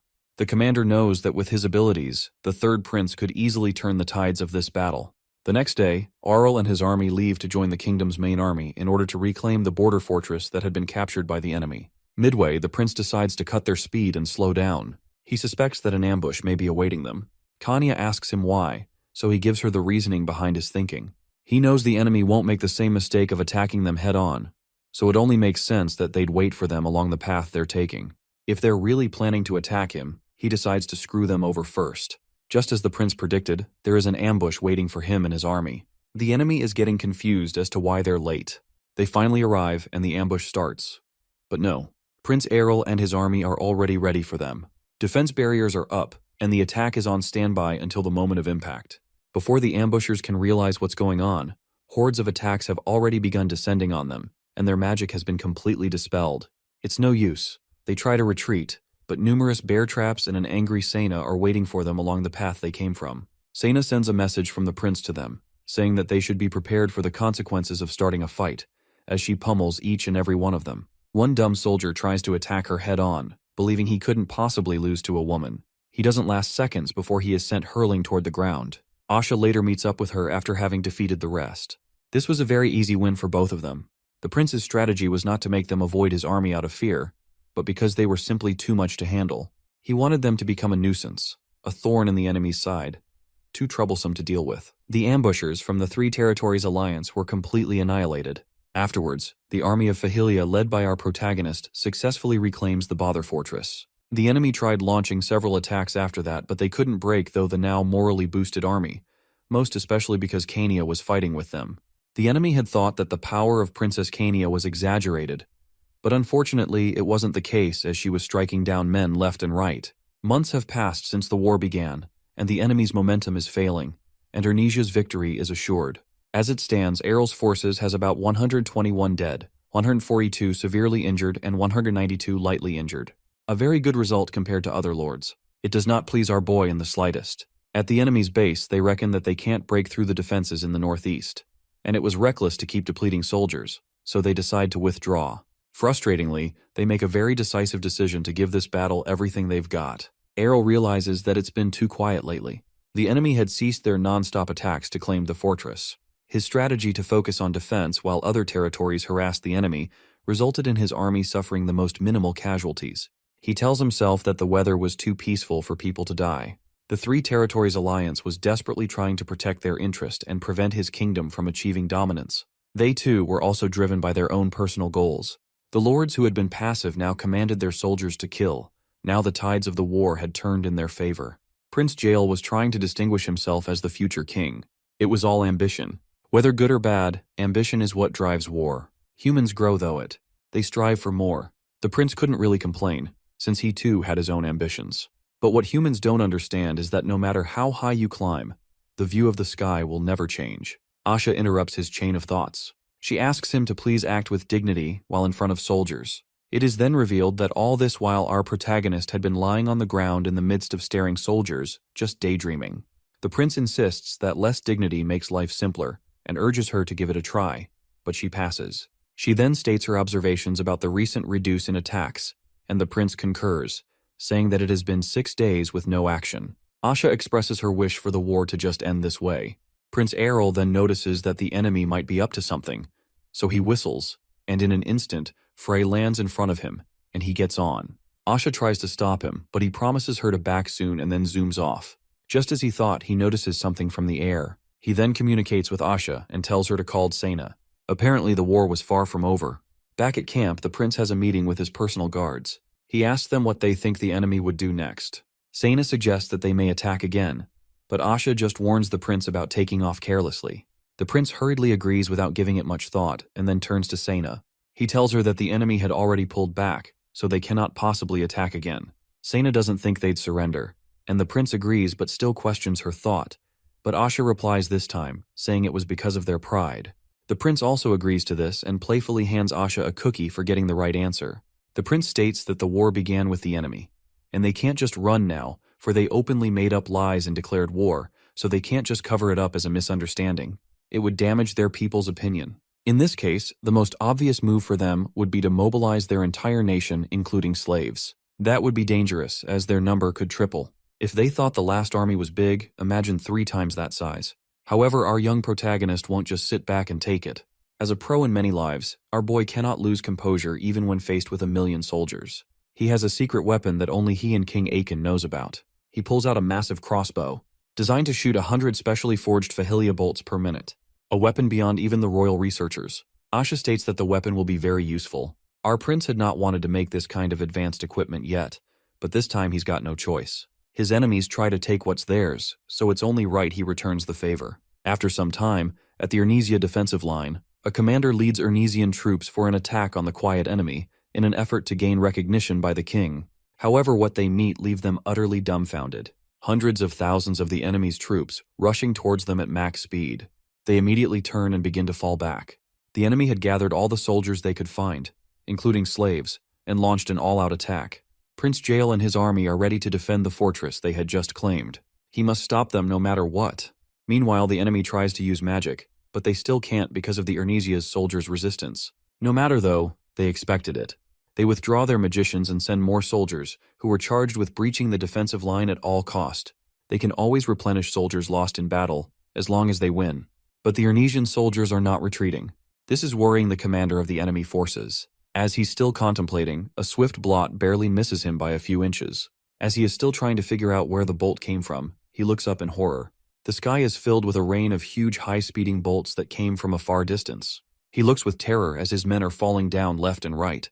Just as he's starting to think that they might endure it, Prince Jael and his army appear from behind. If they try to advance, the bolts would strike them.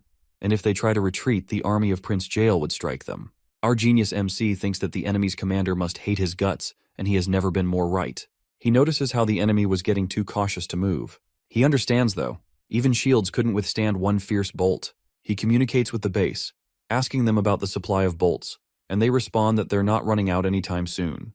As powerful as the crossbows were, they still had their flaws.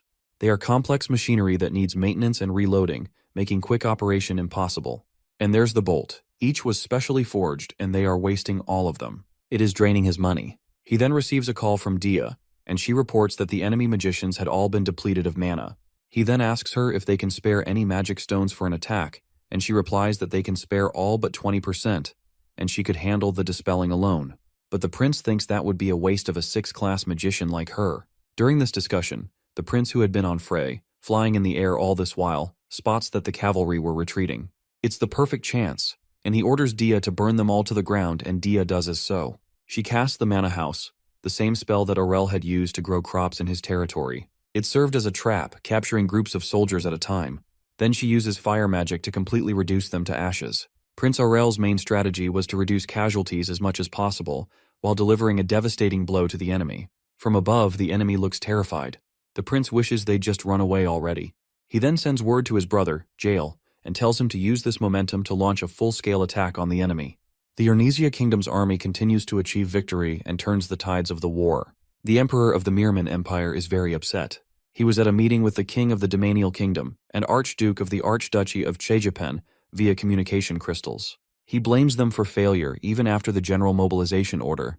The king tells him not to allocate blame and asks the duke what he thinks would happen next.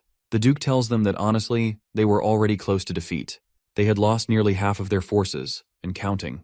Even with their remaining troops, they stand no chance against the weapons of Ernesia. The weapon made by Prince Errol. A craftsman called the creator of that weapon a beast of genius.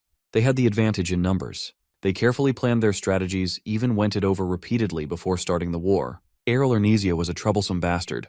They need time to find some kind of weakness in the enemy somehow. Just then, a servant interrupts them with highly urgent news about the Ernesian army. Meanwhile, outside the gates, in the front of the border fortress of Domanial, Cania stands proudly with a smile. She asks her brother whether she should go ahead and destroy the gate, and our protagonist give her the thumbs up. She completely annihilates the gate, and Demanial soldiers try to stop her, but she deals with them quite easily. She feels like she can handle this alone, but her soldiers rush in after her anyway and attacks the rest of the soldiers. As expected, a swordmaster is the best for breaking through gates. Simultaneously, attacks were coming from the Ernesian kingdom to both the Mirman's empire and the Archduchy of Cheyapen. The king of Ernesia was furious, and rightly so, for this war had claimed many lives. It was time to make the pay.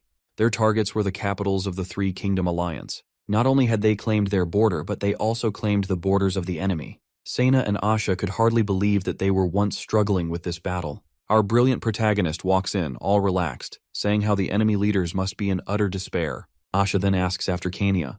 Well, Kania was being worshipped and glorified by her fellow soldiers.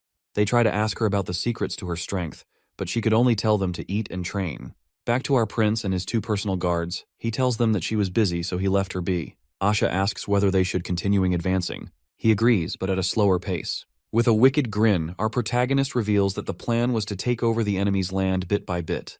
Tormenting them was his speciality. In about 3 years, they'd own about 20% of the enemy's lands, and in 5 years, the enemy will completely collapse, although most people will starve to death before that. By controlling the trade, Ernersia will slowly deplete the enemy's finances and push them into isolation. This would lead to starvation, poverty, fear, and civil unrest. Externally, they'd be resisting, but internally they'd be fighting each other. Asha begins to feel sorry for them, but the prince tells her not to, for this was what the enemy had planned to do to them. If they weren't ready for the consequences, they should have never started the war. Unless they surrender, the kingdom of Ernersia will respond so harshly, it'd be remembered throughout history. At least that's what his father, the king, said in his letter. He is very angry. Sena says that war is terrifying, and Asha agrees. But the prince tells them not to worry, as all these would only happen if the enemy refuses to surrender, which they should if they have common sense. In the meantime, they'd just have to wait and see. Back at the Mirman Empire, the emperor absolutely refuses to surrender. His pride won't let him, for never once have they ever surrendered in the past. His council pleads with him, saying that continuing would only lead to more starvation and the death of innocent citizens. That must be more disgraceful than tarnishing their history. They had lost, and surrendering was the only way to spare the people from more suffering. The king understood this, but still couldn't budge. He believed that the king of Ernersia would not just let this go, even after they'd surrendered. They had openly declared war on his nation and cost him the lives of his people. So how could he? The king declares that they must fight back with every ounce of strength they have left. The Three Territories Alliance eventually chooses to fight with their remaining strength rather than surrender, and our boy is completely disgusted at the foolishness of his enemies. If they had chosen to surrender, he could have negotiated a peaceful resolution. How could they think that they could still win? The fight isn't even worth watching anymore at this point. As expected, the enemy's last-ditch attack ends in failure. They lose their morale, and repeated losses shatter their spirits. They receive a letter from the Kingdom of Ernesia, ordering them to stand down and surrender, so that they could be shown mercy. The king has no choice as he had completely lost. Soon, Ernesia receives their letter of surrender. Our protagonist is overjoyed. He could finally go home. It reminds him of when he got to go home after military service in one of his past lives. He is so done with military battles, those fools at the Three Territories Alliance. He prays he never sees them in his lifetime again. Asha tells him to calm down. Our prince and his troops are finally ordered to return home. Even the harsh weather and snow back in Fahilia is weirdly welcoming. He'd have to order them to clear the snow, for it is time to get back to his sweet, mundane life. At the palace, in the council room, the king and his council have just concluded post-war matters. It is time to decide rewards to those who protected the Bothers.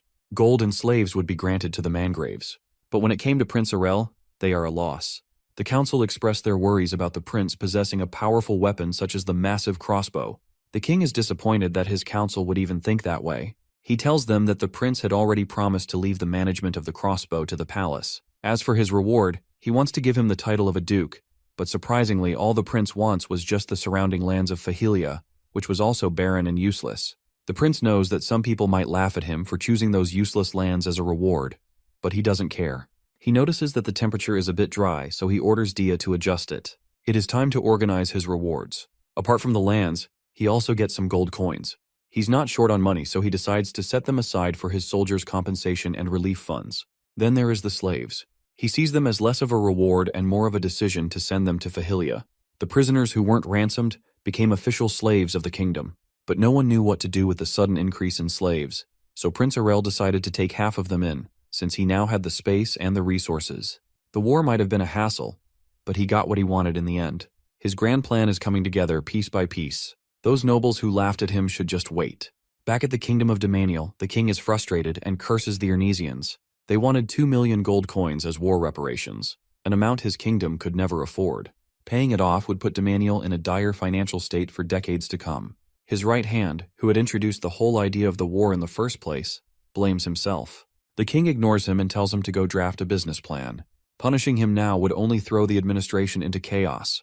The nobles, however, who supported the war, would receive no allowances until the compensation is fully paid. At the Archduchy of Chejapen, the Duke receives word that he is being blamed and asked to take responsibility for this mess, which he had expected. In fact, he reckons they are even lucky it ended this way.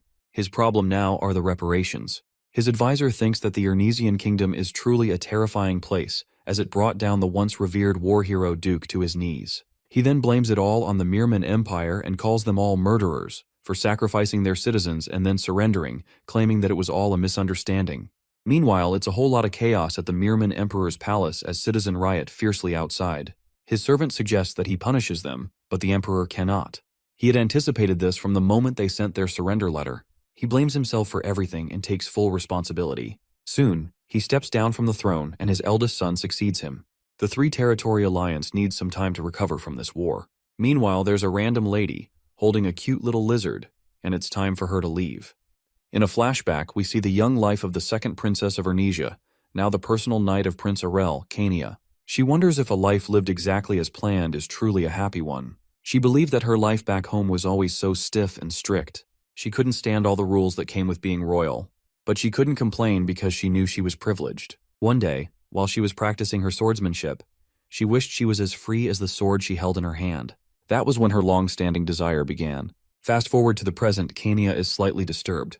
The prince senses that she is being asked to return to the palace, and she confirms it. Both her parents sent her letters to return home. Prince Errol says that she must have stood out too much at the battle. He reckons that the nobles had not believed her strength as a swordmaster until they saw it for themselves in battle. Now those cowards had started to fear that Kania's abilities are too powerful to leave her in a distant territory. It isn't a light matter, for all swordmasters are directly tied to the kingdom. Kania asks her brother if he wants her to go too, and the prince decides to be honest with her. He tells her that she knows more than anyone that she cannot live her life here forever. She was able to grow because of his teaching, but if she chose to remain by his side forever, she'd never grow further. He tells her to go and build her own life and strive to gain recognition, whatever it takes. She has to learn how to be independent as an adult. The princess then tells him that it's hard to take him seriously when he is always lazing about. This catches the prince off guard. He tells her to take some time to think about it. As she walks down the hall, Kania remembers how she was before she decided to give up everything and work for the prince. She was betrothed to a handsome young man, and when she got his picture, she tore it to pieces. She hated the idea of entering a political marriage just because she was a princess that had come of age. She then remembered that the prince had also been sent to a faraway territory. She concludes that his fate was much worse than her own, so on her way to comfort him, she overhears him shouting for joy. She admired him for transforming his fate into an opportunity instead of just accepting it. She decided then and there that she'd follow Errol, watch him closely, and then follow his example. Kania had forgotten that that was the reason she was with him in the first place. Back to the present, Kania makes the decision to stop relying on her brother's abilities. The next morning, she barges into his office, breaking the front door, and announces that she has made up her mind to go back to the palace. The prince agrees in tears. What did his front door ever do to her? So Kania prepares and is leaving the palace. The prince reveals that even if she hadn't agreed to go back, he had already made preparations for her to get recognized either way. Kania wonders if she should beat the other two swordmasters in the kingdom, and the prince is surprised at her ambition. He just warns her not to go breaking stuff, as the bill will be on her head, not his anymore. She promises to keep that in mind. The prince will miss her and will always be cheering for her. After the farewell, it is time to get back to work. Fahilia is as peaceful as ever, and he finds out that some youths are getting married. He then wonders if he should get a match for Frey as well. He reckons that with his wealth increasing, maybe it's time for him to start finance. He's still not interested in politics or power, but in money. For money controls the world. He fantasizes that to fulfill his plans, he will need to build his finances. He comes up with the idea of establishing a bank and stabilizing the currency. He reckons that if he hadn't started this, another person would have sooner or later. He decides to dominate the finance sector and solidify Fahilia's power. He would recruit some talent and experts to serve as figureheads, which is another way of saying that he wants to delegate the work to someone else and do nothing. As usual, as he is thinking of who to hire, he gets a call from his mother. She asks how he's faring, and he replies positively. Then she inquires about his age, and that question sends cold shivers down his spine, as he could already guess what was coming next. His mom is suggesting he find a fiancé. He is dumbfounded. Asha congratulates him.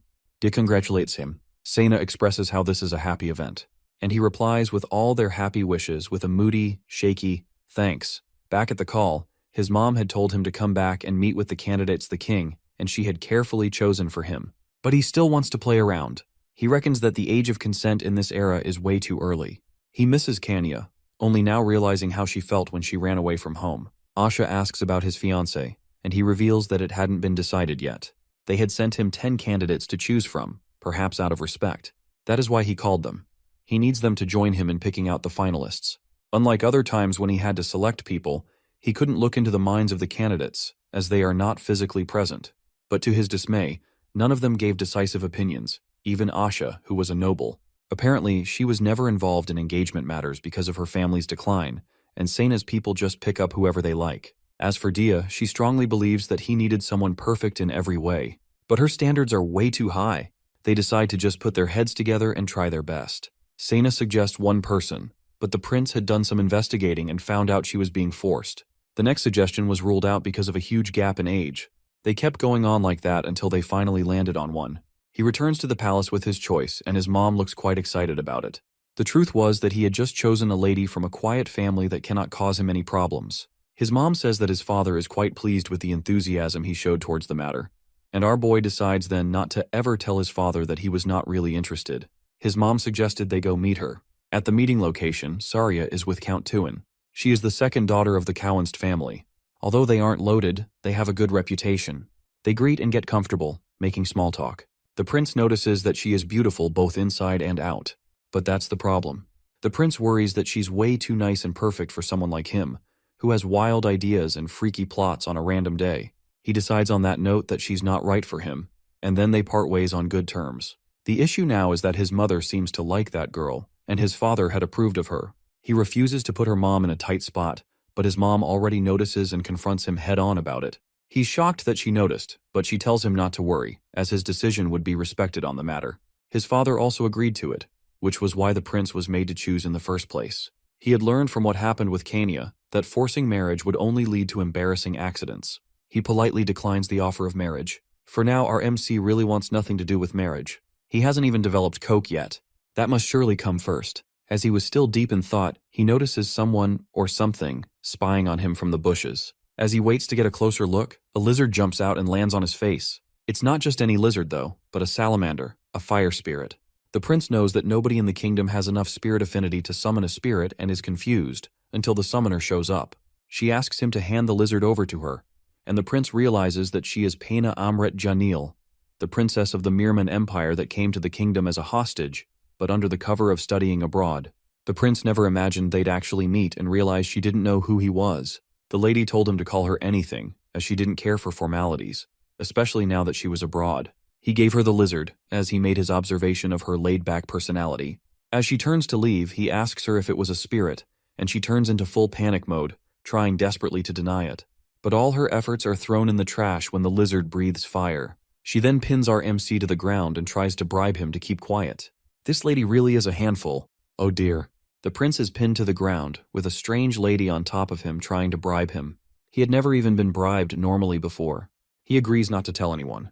Pina is still not convinced, but the prince assures her that she could always feign ignorance if he ever caused a commotion, and there was nothing in it for him anyways. He then yells at her not to go around summoning it if she doesn't want people finding out. But she pleads that she couldn't control it, so it just pops out whenever it wants. It makes sense to the prince because the relationship isn't based on authority, but on mutual consultation. The spirit was simply following her because of her high affinity. The prince tries to teach her a tip. He tells her to command the spirit with a clear purpose, like a puppy. The girl is confused but does it anyway, and to her surprise it does exactly as she says. The prince tells her that he read it in a book, and the girl appreciates him, then asks his name. The prince is disappointed at how late in their interaction she asks. He then properly introduces himself. He was going to forge a name but later changed his mind. He is curious as to how she'd react to one of the people who made her a hostage. But she acted so plainly it shocks the prince. He doesn't even think she realizes that he's a member of the royal family, which makes him realize that she's not interested in politics. She then asks if she can ask him more questions about spirits, but he reveals that he actually stayed in the countryside. She immediately realizes that they kicked him out, and this irritates him as she saw through his situation immediately. He tells her to ask the people staying at the concubine palace if she ever needed to find him, but deep down, he really doesn't want her to. At least at that time he didn't. At some other place, a dark magician is seen hovering over the battlefield with corpses lying everywhere. He does shady magic that seems to be feeding off the negative emotions left behind by the dead, and is grateful for this unfortunate event and the idiot who caused the war. Meanwhile, back to our prince. He had returned home, and now he had postponed his engagement. He was ready to start his bank. He teleports to an establishment with Asha and Dia, where Hazel Carrot, a patriarch, greets them. He was the brother of Haya, the girl that had fallen for Asha's younger brother Aret. The prince had come there for a very important reason. He wants to do business with the Carrot family. Hazel is confused and points out that the prince already had a store, but the prince tells him that this one would be on a much bigger scale. He wants to establish a bank and introduce a new currency, as the current one had way too many loopholes. He had already run this idea by the king, and the new currency would be irreplaceable dwarven-made coins. Hazel understands the prince but questions his decision to choose him. The prince tells him that he cannot run it by himself and was simply looking for talent. In other words, he wanted him to be the president of his bank. Hazel is still unsure as to how he'd be able to manage all the finances going through the country, but the prince tells him that he will benefit well from it. Hazel is still unsure, and the prince admires his uncertainty, as it shows that he is not foolish and blinded by greed. Hazel has a good personality and a reputation for making good investments. The prince assures him that he'll make it happen no matter what. Some merchants are bound to resist, but it won't be impossible. He then whispers to him that he has the most gold in the country right now. So, he insisted that he join him in solidifying the economy of the country. Hazel assures the prince that his plan will definitely succeed. Still, he is confused as to why the prince wants to do this when he is already very rich. Our MC then reveals to the man that he doesn't just want more money. Rather, he wants to control the flow of money and convert his territory into a flourishing city, then shove it in those nobles' faces. Building a city is not easy, and for that, he needs to establish a bank, as it is one of the cornerstones of a city. Hazel realizes that the bank is just a small step to a much bigger, realistic goal that other lords would have laughed at. It moves him greatly, and he accepts the prince's proposal with honor. Then they shake on it. As they turn to leave, Hazel inquires about the prince's plan with the cost after opening the bank. He offers to have people look into it, but the prince tells him not to worry, as negotiations would come sooner or later. At Sena's hometown, at the southern end of the Ernesian kingdom, the prince, his guard Sena, and magician Dia are there in person, as Sena's people, who were mercenaries, had previously rejected his job offer to become bodyguards for his new bank. As they approach the village, Dia suddenly halts and blocks the prince's path. She senses that they're being watched and uses a spell to locate and electrocute the spies. Sena seems to recognize the spies as people from her village. She explains that it must have been a misunderstanding and politely excuses herself to clear things up. She does so using her native language, which seems rather violent, beating them to a pulp as she explains the situation. Soon they were clear to pass. The name of the village is Nachapanil, and the village chief, Agbena, who is also Sena's grandpa, apologizes and welcomes them. Agbena tells them that he still couldn't accept the prince's offer, and the prince notices that he's unyielding. Dia then reveals to the prince privately that the atmosphere had changed from the last time she was here. Apparently, she had stopped by the village before when she had just come out of the magic tower. She tells the prince that the villagers seem very wary of the outskirts of the village. The prince tells the chief that there is obviously a problem, and he should let him help them. The chief refuses to trouble the prince with their problems, but the prince says that it should be his decision to help or not. Reluctantly, the chief reveals the village's major problem to the prince, the undead. They had suddenly started popping up at the village outskirts, about 1,000 of them. The prince is shocked as to why this was not discussed at the palace. He then inquires after the lord of the territory. Apparently the lord was recently changed. He is the cousin of Count Quentil. The chief reveals that the reason why the matter was hidden is because the village is the only one being affected. The prince is still confused, so the chief explains further in a flashback. Count Quentil had almost wiped away their village because they had failed to pay taxes that year as a result of a bad harvest. It was his son, Sena's father, who strongly fought to keep this from happening. Unfortunately, he was accused by the count, interrogated, and probably killed as a result. But the count was also punished for embezzling funds, so he was removed and his cousin replaced him 2 years ago. The prince reckons that the new lord must be intentionally ignoring the village infestation as some sort of revenge for his cousin. He offers to resolve the issue with the Lord by himself, but the chief refuses and reveals that they were planning on leaving the territory soon anyway. The chief reveals that his tribe has moved many times before in the past, so this is no problem. The Lord is one thing, but the undead are the major issue. They had tried to endure, but they just couldn't any longer. The prince tells him that trying to move now will be very difficult and will only create more problems. But the villagers don't have any other plausible choice, that is, until our protagonist offers to help them solve the problem of the undead. The chief is shocked. There are over 1,000 of them. The prince says he can do it, he just needs their cooperation. He tells him to weigh his options very carefully. If they move, there is no real guarantee of a stable income.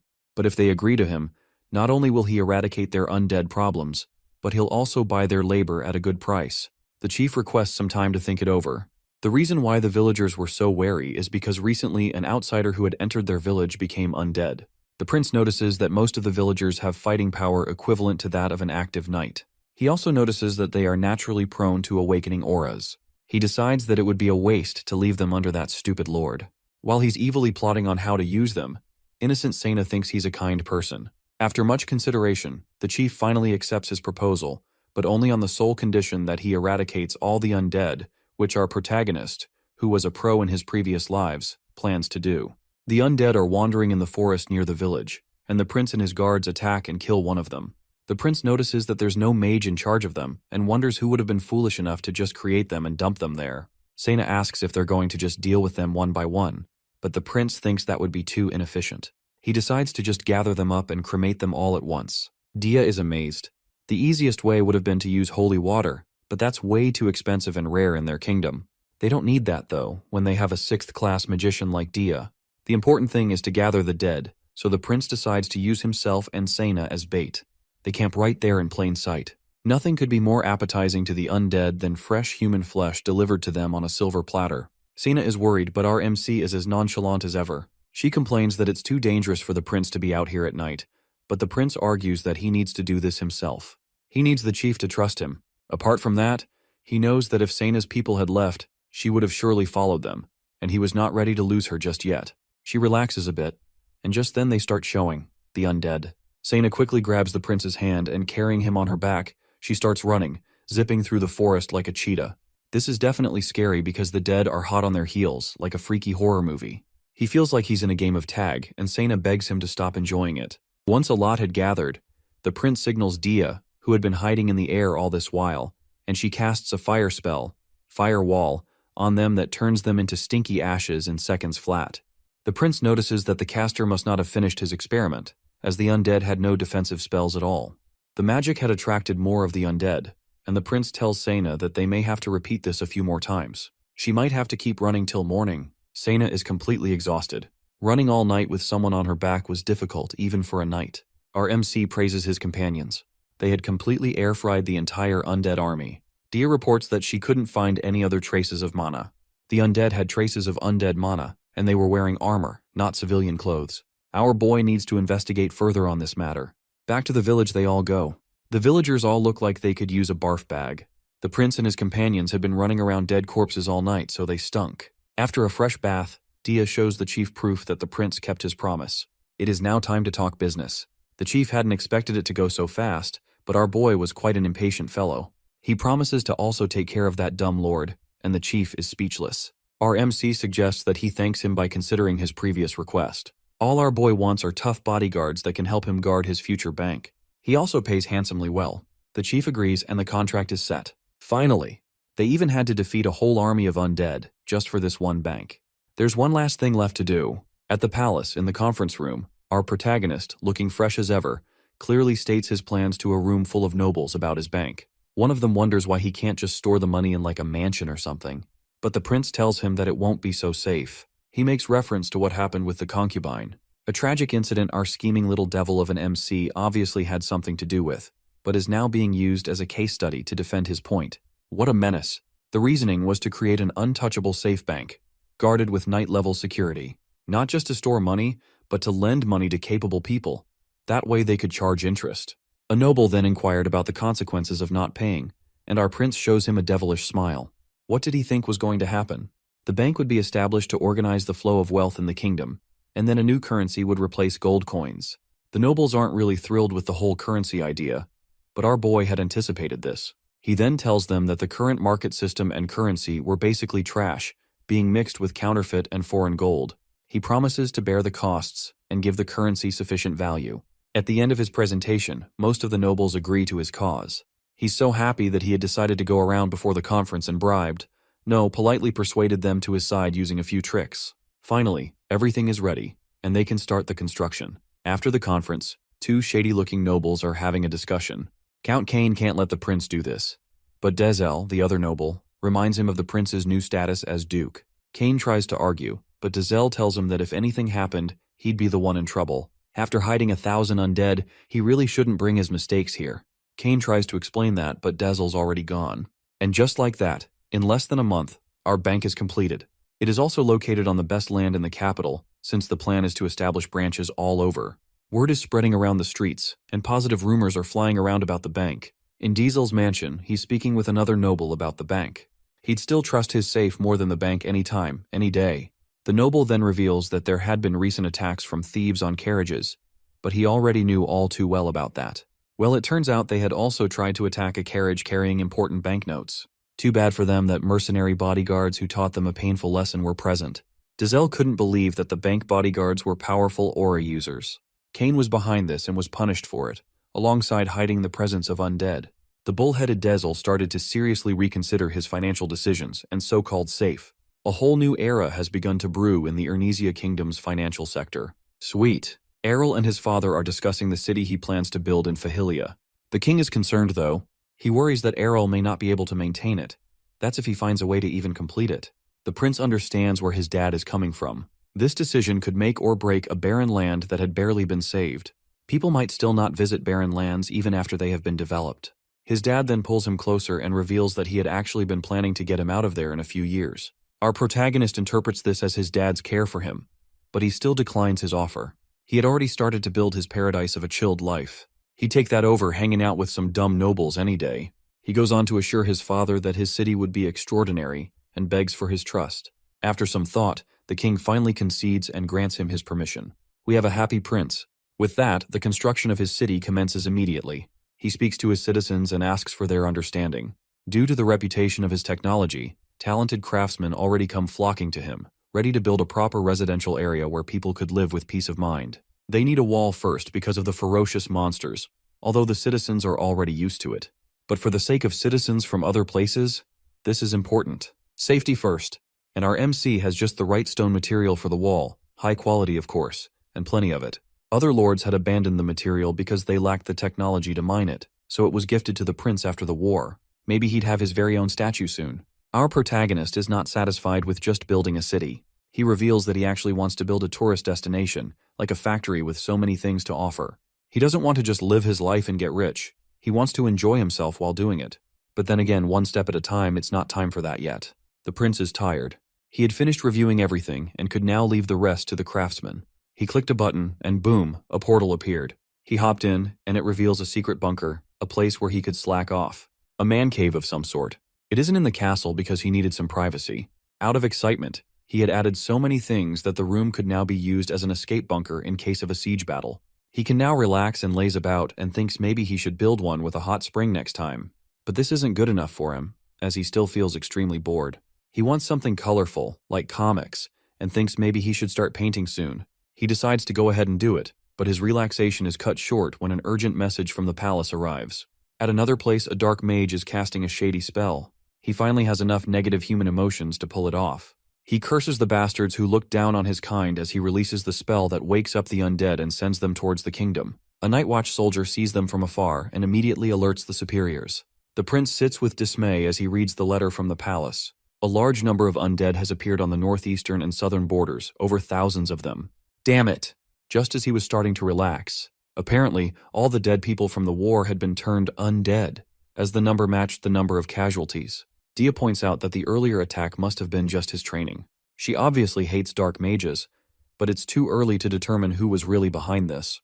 The army of undead had split and was trying to cross the border of the kingdom and the Three-Territory Alliance. Sienna suggests sending troops, but the prince isn't sure, as the royal palace hadn't given any orders yet. Our boy is vexed, as this news had stopped his construction and trade. He orders his personal guards to tighten security and tells them not to worry. Our scheming protagonist is about to turn this whole ordeal into an opportunity to make profits. At the kingdom's border fortress, the undead had already started climbing the walls.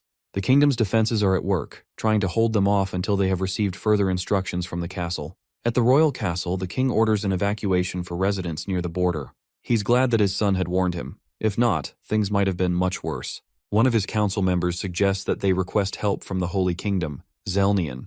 The Holy Kingdom was a country that was best at dealing with evil techniques like these. But the king wasn't sure whether they'd help him. The Holy Kingdom had this strict belief and only recognized the existence of humans. Other creatures were seen as monsters, but the Kingdom of Arnesia welcomed people of all races, including dwarves and elves. This created a silent conflict between the nations. The king was not sure what conditions they'd impose for their help. An elf also agreed with him, saying that they might try to force the kingdom to start discriminating or banishing other races. He decides to leave, asking for their help as a last resort. Just then, a letter from our boy arrives. There's no need for the Holy Kingdom's help after all when they have a genius on their side. Prince Errol to the rescue once more. Meanwhile, at the Mirman Kingdom, it is absolute chaos as the undead had already broken through and had driven the villagers living at the border to seek refuge at the palace. The new king was highly distressed and didn't know what to do. After his father had stepped down, he still had to try and regain the citizens' trust that was lost during the war, and now this was happening. He couldn't even get help from his allies. He had no choice but to resort to requesting help from the Holy Kingdom and accepting their conditions, whatever they were. He knows that this would mean they can interfere with his empire's affairs in the future, but he can't worry about that right now. The only reason why the Holy Kingdom could exact this level of influence in the first place is because they are the only people who made the very rare and irreplaceable holy water that could dispel evil like the undead very easily. Because of this, in return for their help, they'd charge expensively or impose ridiculous conditions on other countries. At the Domanial Kingdom, they hear that the Mirman Empire had already asked the Holy Kingdom for help. The king worries that because of the influence of the Arnesian Kingdom and the bad blood they have with the Holy Kingdom, they too might not be able to do the same. He is confused as to why the Arnesian Kingdom had not made any move yet. He doesn't dare believe that they have already found a solution. A letter then interrupts his thoughts. To his amazement, the Kingdom of Arnesia is offering to give him the same help as the Holy Kingdom, but at a much cheaper price. It is revealed that our protagonist had already found a way to replicate the precious and rare holy water that was causing all this fuss, with the help of his alchemist not so long ago. Our MC has done it again. The prince remembers that in his 45th or 46th life, he had helped a woman he acknowledged to mass-produce holy water, and thanks to that experience, he can now artificially create holy water. The only downside is that it is less effective than real holy water, as you need much more to cleanse an undead.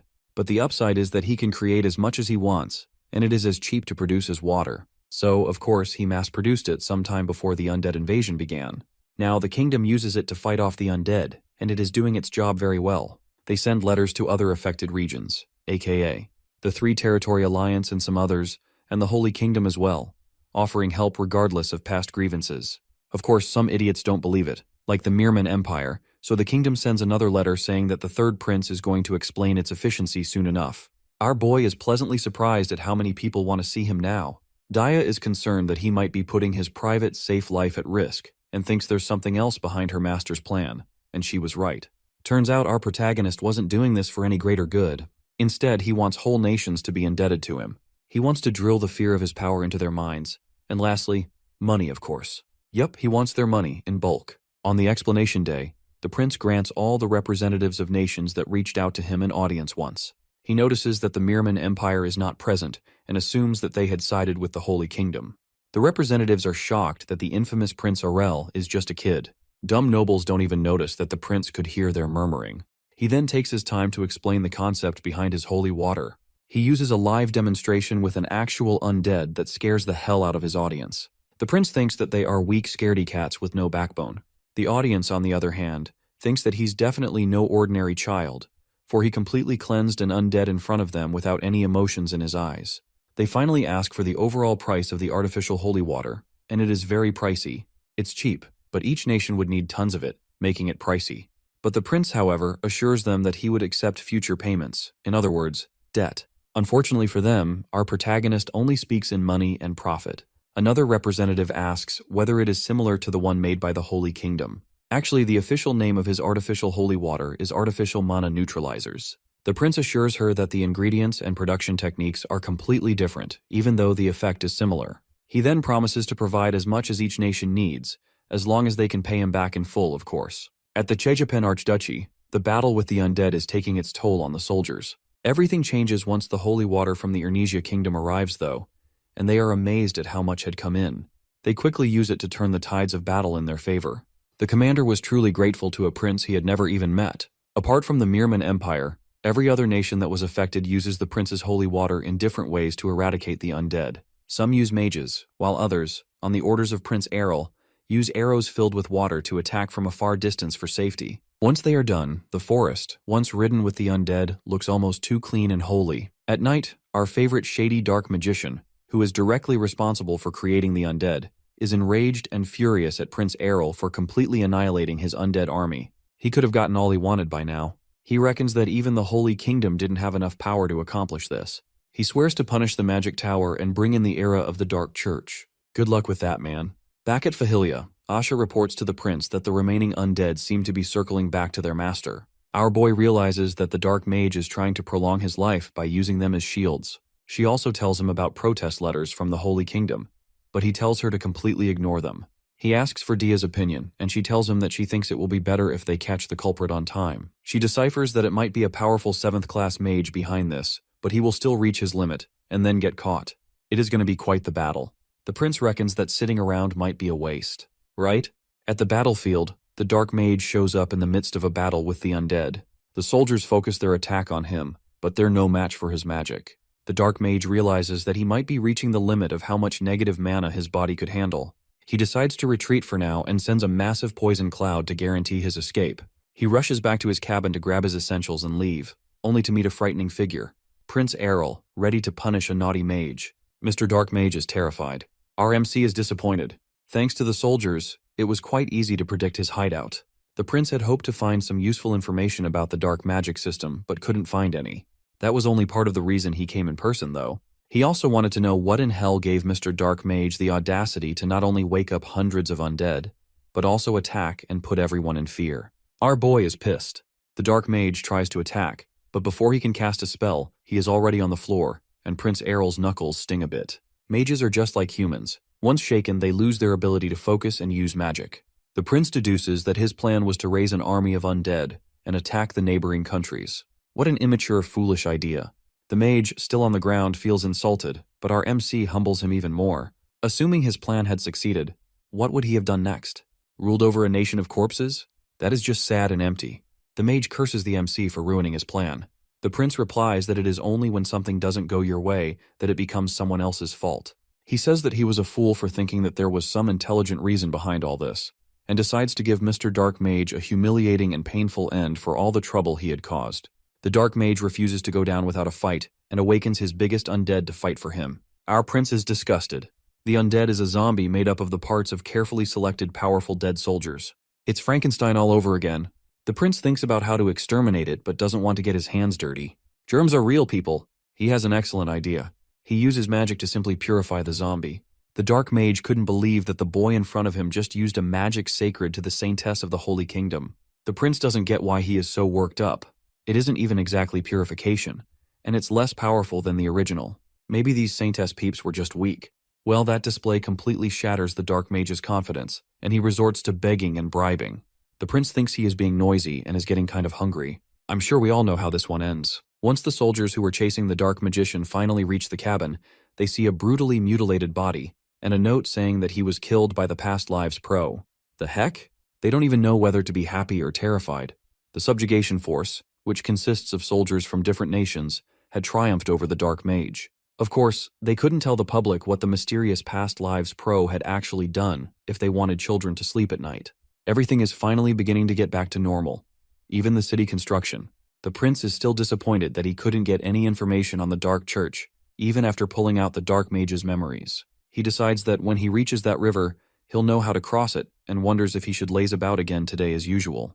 At the Zelnian Holy Kingdom, the High Priest Pelzen is furious and claims that Prince Errol and his people are falsifying their god's grace. He turns to the Saintess, Nelvenia, and she shuts him down immediately. For now, their stance is to prioritize the lives of people, so she commands him to stop doing things that are pointless. First, they deal with the Mirman Empire, then Arl Urnesia. He has to be checked out, especially after pulling a stunt like that. Some time has passed since the undead incident, and some things had changed. Our boy is now 17, basically a man now. Frey had mated and now has a baby. The dwarves are attempting to smelt titanium. Of all these changes, the biggest is that 1/3 of the prince's dream city had finally been completed. It's perfect, and the new residents like it too. They're so grateful to the prince, and that makes him feel rewarded. He then leaves to go start scheming his next genius plan. A housewarming party. Asha was more than shocked when she found out about her employer's plan to throw a party. So much so that she had to check if he was feeling well. There's no way the boy she had come to know as someone who hated nobles and social parties with his guts was actually planning to throw one. He tells her to stop overreacting, as he just wanted to let the public know that Fahilia was no longer the barren, frozen land it once was, so as to attract more visitors in the future. Even if people weren't interested in the city, surely they'd be interested in the infamous third prince. Asha understands, but the prince needs her help promoting the banquet. Apart from her, he had no one else experienced with throwing parties. All his other workers were either common folk or introverts. Her nobility was sure to come in handy when making decisions that concerned this matter. She tells him not to worry, as she thinks that many influential nobles would attend. But when he inquires about his father's attendance, she vows to prepare it even if she has to risk her life. Our protagonist begs her not to go that far, but she insists. The prince is conflicted about who to invite. He needs to carefully select a mixture of both rich and common folk. He gets frustrated and decides to just invite everybody. And that takes care of that. The nobles could hardly believe it. The prince, who is normally enshrouded in mystery and never shows his face, was inviting them to a social party? It must be some kind of mistake. He had always given excuses in the past, and the nobles excused him because he was born weak. This is an invitation they certainly can't fail to attend. Prince Arel's mom is delighted at the news, and his father promises to make time. Soon his party is the talk of the whole kingdom. It was a lot of work, but the prince starts to look forward to his party himself. On the day of the banquet, the gate guard can hardly believe that so many important people are coming through the gates of a once barren and forgotten land. They had arrived so early that it is obvious they are interested in the prince. He orders his maid to attend to the guests. The guest nobles are so surprised by how much of the city had been completed. One particular noble is astonished, but still feels that the terrible cold would still be unbearable no matter how nice the city is. Imagine his shock when he steps out of his carriage only to feel so much warmth in the air that some nobles had begun to undress a little. Yup, the prince had somehow found a way to raise the temperature of the whole town. He imagines the look on their faces when he reveals to them how he pulled it off. How exciting. Asha just finishes concluding everything concerning the party, and the prince is grateful. She asks if he's sure about the location, and he replies affirmatively. He tells her she needs to go and rest and prepare for the banquet herself, and this hits her like a stray bullet. Apparently, our boy had forgotten to tell her that she was to attend the banquet as well, like his other attendants. She isn't prepared in the slightest. Not to worry though, because our boy's got her covered. With a snap of his fingers, maids appear from behind and drag her away. Another maid appears and informs him about the magic circle. Cool. His family is here. He had sent invitations to all the members of his family, but only his mom and dad agreed to attend. Oh well, he only did it out of courtesy anyway. He arrives at the circle just as soon as his mom appears. They reunite, and she informs him that his dad is on his way as well. The king would never normally come out all this way, not even for a son. But he made an exception for Prince Errol. Later that evening, it is time for the party. The guests are disappointed that the location chosen for the event is the city square. It is normally in gardens if it had to be outdoors, but there was nothing there. The nobles are already gossiping about this when suddenly the entire square lights up like it's daytime. They are astonished by what just happened, but keep your hats on your heads, folks, because this is just the beginning. Meanwhile, our young prince is looking so fresh as he prepares to join the banquet. Sena, Asha, and Dia meet up with him, looking drop-dead gorgeous. The prince compliments each of them, and they all move to join the banquet together. Back at the party, the guests have already started dining, and the food produced by the prince is of high quality, as expected. As they are beginning to wonder when he is going to show up, something jaw-dropping happens. The water fountain, that is in the middle of the square, suddenly splits into 4. It reveals a platform, emerging from beneath, with a proud prince and a massive statue of him standing majestically. He just casually broke the world record for flashiest entrances. They had expected something bizarre this night, but this somehow still blows their minds. He hadn't changed one bit, always finding ways to leave people completely speechless. He steps down and greets his guests, then proceeds to introduce his city to them. Before he goes ahead to show off his city, he introduces the guest of honor, the king, who also thanks the guests for coming. After all that, it is time to brag about the new technologies of the great Fahilia to dumb but very rich people, also known as nobles. It is finally time for our MC's favorite part of this whole event, bragging about his new technologies. Using magic screens, he carefully displays and explains the city's layout and features to an amazed crowd. The defense of the town is top-notch, with a wall so tall and so strong that it covers the entire city. The material used for the wall is stronger than steel, maintained with multi-layer barriers, and can withstand attacks from monsters, an army, or even a 7th-class mage. Someone then asks about the harsh weather, and our boy is happy to answer the question, especially since he kind of hired him in advance. He then tells the crowd that the odd feeling of warmth they felt once they entered the city was actually a special magical device that was installed inside the city. Someone then inquires if it is similar to the mana house he had previously invented. He is a little shaken, for he hadn't hired this one. But still, he agrees with him and continues his presentation. He explains that the technology is bigger and more advanced than the mana house though, and is able to do more, like actually changing the weather for the whole city. Our protagonist isn't even playing. He had spent a lot of money and overworked mages on this. With that, he concludes his presentation, and the crowd applauds him. After that, nobles start competing over who gets to open stores in his city first, asking about the magic tool, and soon our boy is getting so much attention that his social battery begins to run out. But he has to endure, for the future of his city. His personal guards notice how hard their boss is working, stepping out of his comfort zone to attend to everyone who had a question. Other guests begin to notice them as well. 3 beautiful girls, rumored to be stronger than even the knight commander. One of them approaches Asha with the request of having a dance, but she politely declines with the excuse of being on duty. The prince, who is watching, wishes his guards would loosen up a bit. It's only a matter of time before his own predator locks onto him as a target. She asks him to dance, and the prince, who always thought that it was men who asked and not the ladies, is surprised. He then notices his mom staring at him with a beaming smile that commands him to dance right away. It's a trap!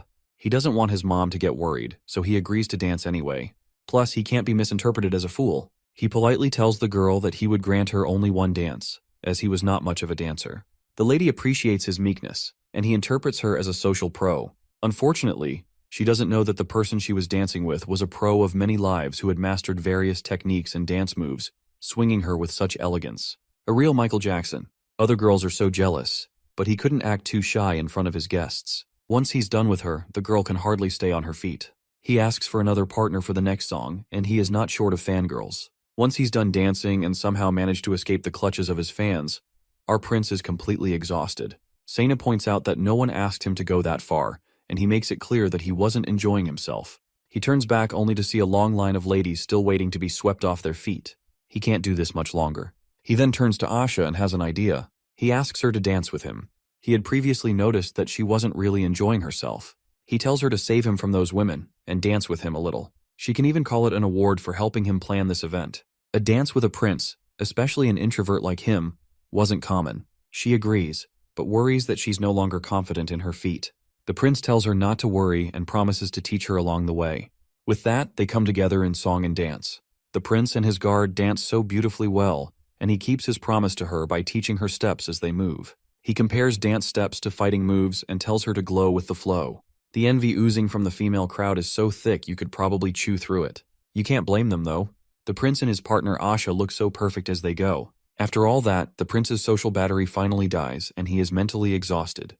Just then, he notices some shady-looking people at his party. Daya comes to report to him, but he already knows that some uninvited guards had entered his party. Asha and Sena join them, and Sena suggests they take care of it now, but our MC has a better idea.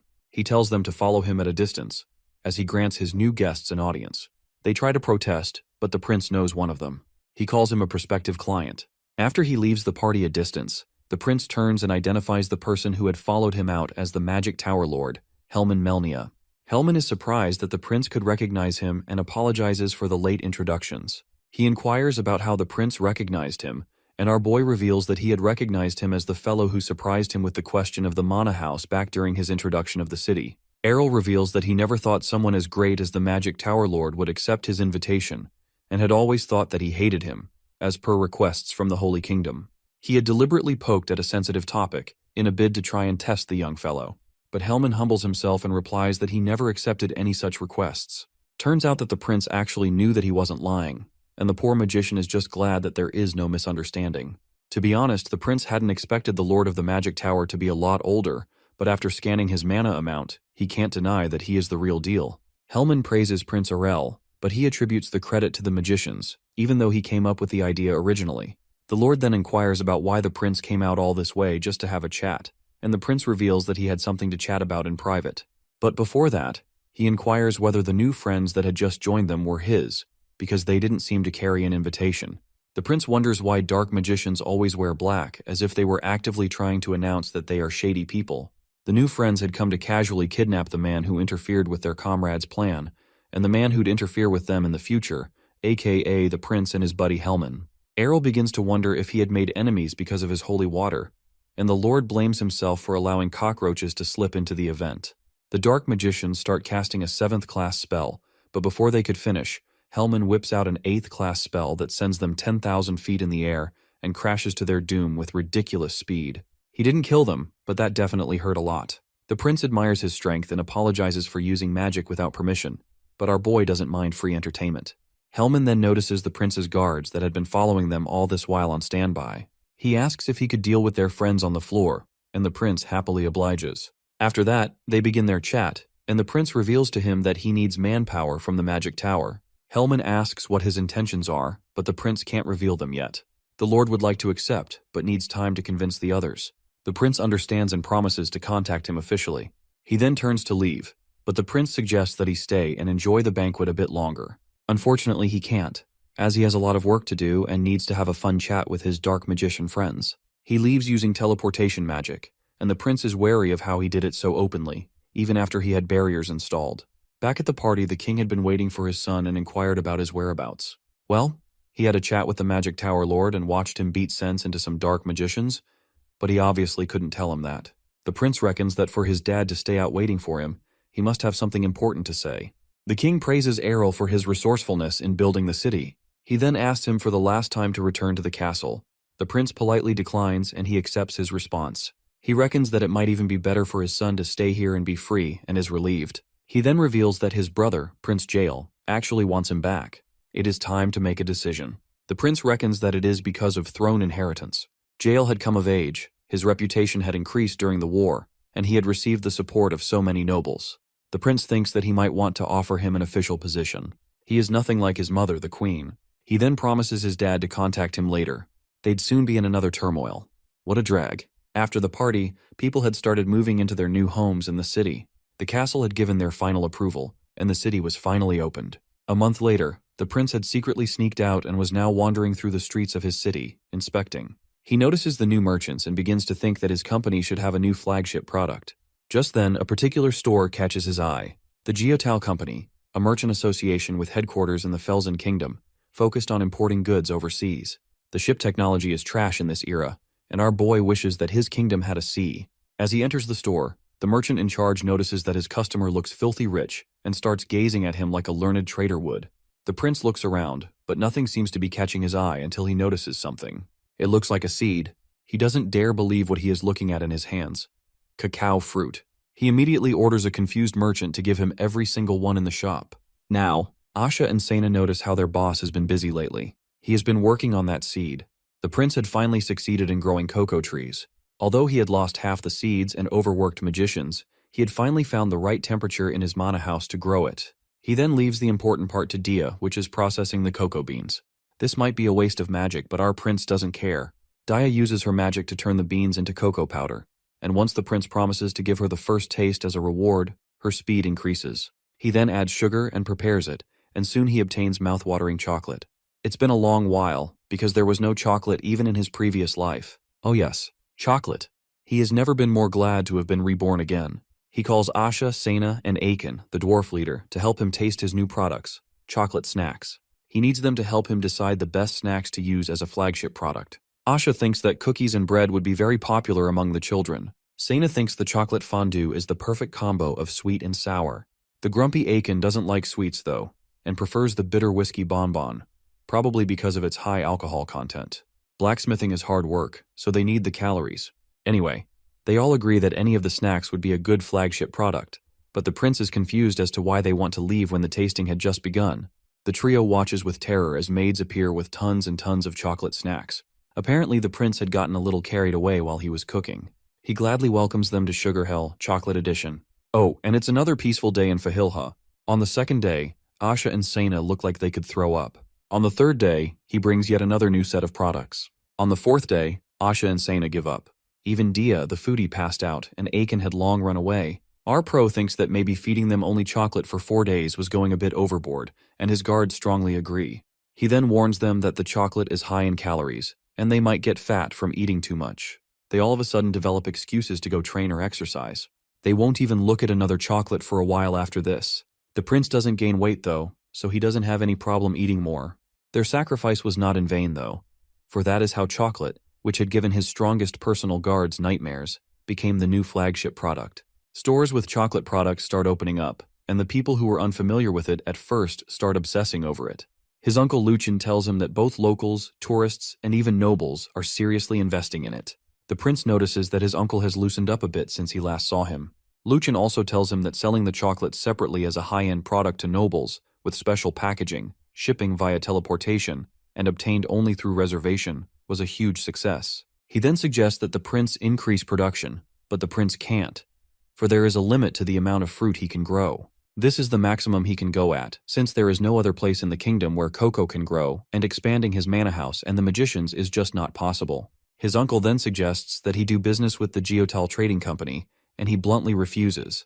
They had openly displayed interest in doing business with him, and technically the cocoa fruit he used was theirs, but the secret recipe and production techniques are still his. He ordered his uncle not to negotiate with them. He only made chocolate for his personal enjoyment, and was never planning to turn it into a grand business venture. He had made a mistake while making paper, didn't watch his competition, and that led to a war. If he repeats that mistake, then he is no reincarnation pro. He is going to keep an eye on them, till the very end. Meanwhile, the popularity of chocolate keeps growing, especially within the noble women. The prince had written to Lady Carrot, Haya's mother, since everyone already knew there was a connection between her house and the third prince. She cleverly introduces her friends to it, and they introduce their friends to it, and that's how the fame keeps growing. This attracts Geotal, the CEO of the Geotal Trading Company, and she asks after the producers of the infamous chocolate while cleverly distracting them with goods she bought from overseas. Unfortunately, she couldn't get any useful information from them and brushes it off. On her way home, she is tired of pleasing nobles, but her attendant reminds her that that is the only way they can enter their territory. She asks whether Errol's company had replied, and the attendant tells her that the prince has no intention of working with them. Geotal finds this odd, and regrets not knowing that useless seed was a treasure. She reckons that the magic tool that controls temperature could be the reason, but it obviously won't be enough to produce in large quantities. She is confused as to why the prince refuses to work with her, but Prince Errol only developed chocolate for his personal enjoyment, so of course she didn't understand. She commands her attendant to keep making requests that may attract the prince. Luchin informs his nephew that the Geotal company is getting desperate, but our boy really doesn't want to deal with them. He tells him that the owner would like an audience, and he reluctantly agrees. No harm in just chatting over a cup of tea, right? On the day of the appointment, they meet. The prince makes it known that her frequent requests were disturbing him and his uncle, and she apologizes for that. He had wanted to test her with that, but she kept her composure. He then asks her to state her proposal, and she does, emphasizing how her company was the best in pioneering the sea and delivering in large quantities. But the prince already knows all this and tells her that it has nothing to do with why he doesn't want to join her. The matter of the fact is, if he allows this deal, it would mean that she would be his only source of supplies. In other words, she'd be in control of his company. The prince had hit her with a death question. The truth is that if the Geotal company was the only source of raw materials for his company, he'd be at her mercy if she ever decides to stop supplying or increases the price ridiculously high. She tries to protest, but the prince tells her that if she were a good businesswoman, she would have at least thought that far ahead, and she did. It is obvious considering how desperate she is. She finally inquires if he had any plans of expanding the business, and he turns the question back to her, asking her what she thought. As he awaits her reply, he uses magic to scan her aura and discovers something. She finally gives up and asks if his mind will change. He doubts it, but promises to hear her out at least if she has a better proposal. With that, she leaves disappointed. After she leaves, Luchin expresses his surprise that Errol didn't accept her proposal. Errol tells him that he had been considering it, for she had a good reputation and seemed sensible, but he just has a feeling that he can't work with her. The truth is that when he had scanned her aura, he noticed something foul and corrupted, beyond the normal private merchant agenda, and concluded that she wasn't an ordinary person. He then orders his uncle to look into her business. Back at her base, Geotal is beyond frustrated and wonders where she went wrong in her proposal. She knows she didn't make a mistake, and her deal was appealing.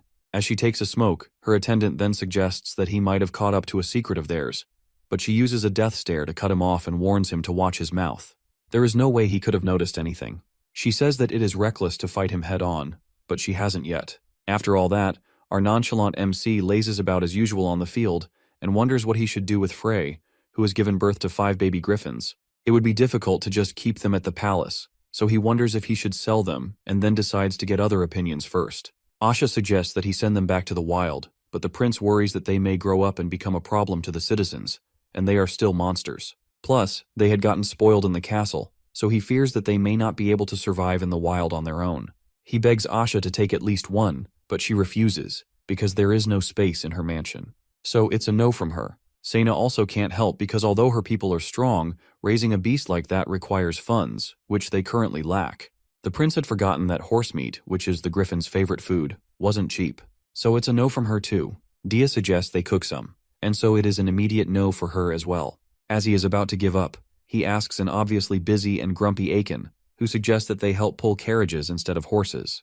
The prince doesn't think a baby griffin can pull a carriage, but that gives him an idea. They may not be strong enough to pull carriages, but they can at least transport small stuff like jewelry and precious goods to nobles. And using flight is much safer than land. So he comes up with griffin delivery. He thanks Aiken and starts zooming off. Aiken had wanted to inform him about some metal, but our boy's already far gone.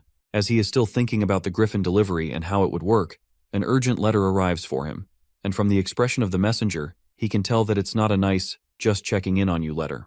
Once he reads it, he laughs really hard and rips it to pieces. He has been expecting tricks from her. She was calling his precious cacao beans pagan fruit. What the hell? She wouldn't give up either. They'd just have to wait and see if he changed his mind. This isn't over. At the Holy Kingdom of Zelnian, that same dumb priest Pelzen, who was yelling after the undead attack, was yelling again, this time calling our boy's precious cacao fruit the fruit of pagans. He tells his congregation not to be deceived by its sweetness, and that anyone who eats it will be struck by their god, and he stomps on the fruit. That poor cacao. Meanwhile, at Fahilha Castle, Lucan admits that he hadn't anticipated this. The prince always knew that they had it out for him, but he never thought they'd make a big deal out of plain chocolate. He attributes it to the Geotal company, but he didn't know they were connected to the Holy Kingdom. Lucan inquires as to why the Holy Kingdom would side with a trading company. The prince thinks it's a bribe. Either way, they might not be immediately harmed now, but they have been denied the right to export chocolate. Although the prince has no plans of exporting for now, he reckons that Geotal's plan was to make sure they could only export through her, and if they don't reply, she'd probably push public opinion further. His uncle suggests they file a complaint, but the prince doesn't think that would work.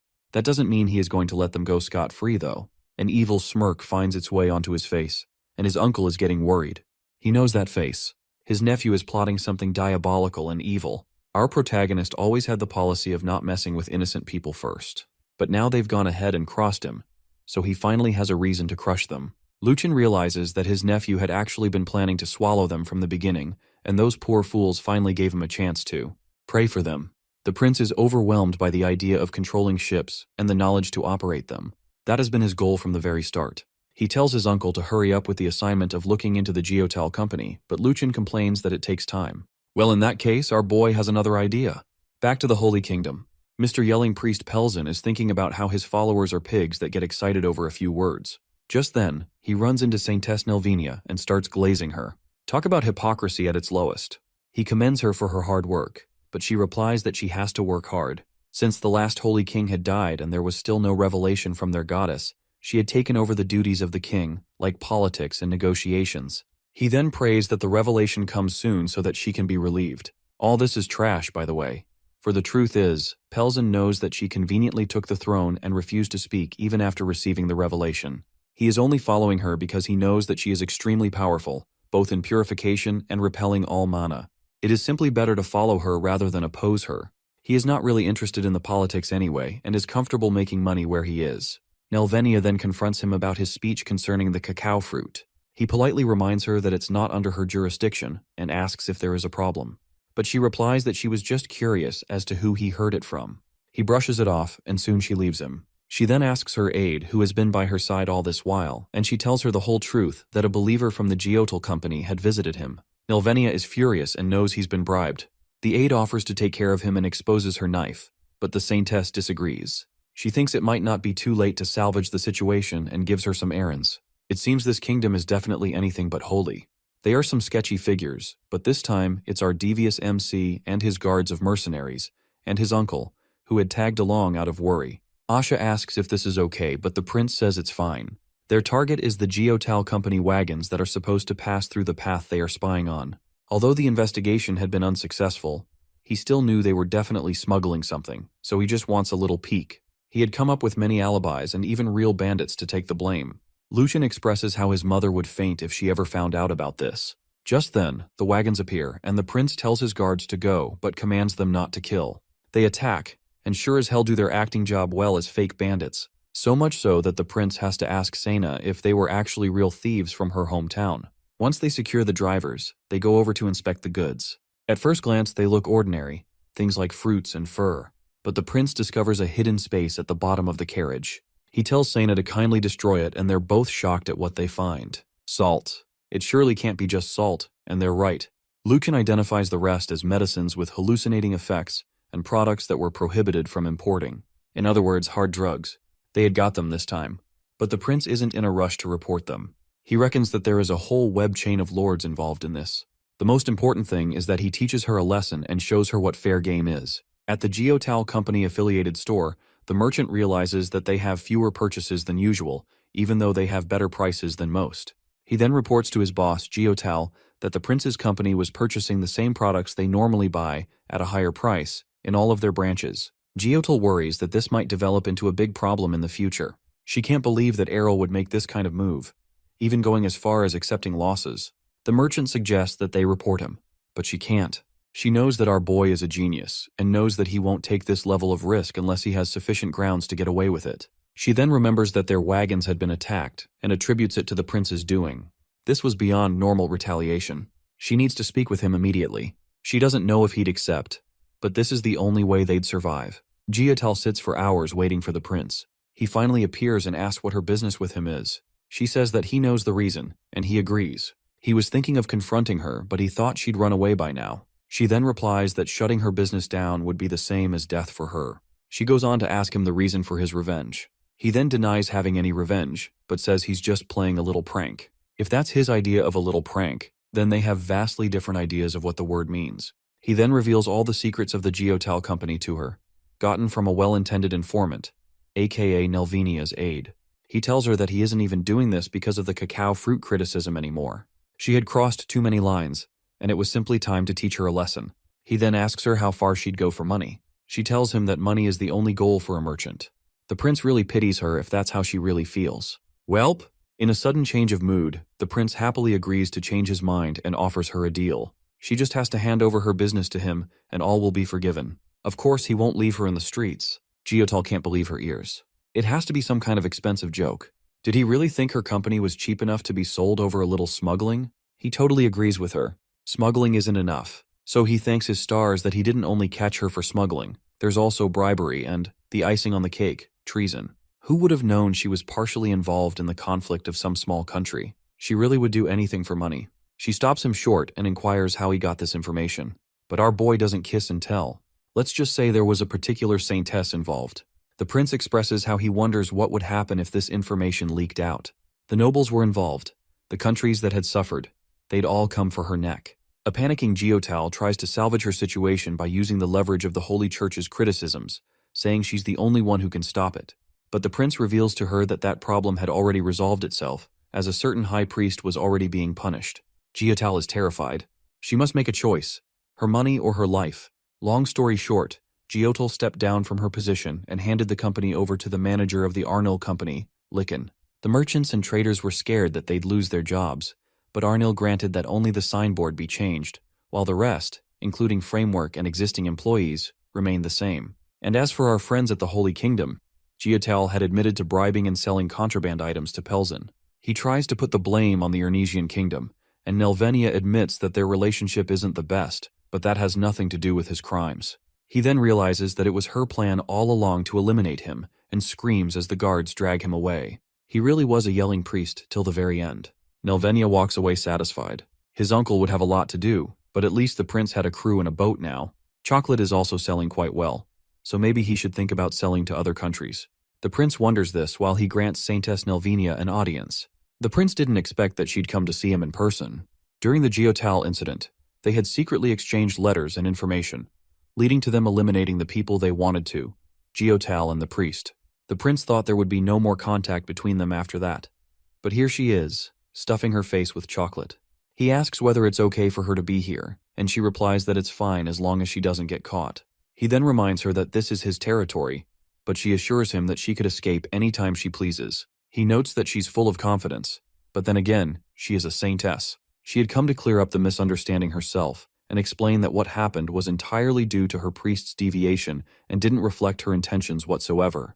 The prince jokingly tells her to then allow him to sell his artificial holy water, but she still refuses. She had come to meet face-to-face with the famous Aral Inertia. She reveals that she didn't want to make enemies right now and has taken import into consideration. The prince understands that she doesn't want to be enemies with him, but also doesn't want to be BFFs. He thinks it's because of their mutual dislike for non-human species, as that can be covered up. But she assures him that's not the reason.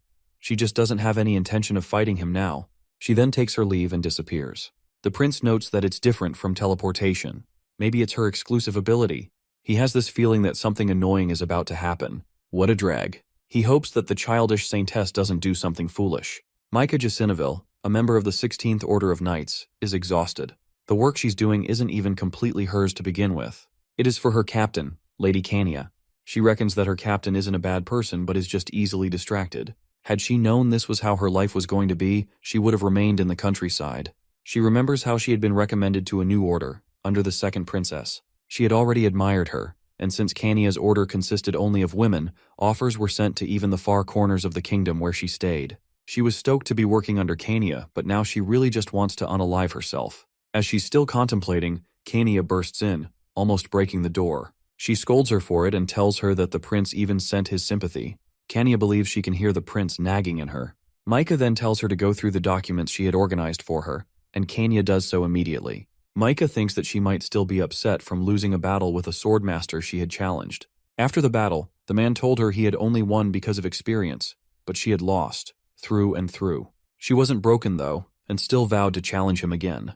The reason she was so obsessed with winning was because of the vow she made to her dad, the king.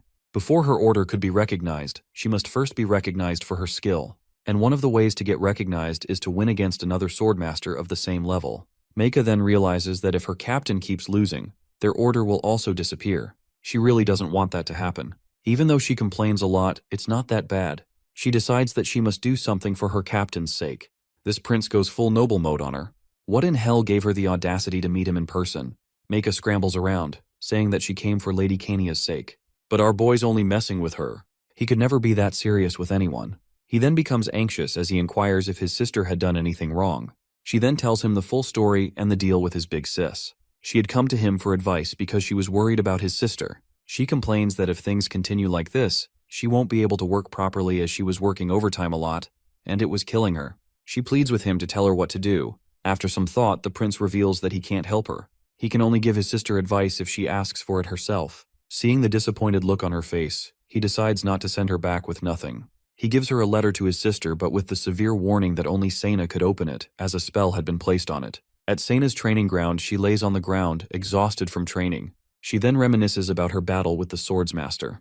During the battle, she had noticed that he was blocking her attacks without breaking a single sweat. She then decided to change her tactics of looking for an opening and just attack with force. Her opponent commended her swordsmanship, but still found an opening and landed a critical hit. Lord Manel and she were in the same realm, but because of his experience, she could never beat him. In the midst of her thoughts, Micah interrupts her with a letter from her brother containing information on how to defeat her opponent. She believes that with that information, they will be able to get their recognition. She is then interrupted by a flick to the forehead from Kania. She asks her if she went to him first because she knew that her brother would never send this. She discourages her and tells her that this wasn't the way. If she beat Lord Menel like this, she would be setting limits for herself. Micah is genuinely impressed by her hero, but Sena couldn't see it. She then promises her most faithful soldier that she would win, with a smile. She goes on to continue training, but Micah, however, is still curious as to what's in the letter. Not long after that, Kania walks up to challenge Lord Manel once again. He's surprised, but our princess isn't planning on giving up anytime soon. He agrees to spar with her but notices that she brought a different weapon this time. It's the short sword her little brother had given her before the war. The battle begins. With the help of her sword, she closes the distance between them in mere seconds. He narrowly escapes it. He can't let his guard down, so he decides to take this seriously. Kania is surprised that he wasn't fighting with everything before, as he starts raining down attacks on her that she barely misses. He reckons that since his attacks rely on stabbing, the princess must have thought she could counter it by getting close. But unfortunately for her, he can read her movement. As he is still thinking, he realizes that his opponent is now in the air. Kania uses all the power she could gather and gives her opponent a critical headbutt that sends him to the ground. Meika and the other spectators could not believe their eyes. Was that even allowed? But in truth, she had won. She tells him that she bet he had never expected a headbutt from a knight, and the Lord burst out laughing. He also believes that fighting fair and square on a battlefield was nonsense. They shake on it, and Lord Manel, as promised, acknowledges her as a knight. As she freshens up, Meika congratulates her on her victory. She's still not satisfied, though, as she feels that the Lord had gone easy on her. She then inquires about the letter her brother, the prince, had sent. Since her match had finally ended, it didn't matter anymore. Meika then reveals to her that she had checked, and there was nothing there. Just a blank paper. Not even the magic that was supposed to seal it for her. Meika pleads with her to not be upset, but she isn't, because she knows that her brother sent it to her on purpose. She's already looking forward to her next match, but Meika reminds her of the piles of delayed work waiting for her. So as it turns out, the prince is actually quite friendly with Lord Manel. He brings Dia to help heal the poor old man's aching body. He's grateful and apologizes, just like his father did, for putting him through so much. The prince expresses how, if his sister wasn't recognized by Lord Manel, other knights would look down on her. Lord Manel inquires if he gave her any help, but our prince answers that he didn't. Although her adjutant came to him, he didn't contribute in any way. Everything that happened during the battle was totally her own doing. Lord Manel admits that he had a great time verifying her, and that ends the matter of his sister and her sword. Now, the prince says he wants to go talk business, and Lord Manel wonders what he means by that. He has a scary idea, though. The prince walks into the room where his father, the king, and his brother, the first prince and heir, are seated, and tells them point blank that they need to prepare for war. He reveals that although the previous war has ended, danger still lurks in the kingdom. The king notes that he isn't talking about simple preparation, and he's right, for our genius protagonist thinks that they should strike first this time. The first prince is irritated by the thought of starting a war, but the prince argues with him, saying that signs of a war are already brewing, and if he didn't want a repeat of last time, they had to strike first. This war is coming, whether they strike first or not.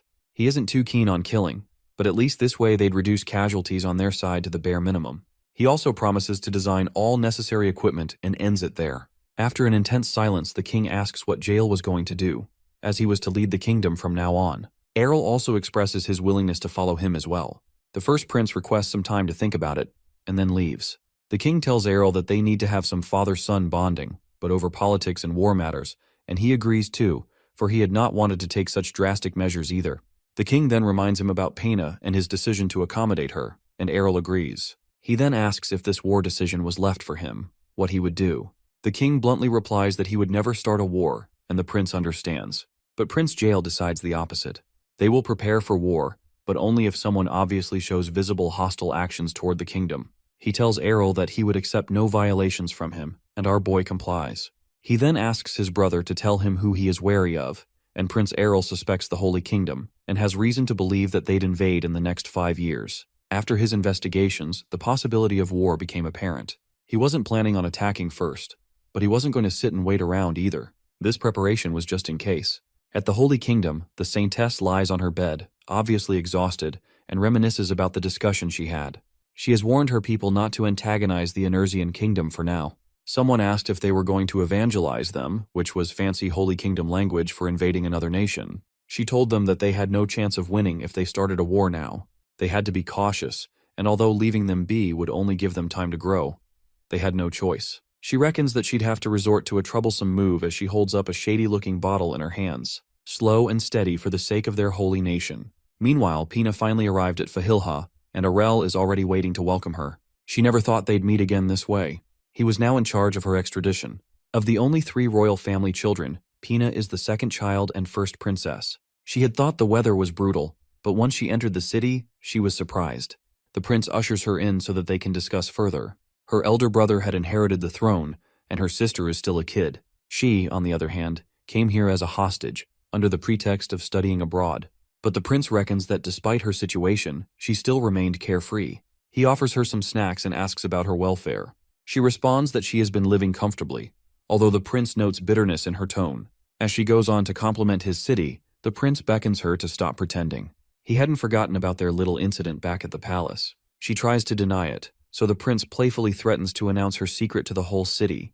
Then she folds. Unfortunately for her, our boy isn't someone they can sway with smiles. She tells him to also stop pretending, and he is delighted to. He tells her to show him her spirit, but she's worried about confidentiality. The prince assures her that they are all good at keeping secrets. He notes that for some reason, she is really conscious about privacy. She then summons it, and the cute little salamander pops out of thin air. She had been practicing and managed to tame it a bit, and our prince is impressed. He then inquires about the confusing letter she sent him through her lizard, claiming that he could teach high-level spiritual arts. She doesn't deny it and admits that at some point, she had started hearing the spirit words. The prince reckons that, although summoning spirits wasn't rare, it was difficult to communicate with them, even for a pro like himself. He asks her what happened exactly, and she explains that she heard numerous voices, but the lizard told her to come to him. The prince is surprised that it mentioned him directly, and wonders if the spirits could see through his identity. As a man living his 101st life, he wonders how the spirit, who only recognizes fundamental essence, views someone like him. Spiritual magic is a lost art, but he agrees to teach her as much as he can, and from there, a new bond is formed between the princess of the empire and the third prince of the kingdom. Sena, Asha, and Dia are having fun gossiping about the prince and his new female friend. Their relationship seems quite casual, and Sena reveals that they actually met during the prince's visit to the palace to find a marriage proposal. These are just female lovesick delusions, as the prince had just been keeping a close eye on her because of her spiritualism. After the tour of the castle, it is time for Errol's special spiritual lessons with Pena.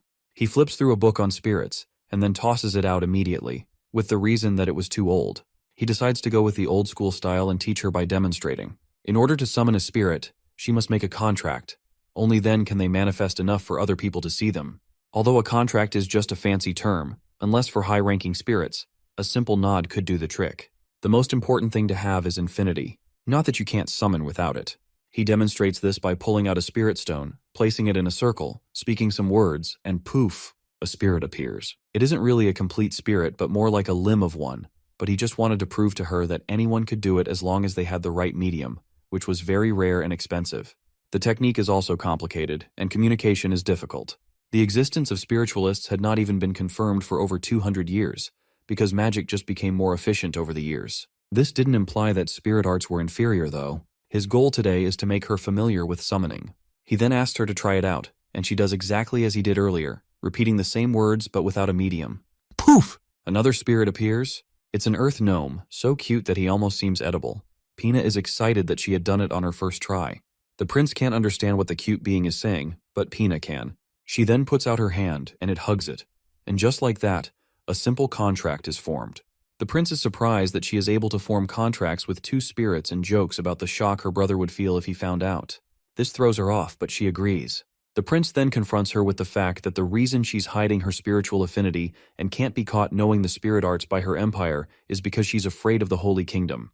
Basically, the Holy Kingdom hates all non-human species and treats them as unholy. Of all of them, they hate the spirits the most. In fact, in ancient history, the Holy Kingdom always persecuted spiritualists and hunted them more cruelly than demons. Spirits, on the other hand, were sensitive to human malice, which is probably why they haven't been seen much in over 200 years. The Empire had started accepting the doctrine of the Church. Amidst all that, she is a member of the royal family, so that was one of the reasons she was sent here. She admits to it but tries to explain further, as that isn't the full story. Yes, her brother had already known about her talent, but she was also sent here for something else. The prince finishes her statement with the fact that she was sent here to give the Holy Kingdom a reason to punish the Enerzian Kingdom. Nothing could get past our reincarnation pro. She is surprised that he already knew that. In truth, it was only a guess, but a correct one based on her reaction.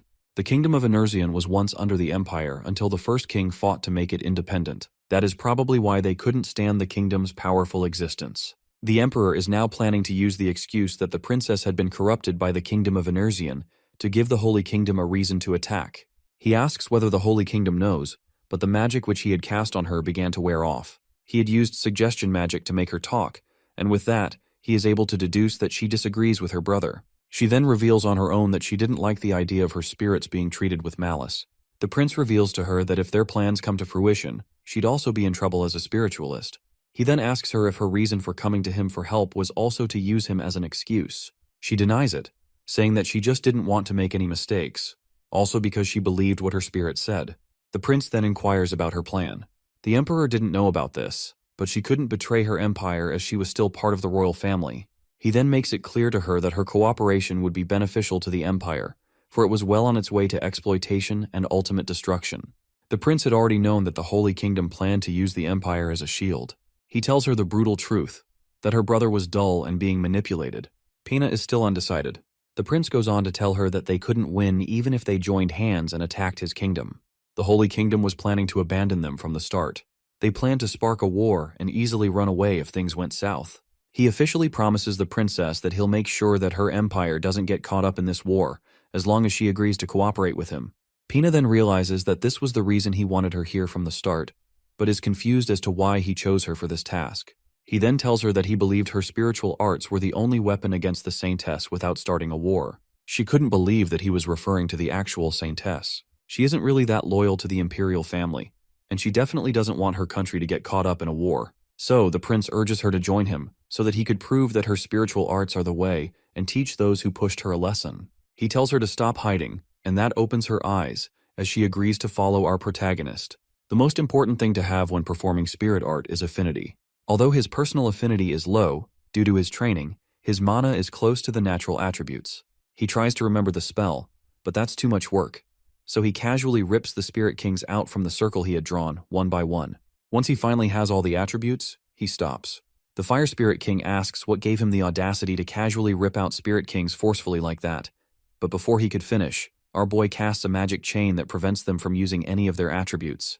The Fire Spirit assumes that he wants to form contracts with them, but nah, our boy wants nothing to do with those creatures. He just needs to ask them a question. He asks them what it means exactly when a spirit says that he can be trusted. The Fire Spirit doesn't seem to understand the question. Just then, he takes a good look at our MC's soul, and boy, is he terrified. The prince notes that he must look different in their eyes. The Light Spirit King behind says that it's been thousands of years, and even dragon lords weren't like this. That's how terrifying he looks to them. He notices that they aren't that surprised to see him, and they reveal that they had actually been one like him before, that existed about 1,000 years ago. Our pro already knows that they are other reincarnators, and he had come into contact with some of them in his previous lives. The Fire Spirit then reveals that the previous one wasn't really nice and forced them to use their power to destroy. You see, our boy has classified reincarnators into 3 groups: the lazy bones like him, the goody two-shoes that use their knowledge to help others, and the jerks that abuse power. This guy obviously falls into the latter group. The Fire Spirit Red suggests that maybe the lizard was just relieved to see his soul was good. After they tell him all they know, Red asks if he wants to form a pact, but the prince reminds them that he doesn't need their power. He warns them, though, to tell their descendants never to speak of him again. He then sends them packing but asks Red to appear if a certain summoner summons him. It gives him a medium that can summon at any time and disappears. The prince wonders what he would do with a ribbon. Pina has been practicing as her teacher instructed her. Prince Errol had told her to take one step at a time and keep working on familiarizing herself with summoning so that she could perform it at a moment's notice. She wonders why he was so focused on the basics, but concludes that he just wanted to thoroughly train her in case of combat. The prince, who had been listening from behind the door, wonders why she's so serious when he had basically just told her to laze about and practice some summoning. Dia reckons that it was because of the fact that she was royalty and had been working since she was young. She had been talking about herself too. Anyway, the prince inquires about the engine he requested from the Magic Tower. After he had gotten ships from the Geotal Company, he made a request to get them to move without much manpower. Hellman had liked the idea, but at the same time feared that it might be dangerous. He proposed that it would have normally taken 3 months to stabilize, but now it would take 6 since the manpower at the Magic Tower had reduced due to them chasing dark mages. The prince is still okay with this, as it would have taken them 3 times that time to achieve. Those dumb dark magicians were still disturbing him, though. Hellman had vowed to prioritize eradicating them before doing anything else. The prince isn't sure about this, but then again, it's none of his business. He tells Dia to tell him that he understands and will root for him. Now that all the business talk was settled, a break for our boy is overdue. He decides to bring Pina along this time. So, he bursts into the room, grabs her, and takes her out on an outing. Their much-deserved break starts now. On their way, the prince tries making small talk, but she won't budge. Her progress was stagnating, and even though he tries to get her to relax, she still refuses. She complains that, as royalty, they shouldn't indignify themselves like this. The prince can't believe what he just heard. He is more determined than ever to get her to have some fun now. He takes her to a food stall and offers her roasted rabbit meat. She's obviously interested but can't lose her dignity. The prince persuades her, saying that she's a prisoner, not a princess here. With that, they both try the meat and openly criticize it in front of the heartbroken seller. Just then, a swift figure deliberately pushes her towards him. It's a pickpocket. The audacity of that human, committing a crime in his city. The guards could have easily handled him, but our boy decides to use this as a practical training opportunity for his student. He tells her to take care of it, and she summons her spirits and uses them to trap her target in hard mud, solidifying the earth with her earth gnome and hardening it with the salamander.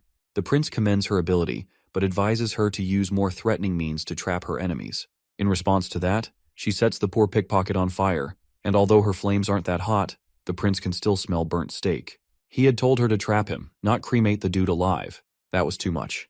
The people around think that it's some kind of street performance, and the thief is handed over to the guards. At the bookstore, the prince notices that Pina is more familiar with books than fun, and she herself notices that most of the books were made of quality paper. She then finds a shiny book, and our teenage protagonist, who had been distracted by a dirty rated 18 book, tries to stop her, but he's too late. He just wants the earth to open up and swallow him whole as she reads out the great deeds of the grey wise sage, Prince Errol. The book was meant to popularize him and his city, but he's dying of cringe just hearing what was written. Pina then notices that the writing in the book is uniform, and the prince commends her for her sharp eyes. It is the result of his new machines that print words and pictures really quickly. She inquires about the reason behind it, but our prince shrugs it off. He couldn't tell all of his plans, not yet at least. They start making plans to call it a day. In the Holy Kingdom, we have yet another yelling priest. You'd think he'd learn from the last one. This time, he is yelling about a banned book that had been reproduced as a children's book, easy to read for even illiterates. Saintess Nelvenia urges the priest to calm down, for this was a sensitive matter. As a solution, she'd ban this book as well, but her major problem is that it is from the Kingdom of Inertia. She wonders what Errol's reasons were. I guess we now know what those printing machines were for. She tells them to tell their allies not to bring the book into the church. A priest then inquires how long they'd have to hold their breath. The congregation is getting impatient, and so are they. To calm them down, she decides to give them a clear answer. She tells them that she had finally gotten a divine revelation, and this gets them excited. But she tells them that the information was extremely private and makes them swear to secrecy. After that, she reveals some sort of secret information that gives them some sort of morale. What the hell is she scheming now? After some time, there is celebration in the Kingdom of Inertia. Our pro, who's now 18, sits back and proudly watches his big brother get crowned as the newest king of Inertia. He reckons that his brother should hurry up and become a wise king, so as to divert all attention from him. He would do everything in his power to support him behind the scenes and make sure that happens, all for the sake of his peaceful life. He wishes the peace they felt would continue. Unfortunately, we don't always get what we wish for. Our MC is chilling on the open green fields, wondering what Saintess Nelvenia was plotting. Meanwhile, Pina is practicing beside him, and he asks her why she keeps summoning and contracting lesser spirits when she could make pacts with intermediate-level spirits now, but is disappointed when he finds out it was solely because of their cuteness.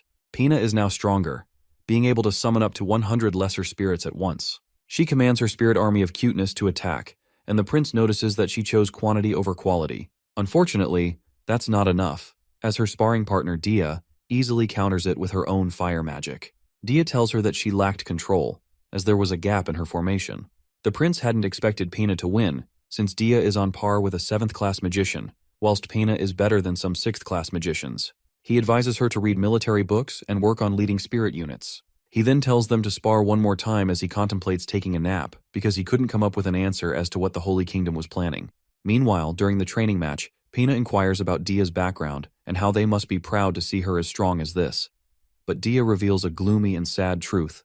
Her entire hometown was wiped out by a pandemic. Pina immediately apologizes, and the prince is impressed by her humility. He reckons how Dia's story was unfortunate, and just then a thought strikes his mind. Pandemic? He then rushes out and tells them not to wait for him, as he had a sudden important task to do.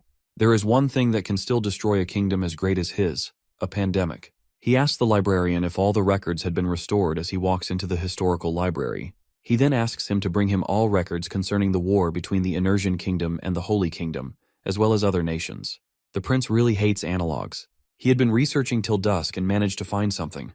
It was a record of the war between the Holy Kingdom and the Kingdom of Heesel that no longer existed. The Holy Kingdom had started the war, and Heesel was strong at the beginning, at least until a plague spread throughout and caused its borders to collapse. The war, together with the plague, was too much for them to handle.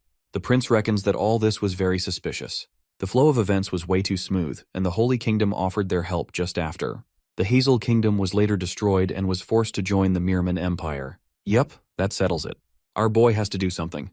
Later, he asks Dia to help him make medicine. Making medicine is tricky, for a mistake could lead to devastating side effects just as much as it could save lives. It must be considered carefully, but our boy can't just fold his arms when he knows the Holy Kingdom's plans. Dia understands but is worried about the difficulties. Our protagonist was never planning on making it from scratch. He already has all the basic materials they need and has already designed an emergency medicine, just in case. It was something he had accounted for when he was freshly transferred to Fahilha. Along with his private room, he also had a lab where he could develop drugs at any time. As for the name of the emergency drug, he calls it antibiotics. He then contacts Damon to start mass-producing them. Dia is confused as to why he called her for a task that's obviously for an alchemist, but he has something else in store for her. He hands her some paper, and after flicking through them, she's shocked at what she's looking at. He tells her to master the technique, but she questions its necessity. He tells her that it's for the worst-case scenario. He orders her not to tell anyone or use the mono-nanoparticle controlling technique without his permission. It is unorthodox, but she promises to live up to his expectations. While the alchemists were busy mass-producing his medicine, and Dia was working hard on mastering the technique, Hellman sent word that he had finished with the engine, which means it is time for a jolly cruise. Asha and Sena are so astonished at how big the sea is. Around the kingdom of Ernesia are just mountains and rocks, so they had never seen the sea before. They are now in the Felsen Kingdom, which served as a trading port for different ships from different countries, of which their company had finally joined. When Asha and Sena see ships, they are dazzled, as it's also a first for them. They are gaping so hard that they start to embarrass the prince a little, and gape even more when their own ride arrives. Pfizer Sky No. One stands majestically as she graces the port with her presence. Aiken and the rest had really outdone themselves this time. Sena noticed that it didn't have any sails, and the prince told her that she'd see why. Just then, Hellman casually drops in via teleport. He came alone, as all the other mages were busy with our old pals, the Dark Mages. Our prince notes that the technique used to make the ship's engine was invented by the Lord of the Magic Tower himself. He could feel the blood and tears of the overworked mages that worked on the ship. Mercy on their souls. Now that they are complete, it is time to take the ship for a joyride. The ship sailed the seas efficiently. She is a one-of-a-kind vessel made of iron, using a magic engine and weighing over 9,000 tons. Asha's face is pale and she's sweating all over. Our MC rushes over to her side, worrying that she might have motion sickness. But in truth, she is just getting PTSD. According to her, her grandpa, who was an explorer, got caught one day by a kraken and ended up stranded on a deserted island. He then used that story to scare her when she was still a kid. The prince then urges her to look at the beautiful scenery to distract her, and the scenery is quite beautiful indeed. Hellman deducts that this ship alone would be able to carry as much as the entire Geodal Company fleet, and our protagonist was planning on adding 3 more. As they both dialogue on the profits they were going to make, Sena spots something, a kraken. Hellman sees it, and the prince confirms it. Meanwhile, Asha screams her brains out. It's quite common to see krakens and other sea monsters while out at sea. The mariner suggests that if they turn around now, they could escape from it, as it was only warning them. Even if it does follow them, they could always throw some food its way to distract it. That's nice and all, but our reincarnation expert has a better idea, slamming the ship into the kraken with full speed like a bowling ball to bowling pins. Asha looks like she's seen a ghost.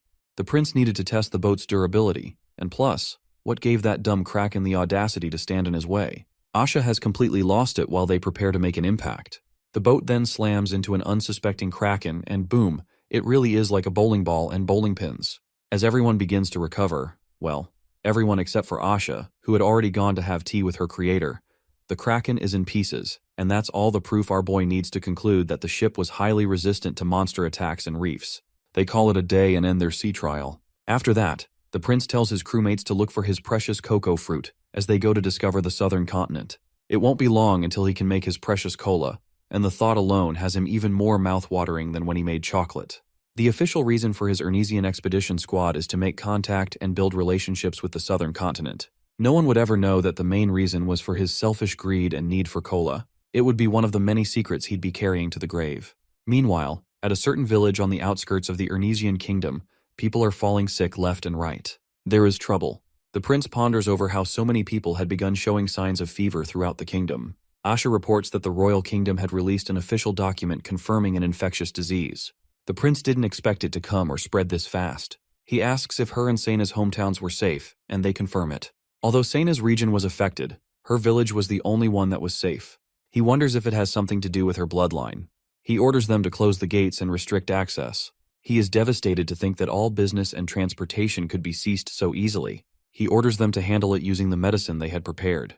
They are to put all other operations on hold and focus on eliminating the pandemic. Antibiotics can't solve everything, but luckily, healing magic exists in this era. He commands his mages to ask Hellman for help if they lack manpower.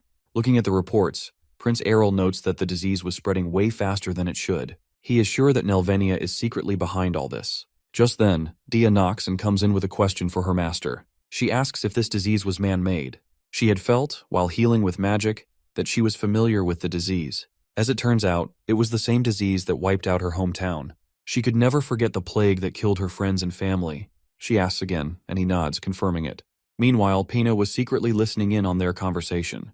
With that, she leaves him alone, but before she does, the prince promises to get back at the person who did this. The prince goes to visit the sick, barren, and abandoned lands where the disease first spread with Dia.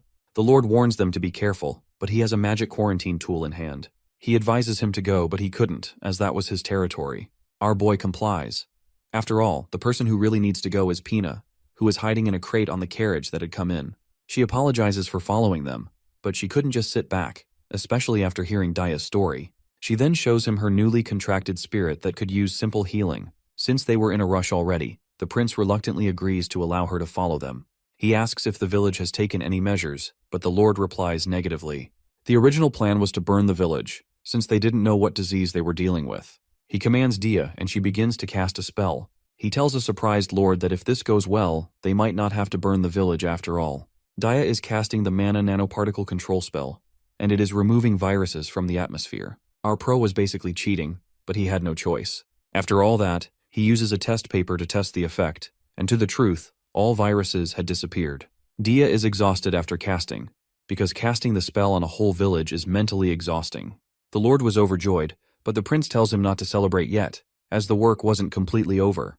They then begin restoring the village, treating the sick, and giving vaccines. Soon, the high mortality sickness that threatened the kingdom is stopped in its tracks by our reincarnation pro and his companions, and a certain little saintess is very not happy about it.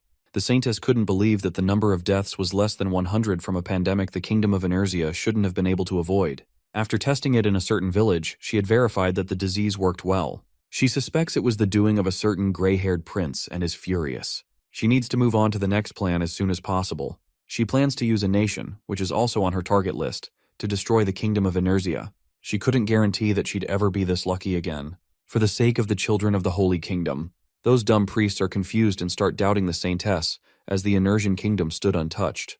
In his carriage with Pina, our prince is glad that the epidemic had started coming down. Pina is about to tell him something but decides against it. They arrive at Fahilha. Even though the prince had ignored her for some time, Pina still seems like a good girl. He reckons that maybe it has something to do with the secret letters she has been receiving. He didn't see any harm, so he allowed her to exchange letters with the Empire. After all, she was technically in the kingdom studying abroad, so sending letters would be perceived as normal. He wonders what she's actually hiding. Pina, on the other hand, just received another secret letter from her brother. The Empire took advantage of the fact that exchanging letters was normal and sent encoded messages that could only be seen using the blood of the receiver. He tells her that he has heard that she moved to stay with the third prince. That was an achievement for someone as dull as her. He obviously doesn't know that her secret has been exposed to the prince and is even learning under him. His hate for the Inertian kingdom is also growing stronger as the influence of his wife, Raminia, from the Holy Kingdom deepens. He warns her about exposing her talent, and she wonders why he despises her ability so much. She remembers the look on his face when she first discovered her power. As she reads, she discovers something shocking and rushes out to meet Prince Errol. Once she finds the startled Prince Errol, she hands over the secret letter to him. Our protagonist feels awkward reading another person's letter, especially a secret encoded one. But once he reads it, he's just as shocked as she is. The Emperor of the Mirman Empire, her brother, is willing to sell his people as low-priced slave soldiers. What the hell? At the Mirman Palace, the dumb human who was apparently the Emperor lays on his wife's lap and reminisces about how his ancestors had hated the kingdom of Inertia. They could never acknowledge a kingdom founded by a commoner who woke up one morning and declared himself king. He thanks his wife for the help the Holy Kingdom was offering, but begins to question his decision to trade his own subjects as slaves. He reckons that they'll understand if they are told that their sacrifice was for the betterment of the kingdom. They were traitors who rebelled against him after all. His devious wife agrees with him and smiles in response. Pena is sure that Raminia is behind all this. She admits her brother won't win the Best Emperor in the World award, but he wasn't this evil. The prince is confused as to why the emperor would blatantly listen to the words of a woman from another country. Pena then confesses that her brother was stupidly in love with his wife and went as far as building a ridiculously expensive church for her, even driving his own sister out of her home. The prince hadn't known this. The prince reckons that the emperor was truly foolish to go this far, even after buying ridiculously expensive holy water to save their pride. If things keep going the way they are, the empire will definitely become dependent on the Holy Kingdom and will inevitably fall. He then asks Pena why she's telling him all this. It's not like he's indebted to help them or anything. She should have known this. This was obviously another mental test from our boy. She then argues that this matter is also related to him on some level. Her spirit had warned her about the Saintess when she met her at her brother's wedding. After piecing the events that were happening, she discovered that there was a connection between the Holy Kingdom and the pandemic, which means they both have a common enemy. But this isn't enough to convince the prince. She goes further to say that if she regains her position as the princess, she'd go as far as selling the empire, or at least something similar, because it would be far better than the situation they were currently in. The prince is still waiting for more, so she hesitantly blurts out that she might even go as far as becoming his property. The prince has no idea what the hell she's talking about. After the brief pause, the prince, now understanding what she meant, devilishly requests that she start her payment now, if that's something she can do. Pena begins to panic but accepts. She'd do anything for her nation, but our playboy is only joking and insists that she stop making him laugh. He had already planned to help her from the beginning. A flustered, angry, and embarrassed princess starts throwing whatever she can at him. He had just wanted to test her resolve and readiness to follow his instructions. He then reveals that the reason he taught her spiritual arts was to get back at the Holy Kingdom's doctrine. It is time they drive out that dumb saintess. It isn't even about politics anymore. The prince is just mad that she dares to mess with him, especially now that he's so busy. He then tells her that in return for his help, she'd have to promise to do business with him in the future. In the end, all our boy wants is money. All this power struggle can go to hell, for he couldn't care less. Pena now regrets putting all her strength into this proposal, but he thought she'd be happy. He suggests that maybe she really wants to be his property, and she refuses so hard. Meanwhile, Saintess Nelvinia steps into the orphanage in the Holy Kingdom. The children there rush to greet her. One falls and hurts himself, so she picks him up, heals him, and kindly tells him to be careful next time. You'd hardly believe she's directly responsible for the death of so many innocent people with the way she's handling these children. The sister in charge then rushes in and deeply appreciates her. The truth is, if not for her, the whole orphanage wouldn't be standing by now. The decision to start assisting orphanages was fully implemented after she had gotten into power. The sister is truly grateful to the orphanage's savior. If only she knew. Back in her carriage, she discusses with her aide, the assassin sister, who tells her that there's a limit to how much they can do for the orphanage. Due to droughts and invasions from other tribes, the number of orphans had increased that year. That is why she hated other races and fought so hard to eradicate them in other nations. She reckons she'll have to try and convince the greedy high priests, who only care about themselves, so that they can continue to sustain the orphanage for a few more years. In this kingdom, where there's little farming and basically no resources, clinging to faith like a moth drawn to a flame is all they can do.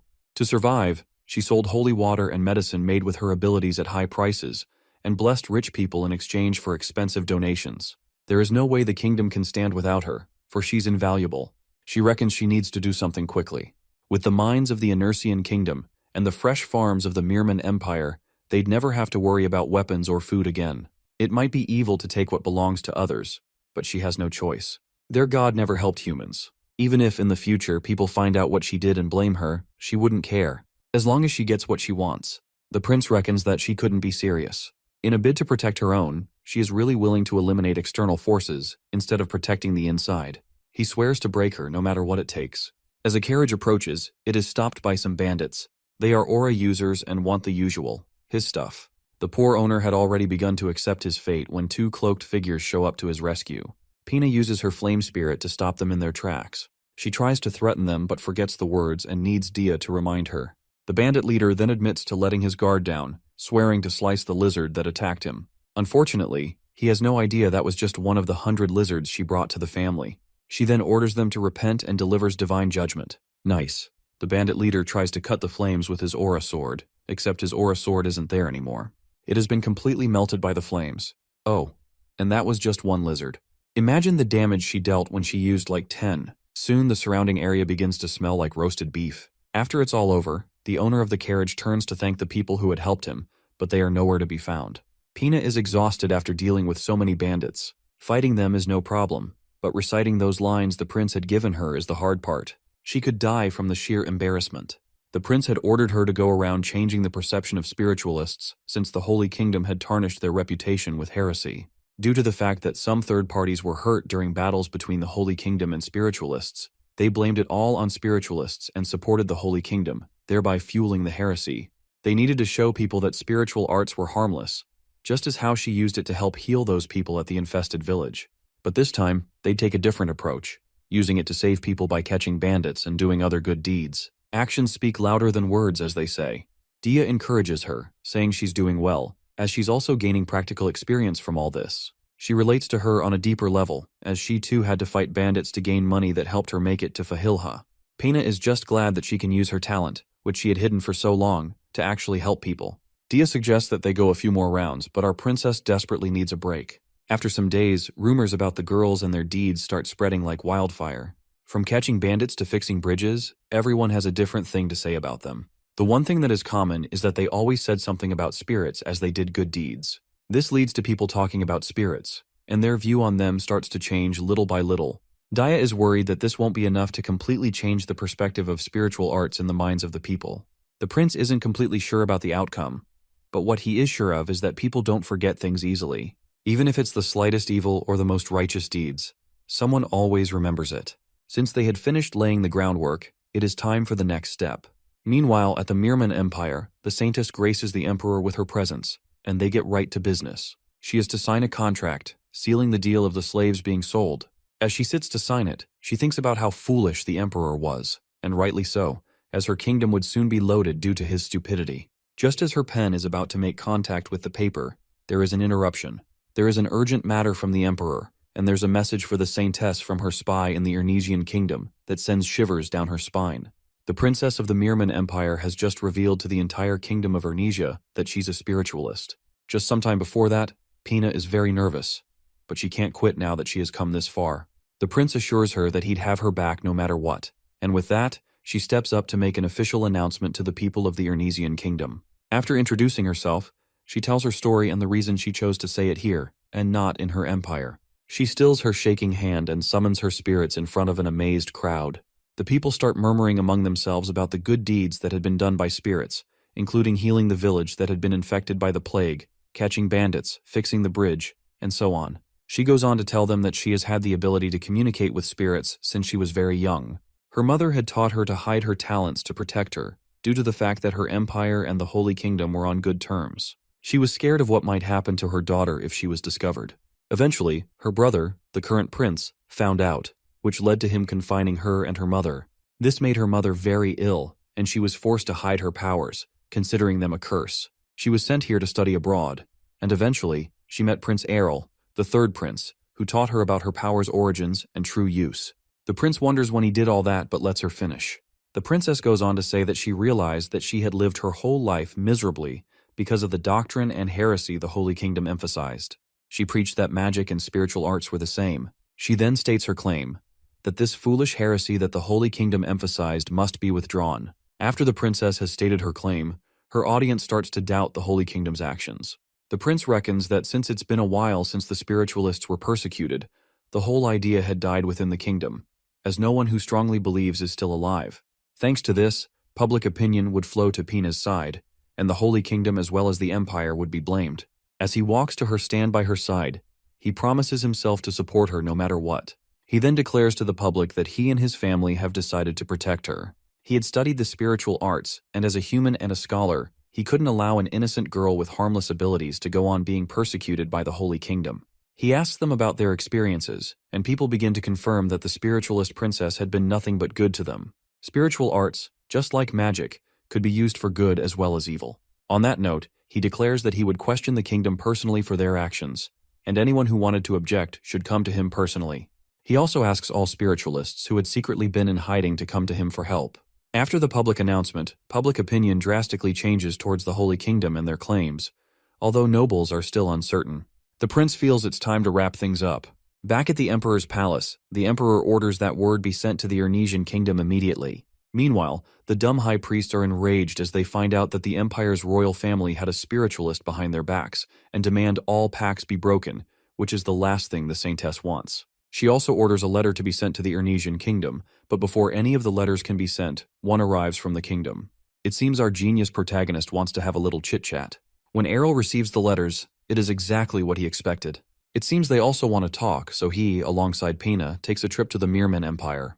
While our boy is busy enjoying the artwork and scenery, Pina is terrified of what might happen next. Our MC then tells her that she is the MC of the day, and she shouldn't be scared, as he has her back. As long as she doesn't make any mistakes, they'll be fine. To cheer her up, he gives her a gift. It's a red ribbon, but obviously not an ordinary ribbon. She already knows it's a summoning medium for a spirit king. He then offers to put it on and braids her hair in the process. Our playboy of a prince knows a thing or two about women from his past lives, of course. After this, she relaxes, and they go to meet their hosts, the Empire and the princess. The Emperor goes straight to the point, asking Errol why he taught his sister spirit arts. But our boy casually argues that he did nothing but bring out the princess's talent. He yells, asking the prince if he knew what spirits are. Before he answers that, the prince casually deviates his attention to the senseless without losing his composure like a certain foolish emperor. He tells her that her god was referring to evildoers who happened to use spiritual arts, and not the arts itself. He goes further to explain that spirits were just mana in the air with a conscience. So, calling them evil would be the same as calling living things evil. Nelvenia tells him that he's going too far, but he doesn't stop, and tells them to consider reassessing their doctrine. One of the dumb priests loses it and yells that the proof of the spirit's evil is the fact that the Saintess's holy magic can eradicate even a spirit king. Bingo. He has been waiting for the opportunity, for a live demonstration. He invites the princess to join him, and Nelvenia doesn't want to believe that a spirit king who hasn't been summoned in 100 years was about to be summoned. Pina then carefully calls upon the great spirit king of flames, and he appears, somehow looking more majestic than before. What a glow-up, literally. They couldn't believe that the spirit king was actually real, let alone the princess being able to summon him. Red asks why he was summoned, and his summoner tells him about the doctrine that claims they are evil beings. He is vexed at their foolishness. Spirits are beings that exist in nature, infused with mana. They are no different from the earth or the sea. The prince also happily adds that the Saintess thinks she could take him on. He tells her to go ahead, but she refuses. She admits that they might have been a little mistaken, to the dismay of her priests. The prince then asks her if she admitted to the maltreatment of other spiritualists, as about 250 people had gained courage from his speech and come to him seeking aid. They too, along with the princess, should be compensated. The priests are shocked that the priestess isn't doing anything. Oh, and as for the icing on the cake, our MC shows proof that someone had deliberately caused the pandemic from a record sphere he had just developed. Someone who could easily teleport anywhere and do anything. Saintess Nelvenia. The record sphere, which had been installed to catch thieves, had caught her red-handed spreading the epidemic. The prince could have comforted her about it, but decided to expose her instead in front of her own people and other countries. He apologizes for taking action without asking for a formal investigation, but he had to expose her before she made any deals. The Saintess tries to deny it, using the long-lasting friendship between the Holy Kingdom and the Mirman Empire, and the fact that the Empire needed their help as leverage. But then the princess steps in. She believes that their financial problems could be solved if they put their hands together and do business with the Ernesian kingdom. She then shows her brother her plan, which is sure to put them back on the right track. He tries to protest, but she argues even more strongly that selling her slaves is not the way. Prince Arel reckons that the Emperor could not be that desperate for quick cash, and the Fire Spirit King notices something in Princess Pina as she is trying to convince her brother. Nelvenia then stops her halfway, saying that the Emperor had already made his decision. Our pro then notices that she is using hypnosis on him, and blocks it with his own magic. He believes that neither of them should interfere with what is going on, so calm down, lady. The Emperor, now free from the hypnosis, decides to have a talk with his subjects on the matter and shuts down the protesting Saintess. Speaking of which, our protagonist isn't even done yet, as he uses this chance to accuse her of not being a real Saintess. The priests are dumbfounded and start suspecting her immediately, as if they were on hold all this time. Meanwhile, Nelvenia tries to use hypnosis on the Emperor again, but this time Red, the Fire Spirit King, blocks it, as he can't keep tolerating her nonsense. Backed into a corner, Nelvenia decides to show her true colors and attack, and Arel tells Pina to get ready to attack. Meanwhile, the priests interpret this whole thing as a miracle. Then again, they are dumb.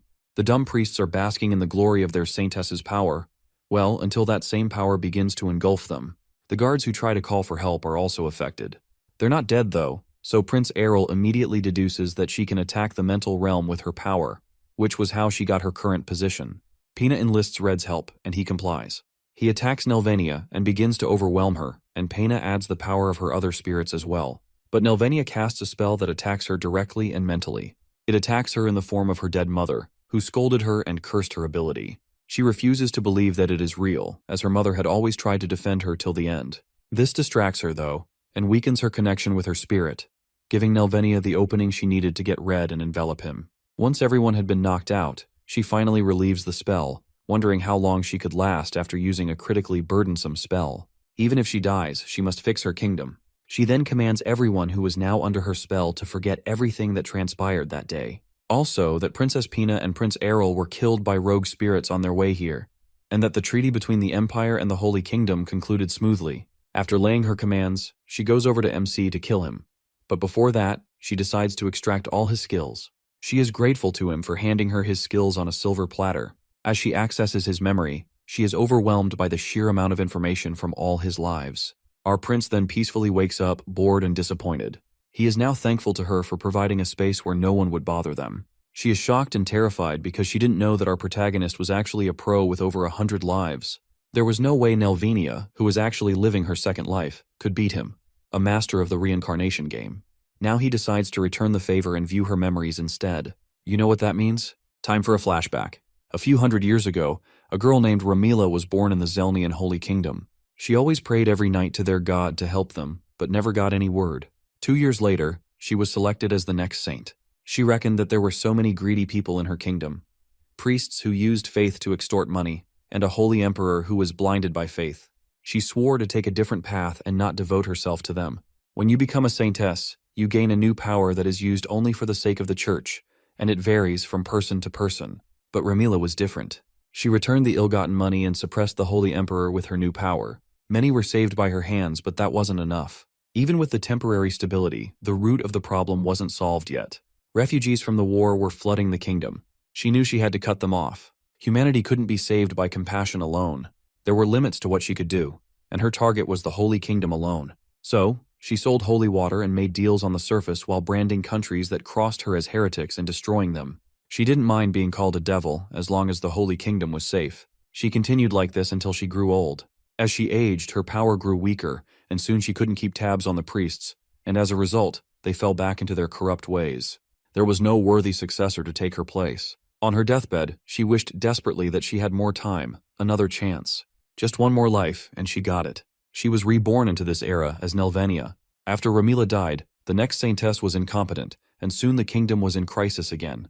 When she arrived, she got rid of the emperor with a disease and drove away other races to expand their territory. Since she had done it once, it wasn't hard for her until our reincarnation pro came along.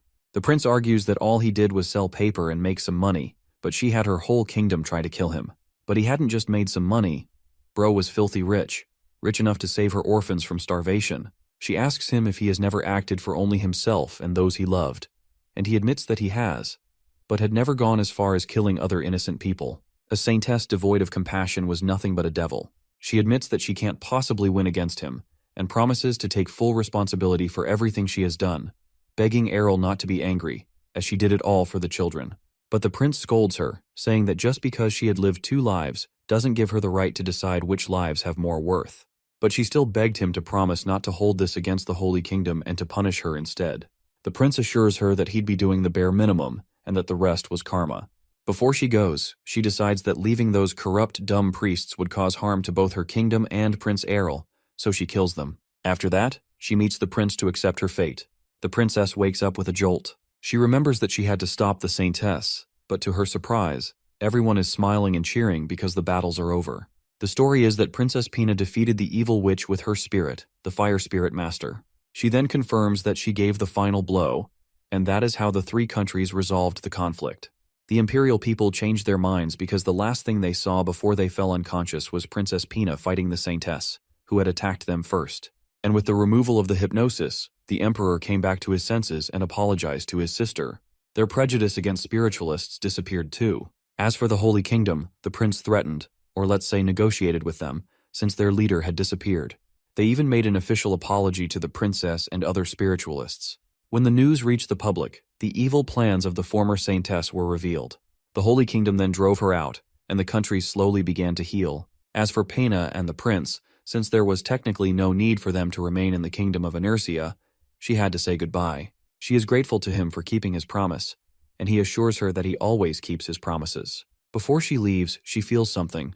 Something for the third prince and our reincarnation pro. Trade between the Mirman kingdom and the kingdom of Inertia went smoothly. Princess Pena contacted the prince and asked him about cacao beans and selling chocolate in their kingdom as a luxury item. But the prince argued that the production means were low, as cacao beans were rare. Pena insisted that was why the boat was modified, but in truth, the boat was for his cola needs and nothing else. The spiritualists from her kingdom also wanted to follow him, as they found out that he was the one who taught her. She scrambled to explain that she was only role-playing back at the battle with the saintess, but the prince urged her to quietly take on the role of the perfect model for new spiritualists. He told her to send them to him and proceeded to hang up. But before he did, she promised to repay him for all he had done. He wondered how she was going to do that. Oh, and as for the Holy Kingdom Zelnia, they started to decline after the loss of their saintess. They could only survive on the condition that they abolish their old laws of hating other races. The kingdom was renamed the Zelnian Kingdom. After this, a rumor spread that anyone who went against Prince Errol would suffer greatly while his friends enjoyed. Our MC really doesn't think he is that scary. Time skip to 2 years later. Our boy, or rather man, now 20 years old, enjoys life over a bottle of cola. In the 2 years after the incident with the Zelnian Kingdom, his boat had returned successfully with cola nuts. After various crossbreeding and experiments, they were finally able to plant the cola tree. And after working so hard at the manufacturing process, he finally made cola. This brought a new wave of wealth for him and his kingdom. He wonders if he should ask the empire for some cola nuts. He had finally gotten the sweet, peaceful life he wanted, and even though there were the occasional troubles here and there, his forces handled it with ease. Nothing could disturb his peace now. His mom had come again. Even when he fought the saintess, he only considered her a nuisance, not really a threat. But his mom, on the other hand, is terrifying. He tries to explain that he's been busy, but his mom won't hear it. He was already 20 and she needed in-laws. He then picks up his baby sister and tries to use her to defend himself. Leah had come in last year and is now the 4th princess of the Inertian Kingdom. Once he heard the news, he truly respected his parents for going strong even at their age. He had checked, and his sister is a normal girl. But in return, her brother is the wealthiest in the world, so maybe she'll have an even more comfortable life than he ever will. The maid then collects the child from him and insists that he stop using her to make excuses. His mom understands that he's busy, but he can't keep refusing marriage proposals. He then argues that his big sister Kania had not married yet. His mom replies that her own mom was handling it as a serious matter. The prince then promises to consider it, but in his mind, he's thinking of ditching this one like usual. After he leaves, the maid senses his true intentions and tells his mom. His mom was worried before because he was a lesser prince, but now he's powerful, so she must intervene. The maid worries that her mistress Lavinia was back to her old self again. When she was still a maid, Lavinia was an odd lady, which was how she fell in love with the former king. After having the prince, she started restraining herself, but her weirdness would slip out any time she was anxious. The truth is that Lavinia, the prince's mom, had gotten a letter a while ago from a particular someone, and she feels like this time her son would get married finally. At the chocolate shop, the prince wonders how he has held out this long. Not only his mom, but other nobles are interested in his marriage. Depending on whom he marries, the status of his kingdom in other countries could be shaken, so he pretended to be careful on purpose. But now the pressure was getting way too much. He blurts out that marriage is a serious pain, and the shop owner, who got married just last month, hears him. Just then, hands hold him from behind as he is about to leave and go play. It's Asha, Sena, and Dia, and they somehow found him. They had come to drag him to the palace. The prince notes how they were strangely motivated. He had thought he was safe, but they bribed the shop owner, and she gladly snitched on him. They drag him to the teleportation circle, at the request of his mother, for a meeting much against his wishes. Our prince is being kidnapped. His guards beg him to accept his fate, but he doesn't understand why he has to be tied up in order to attend a blind date, not necessarily a crippled date.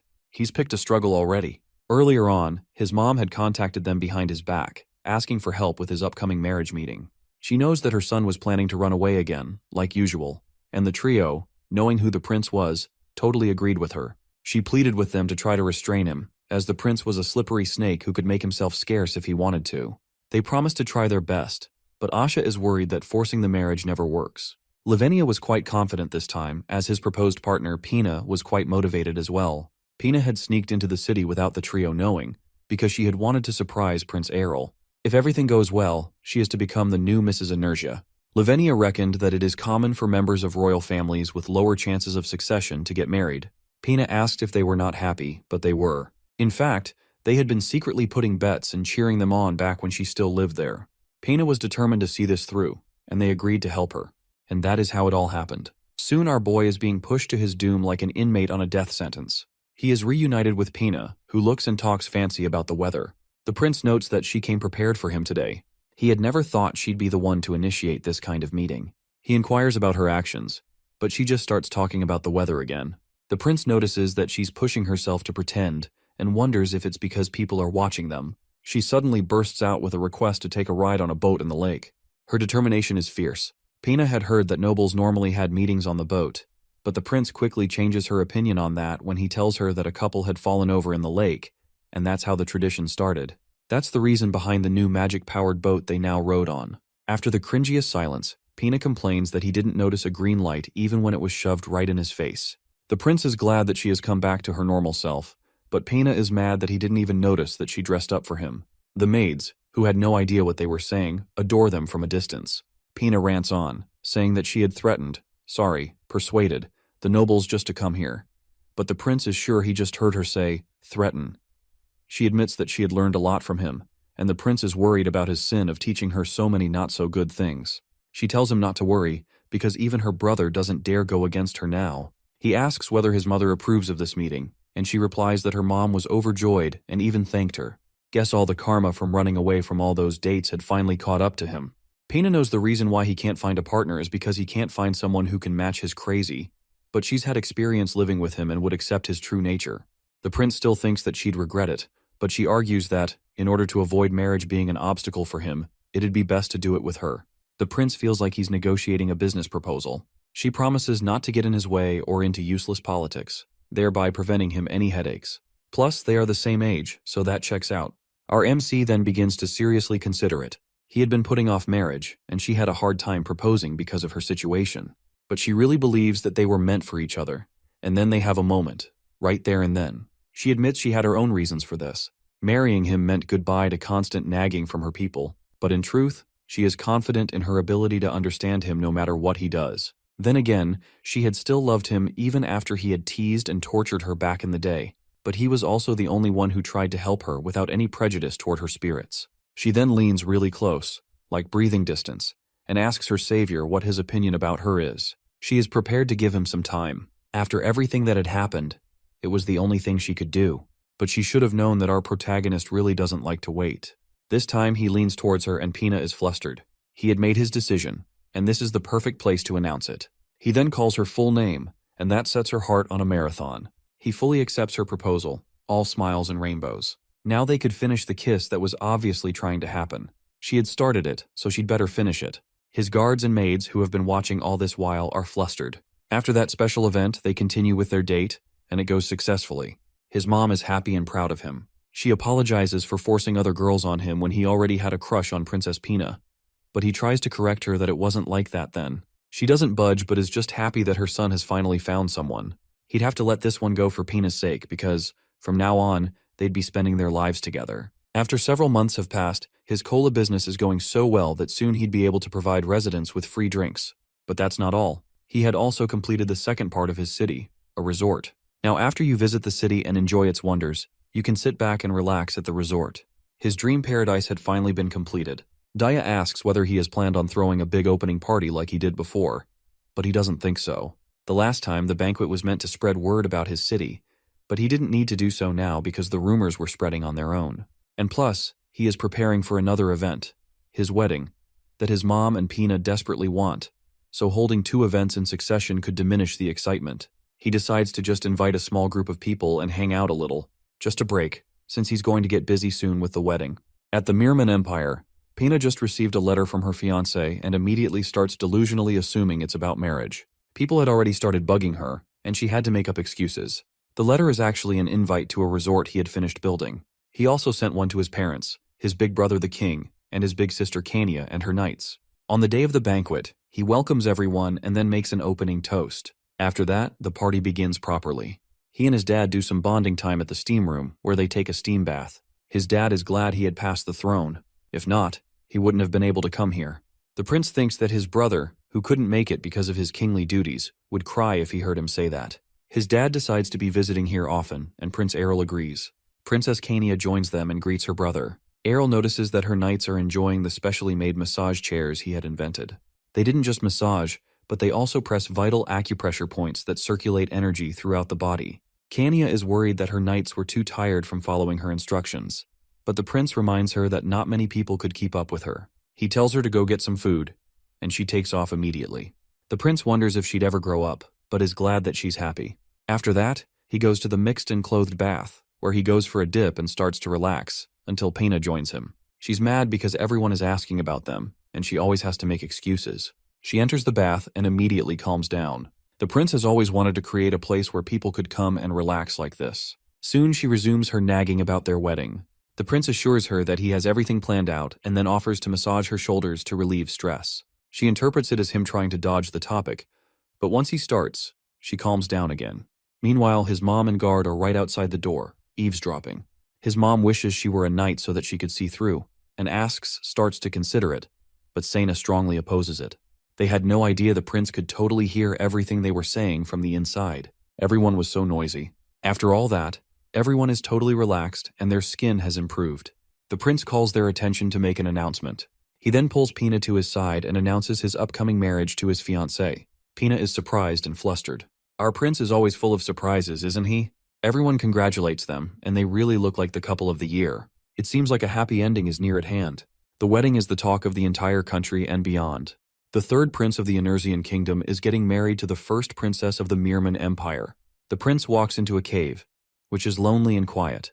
Perfect conditions for him to work on something special for his lady. He remembers when he was born, he had made a jewel then too, back at the concubine palace. He never cared about this kind of embarrassing stuff, but this time is different. He finishes the jewel, and it looks like something that would cost a ton. Back in his room, a maid comes in to remind him to get ready, and notices the jewel necklace he has made from all jewels. It was a gift for his wife-to-be, and he hoped it would be enough to express his sincerity. He tells her to give it to Pina. The maids help him dress up, and while they are applying makeup, the maid makes fun of how he hated these things when he was younger. He asks after his bride, and they inform him that she is getting ready, so he has to be patient. He reckons that it would take much more time to put on a dress. The maids commend him for his bravery, and the prince, who is obviously shaking with nerves, is flattered. The venue of the wedding is magnificent and grand, just as people would expect from the third prince. Someone from the guest list says that marrying a princess from another country was definitely better than a noble from this country. Soon their presence is announced, and the couple begins their procession down the aisle. The guests are astonished at how beautiful they look. Her necklace looks so beautiful on her too. The priest then begins the vows, and it's just as beautiful as you'd imagine. His mom is starting to tear up, and his dad looks so proud. His big sister is so happy for him, and his guards are there too. Once the priest finishes, Pina swears immediately. Just then, our pro begins to reminisce. Let's take a stroll down memory lane for that split second. There lived a fool who had the ability to retain his memories after he died. At first, he was confused, but soon got excited and started using his power. Having memories from his last life was a privilege. He could do anything he wanted, and people supported him. He started having delusions of being some kind of god, like the fool he was. The truth is that only the world, life, name, and outer appearance would change, but inside, he kept living an endless life. Eventually, he finally got fed up. He saw no use in saving a world if he was just going to leave it for another, or gaining riches just to leave it behind and move on to the next life, or loving someone just to watch them leave or leave them behind. The gift he had, called a privilege, became a curse, and he couldn't find any meaning. Soon, instead of saving something, destroying it increased. He'd become a threat to the world on a whim. After wasting so many years, he finally realized that he was nothing special, just a human who had lived a long life. He only got bored because he gave up. The value of life doesn't wither, no matter how long you've lived. He swears, and the priest pronounces them husband and wife. He kisses his newly wedded bride, and they hopefully go on to live happily ever after. Scholars will forever remember the period he lived in as the most turbulent time since the beginning of history. If not for him, the kingdom of Enersia would have been destroyed by the army of the undead or the Holy Kingdom. His industries will become the foundation of human history, and he will gain the nickname, the Never-Ending Spring. There will be some argument about whether he truly did all he did just to have fun. His legacy would be continued by his children, starting from his eldest daughter, Arna Inertia. In any case, an undoubted fact will remain standing for generations to come. The birth of the third prince of the Enersian kingdom, Prince Errol Enersia, had a great influence on the founding of the great kingdom of Enersia.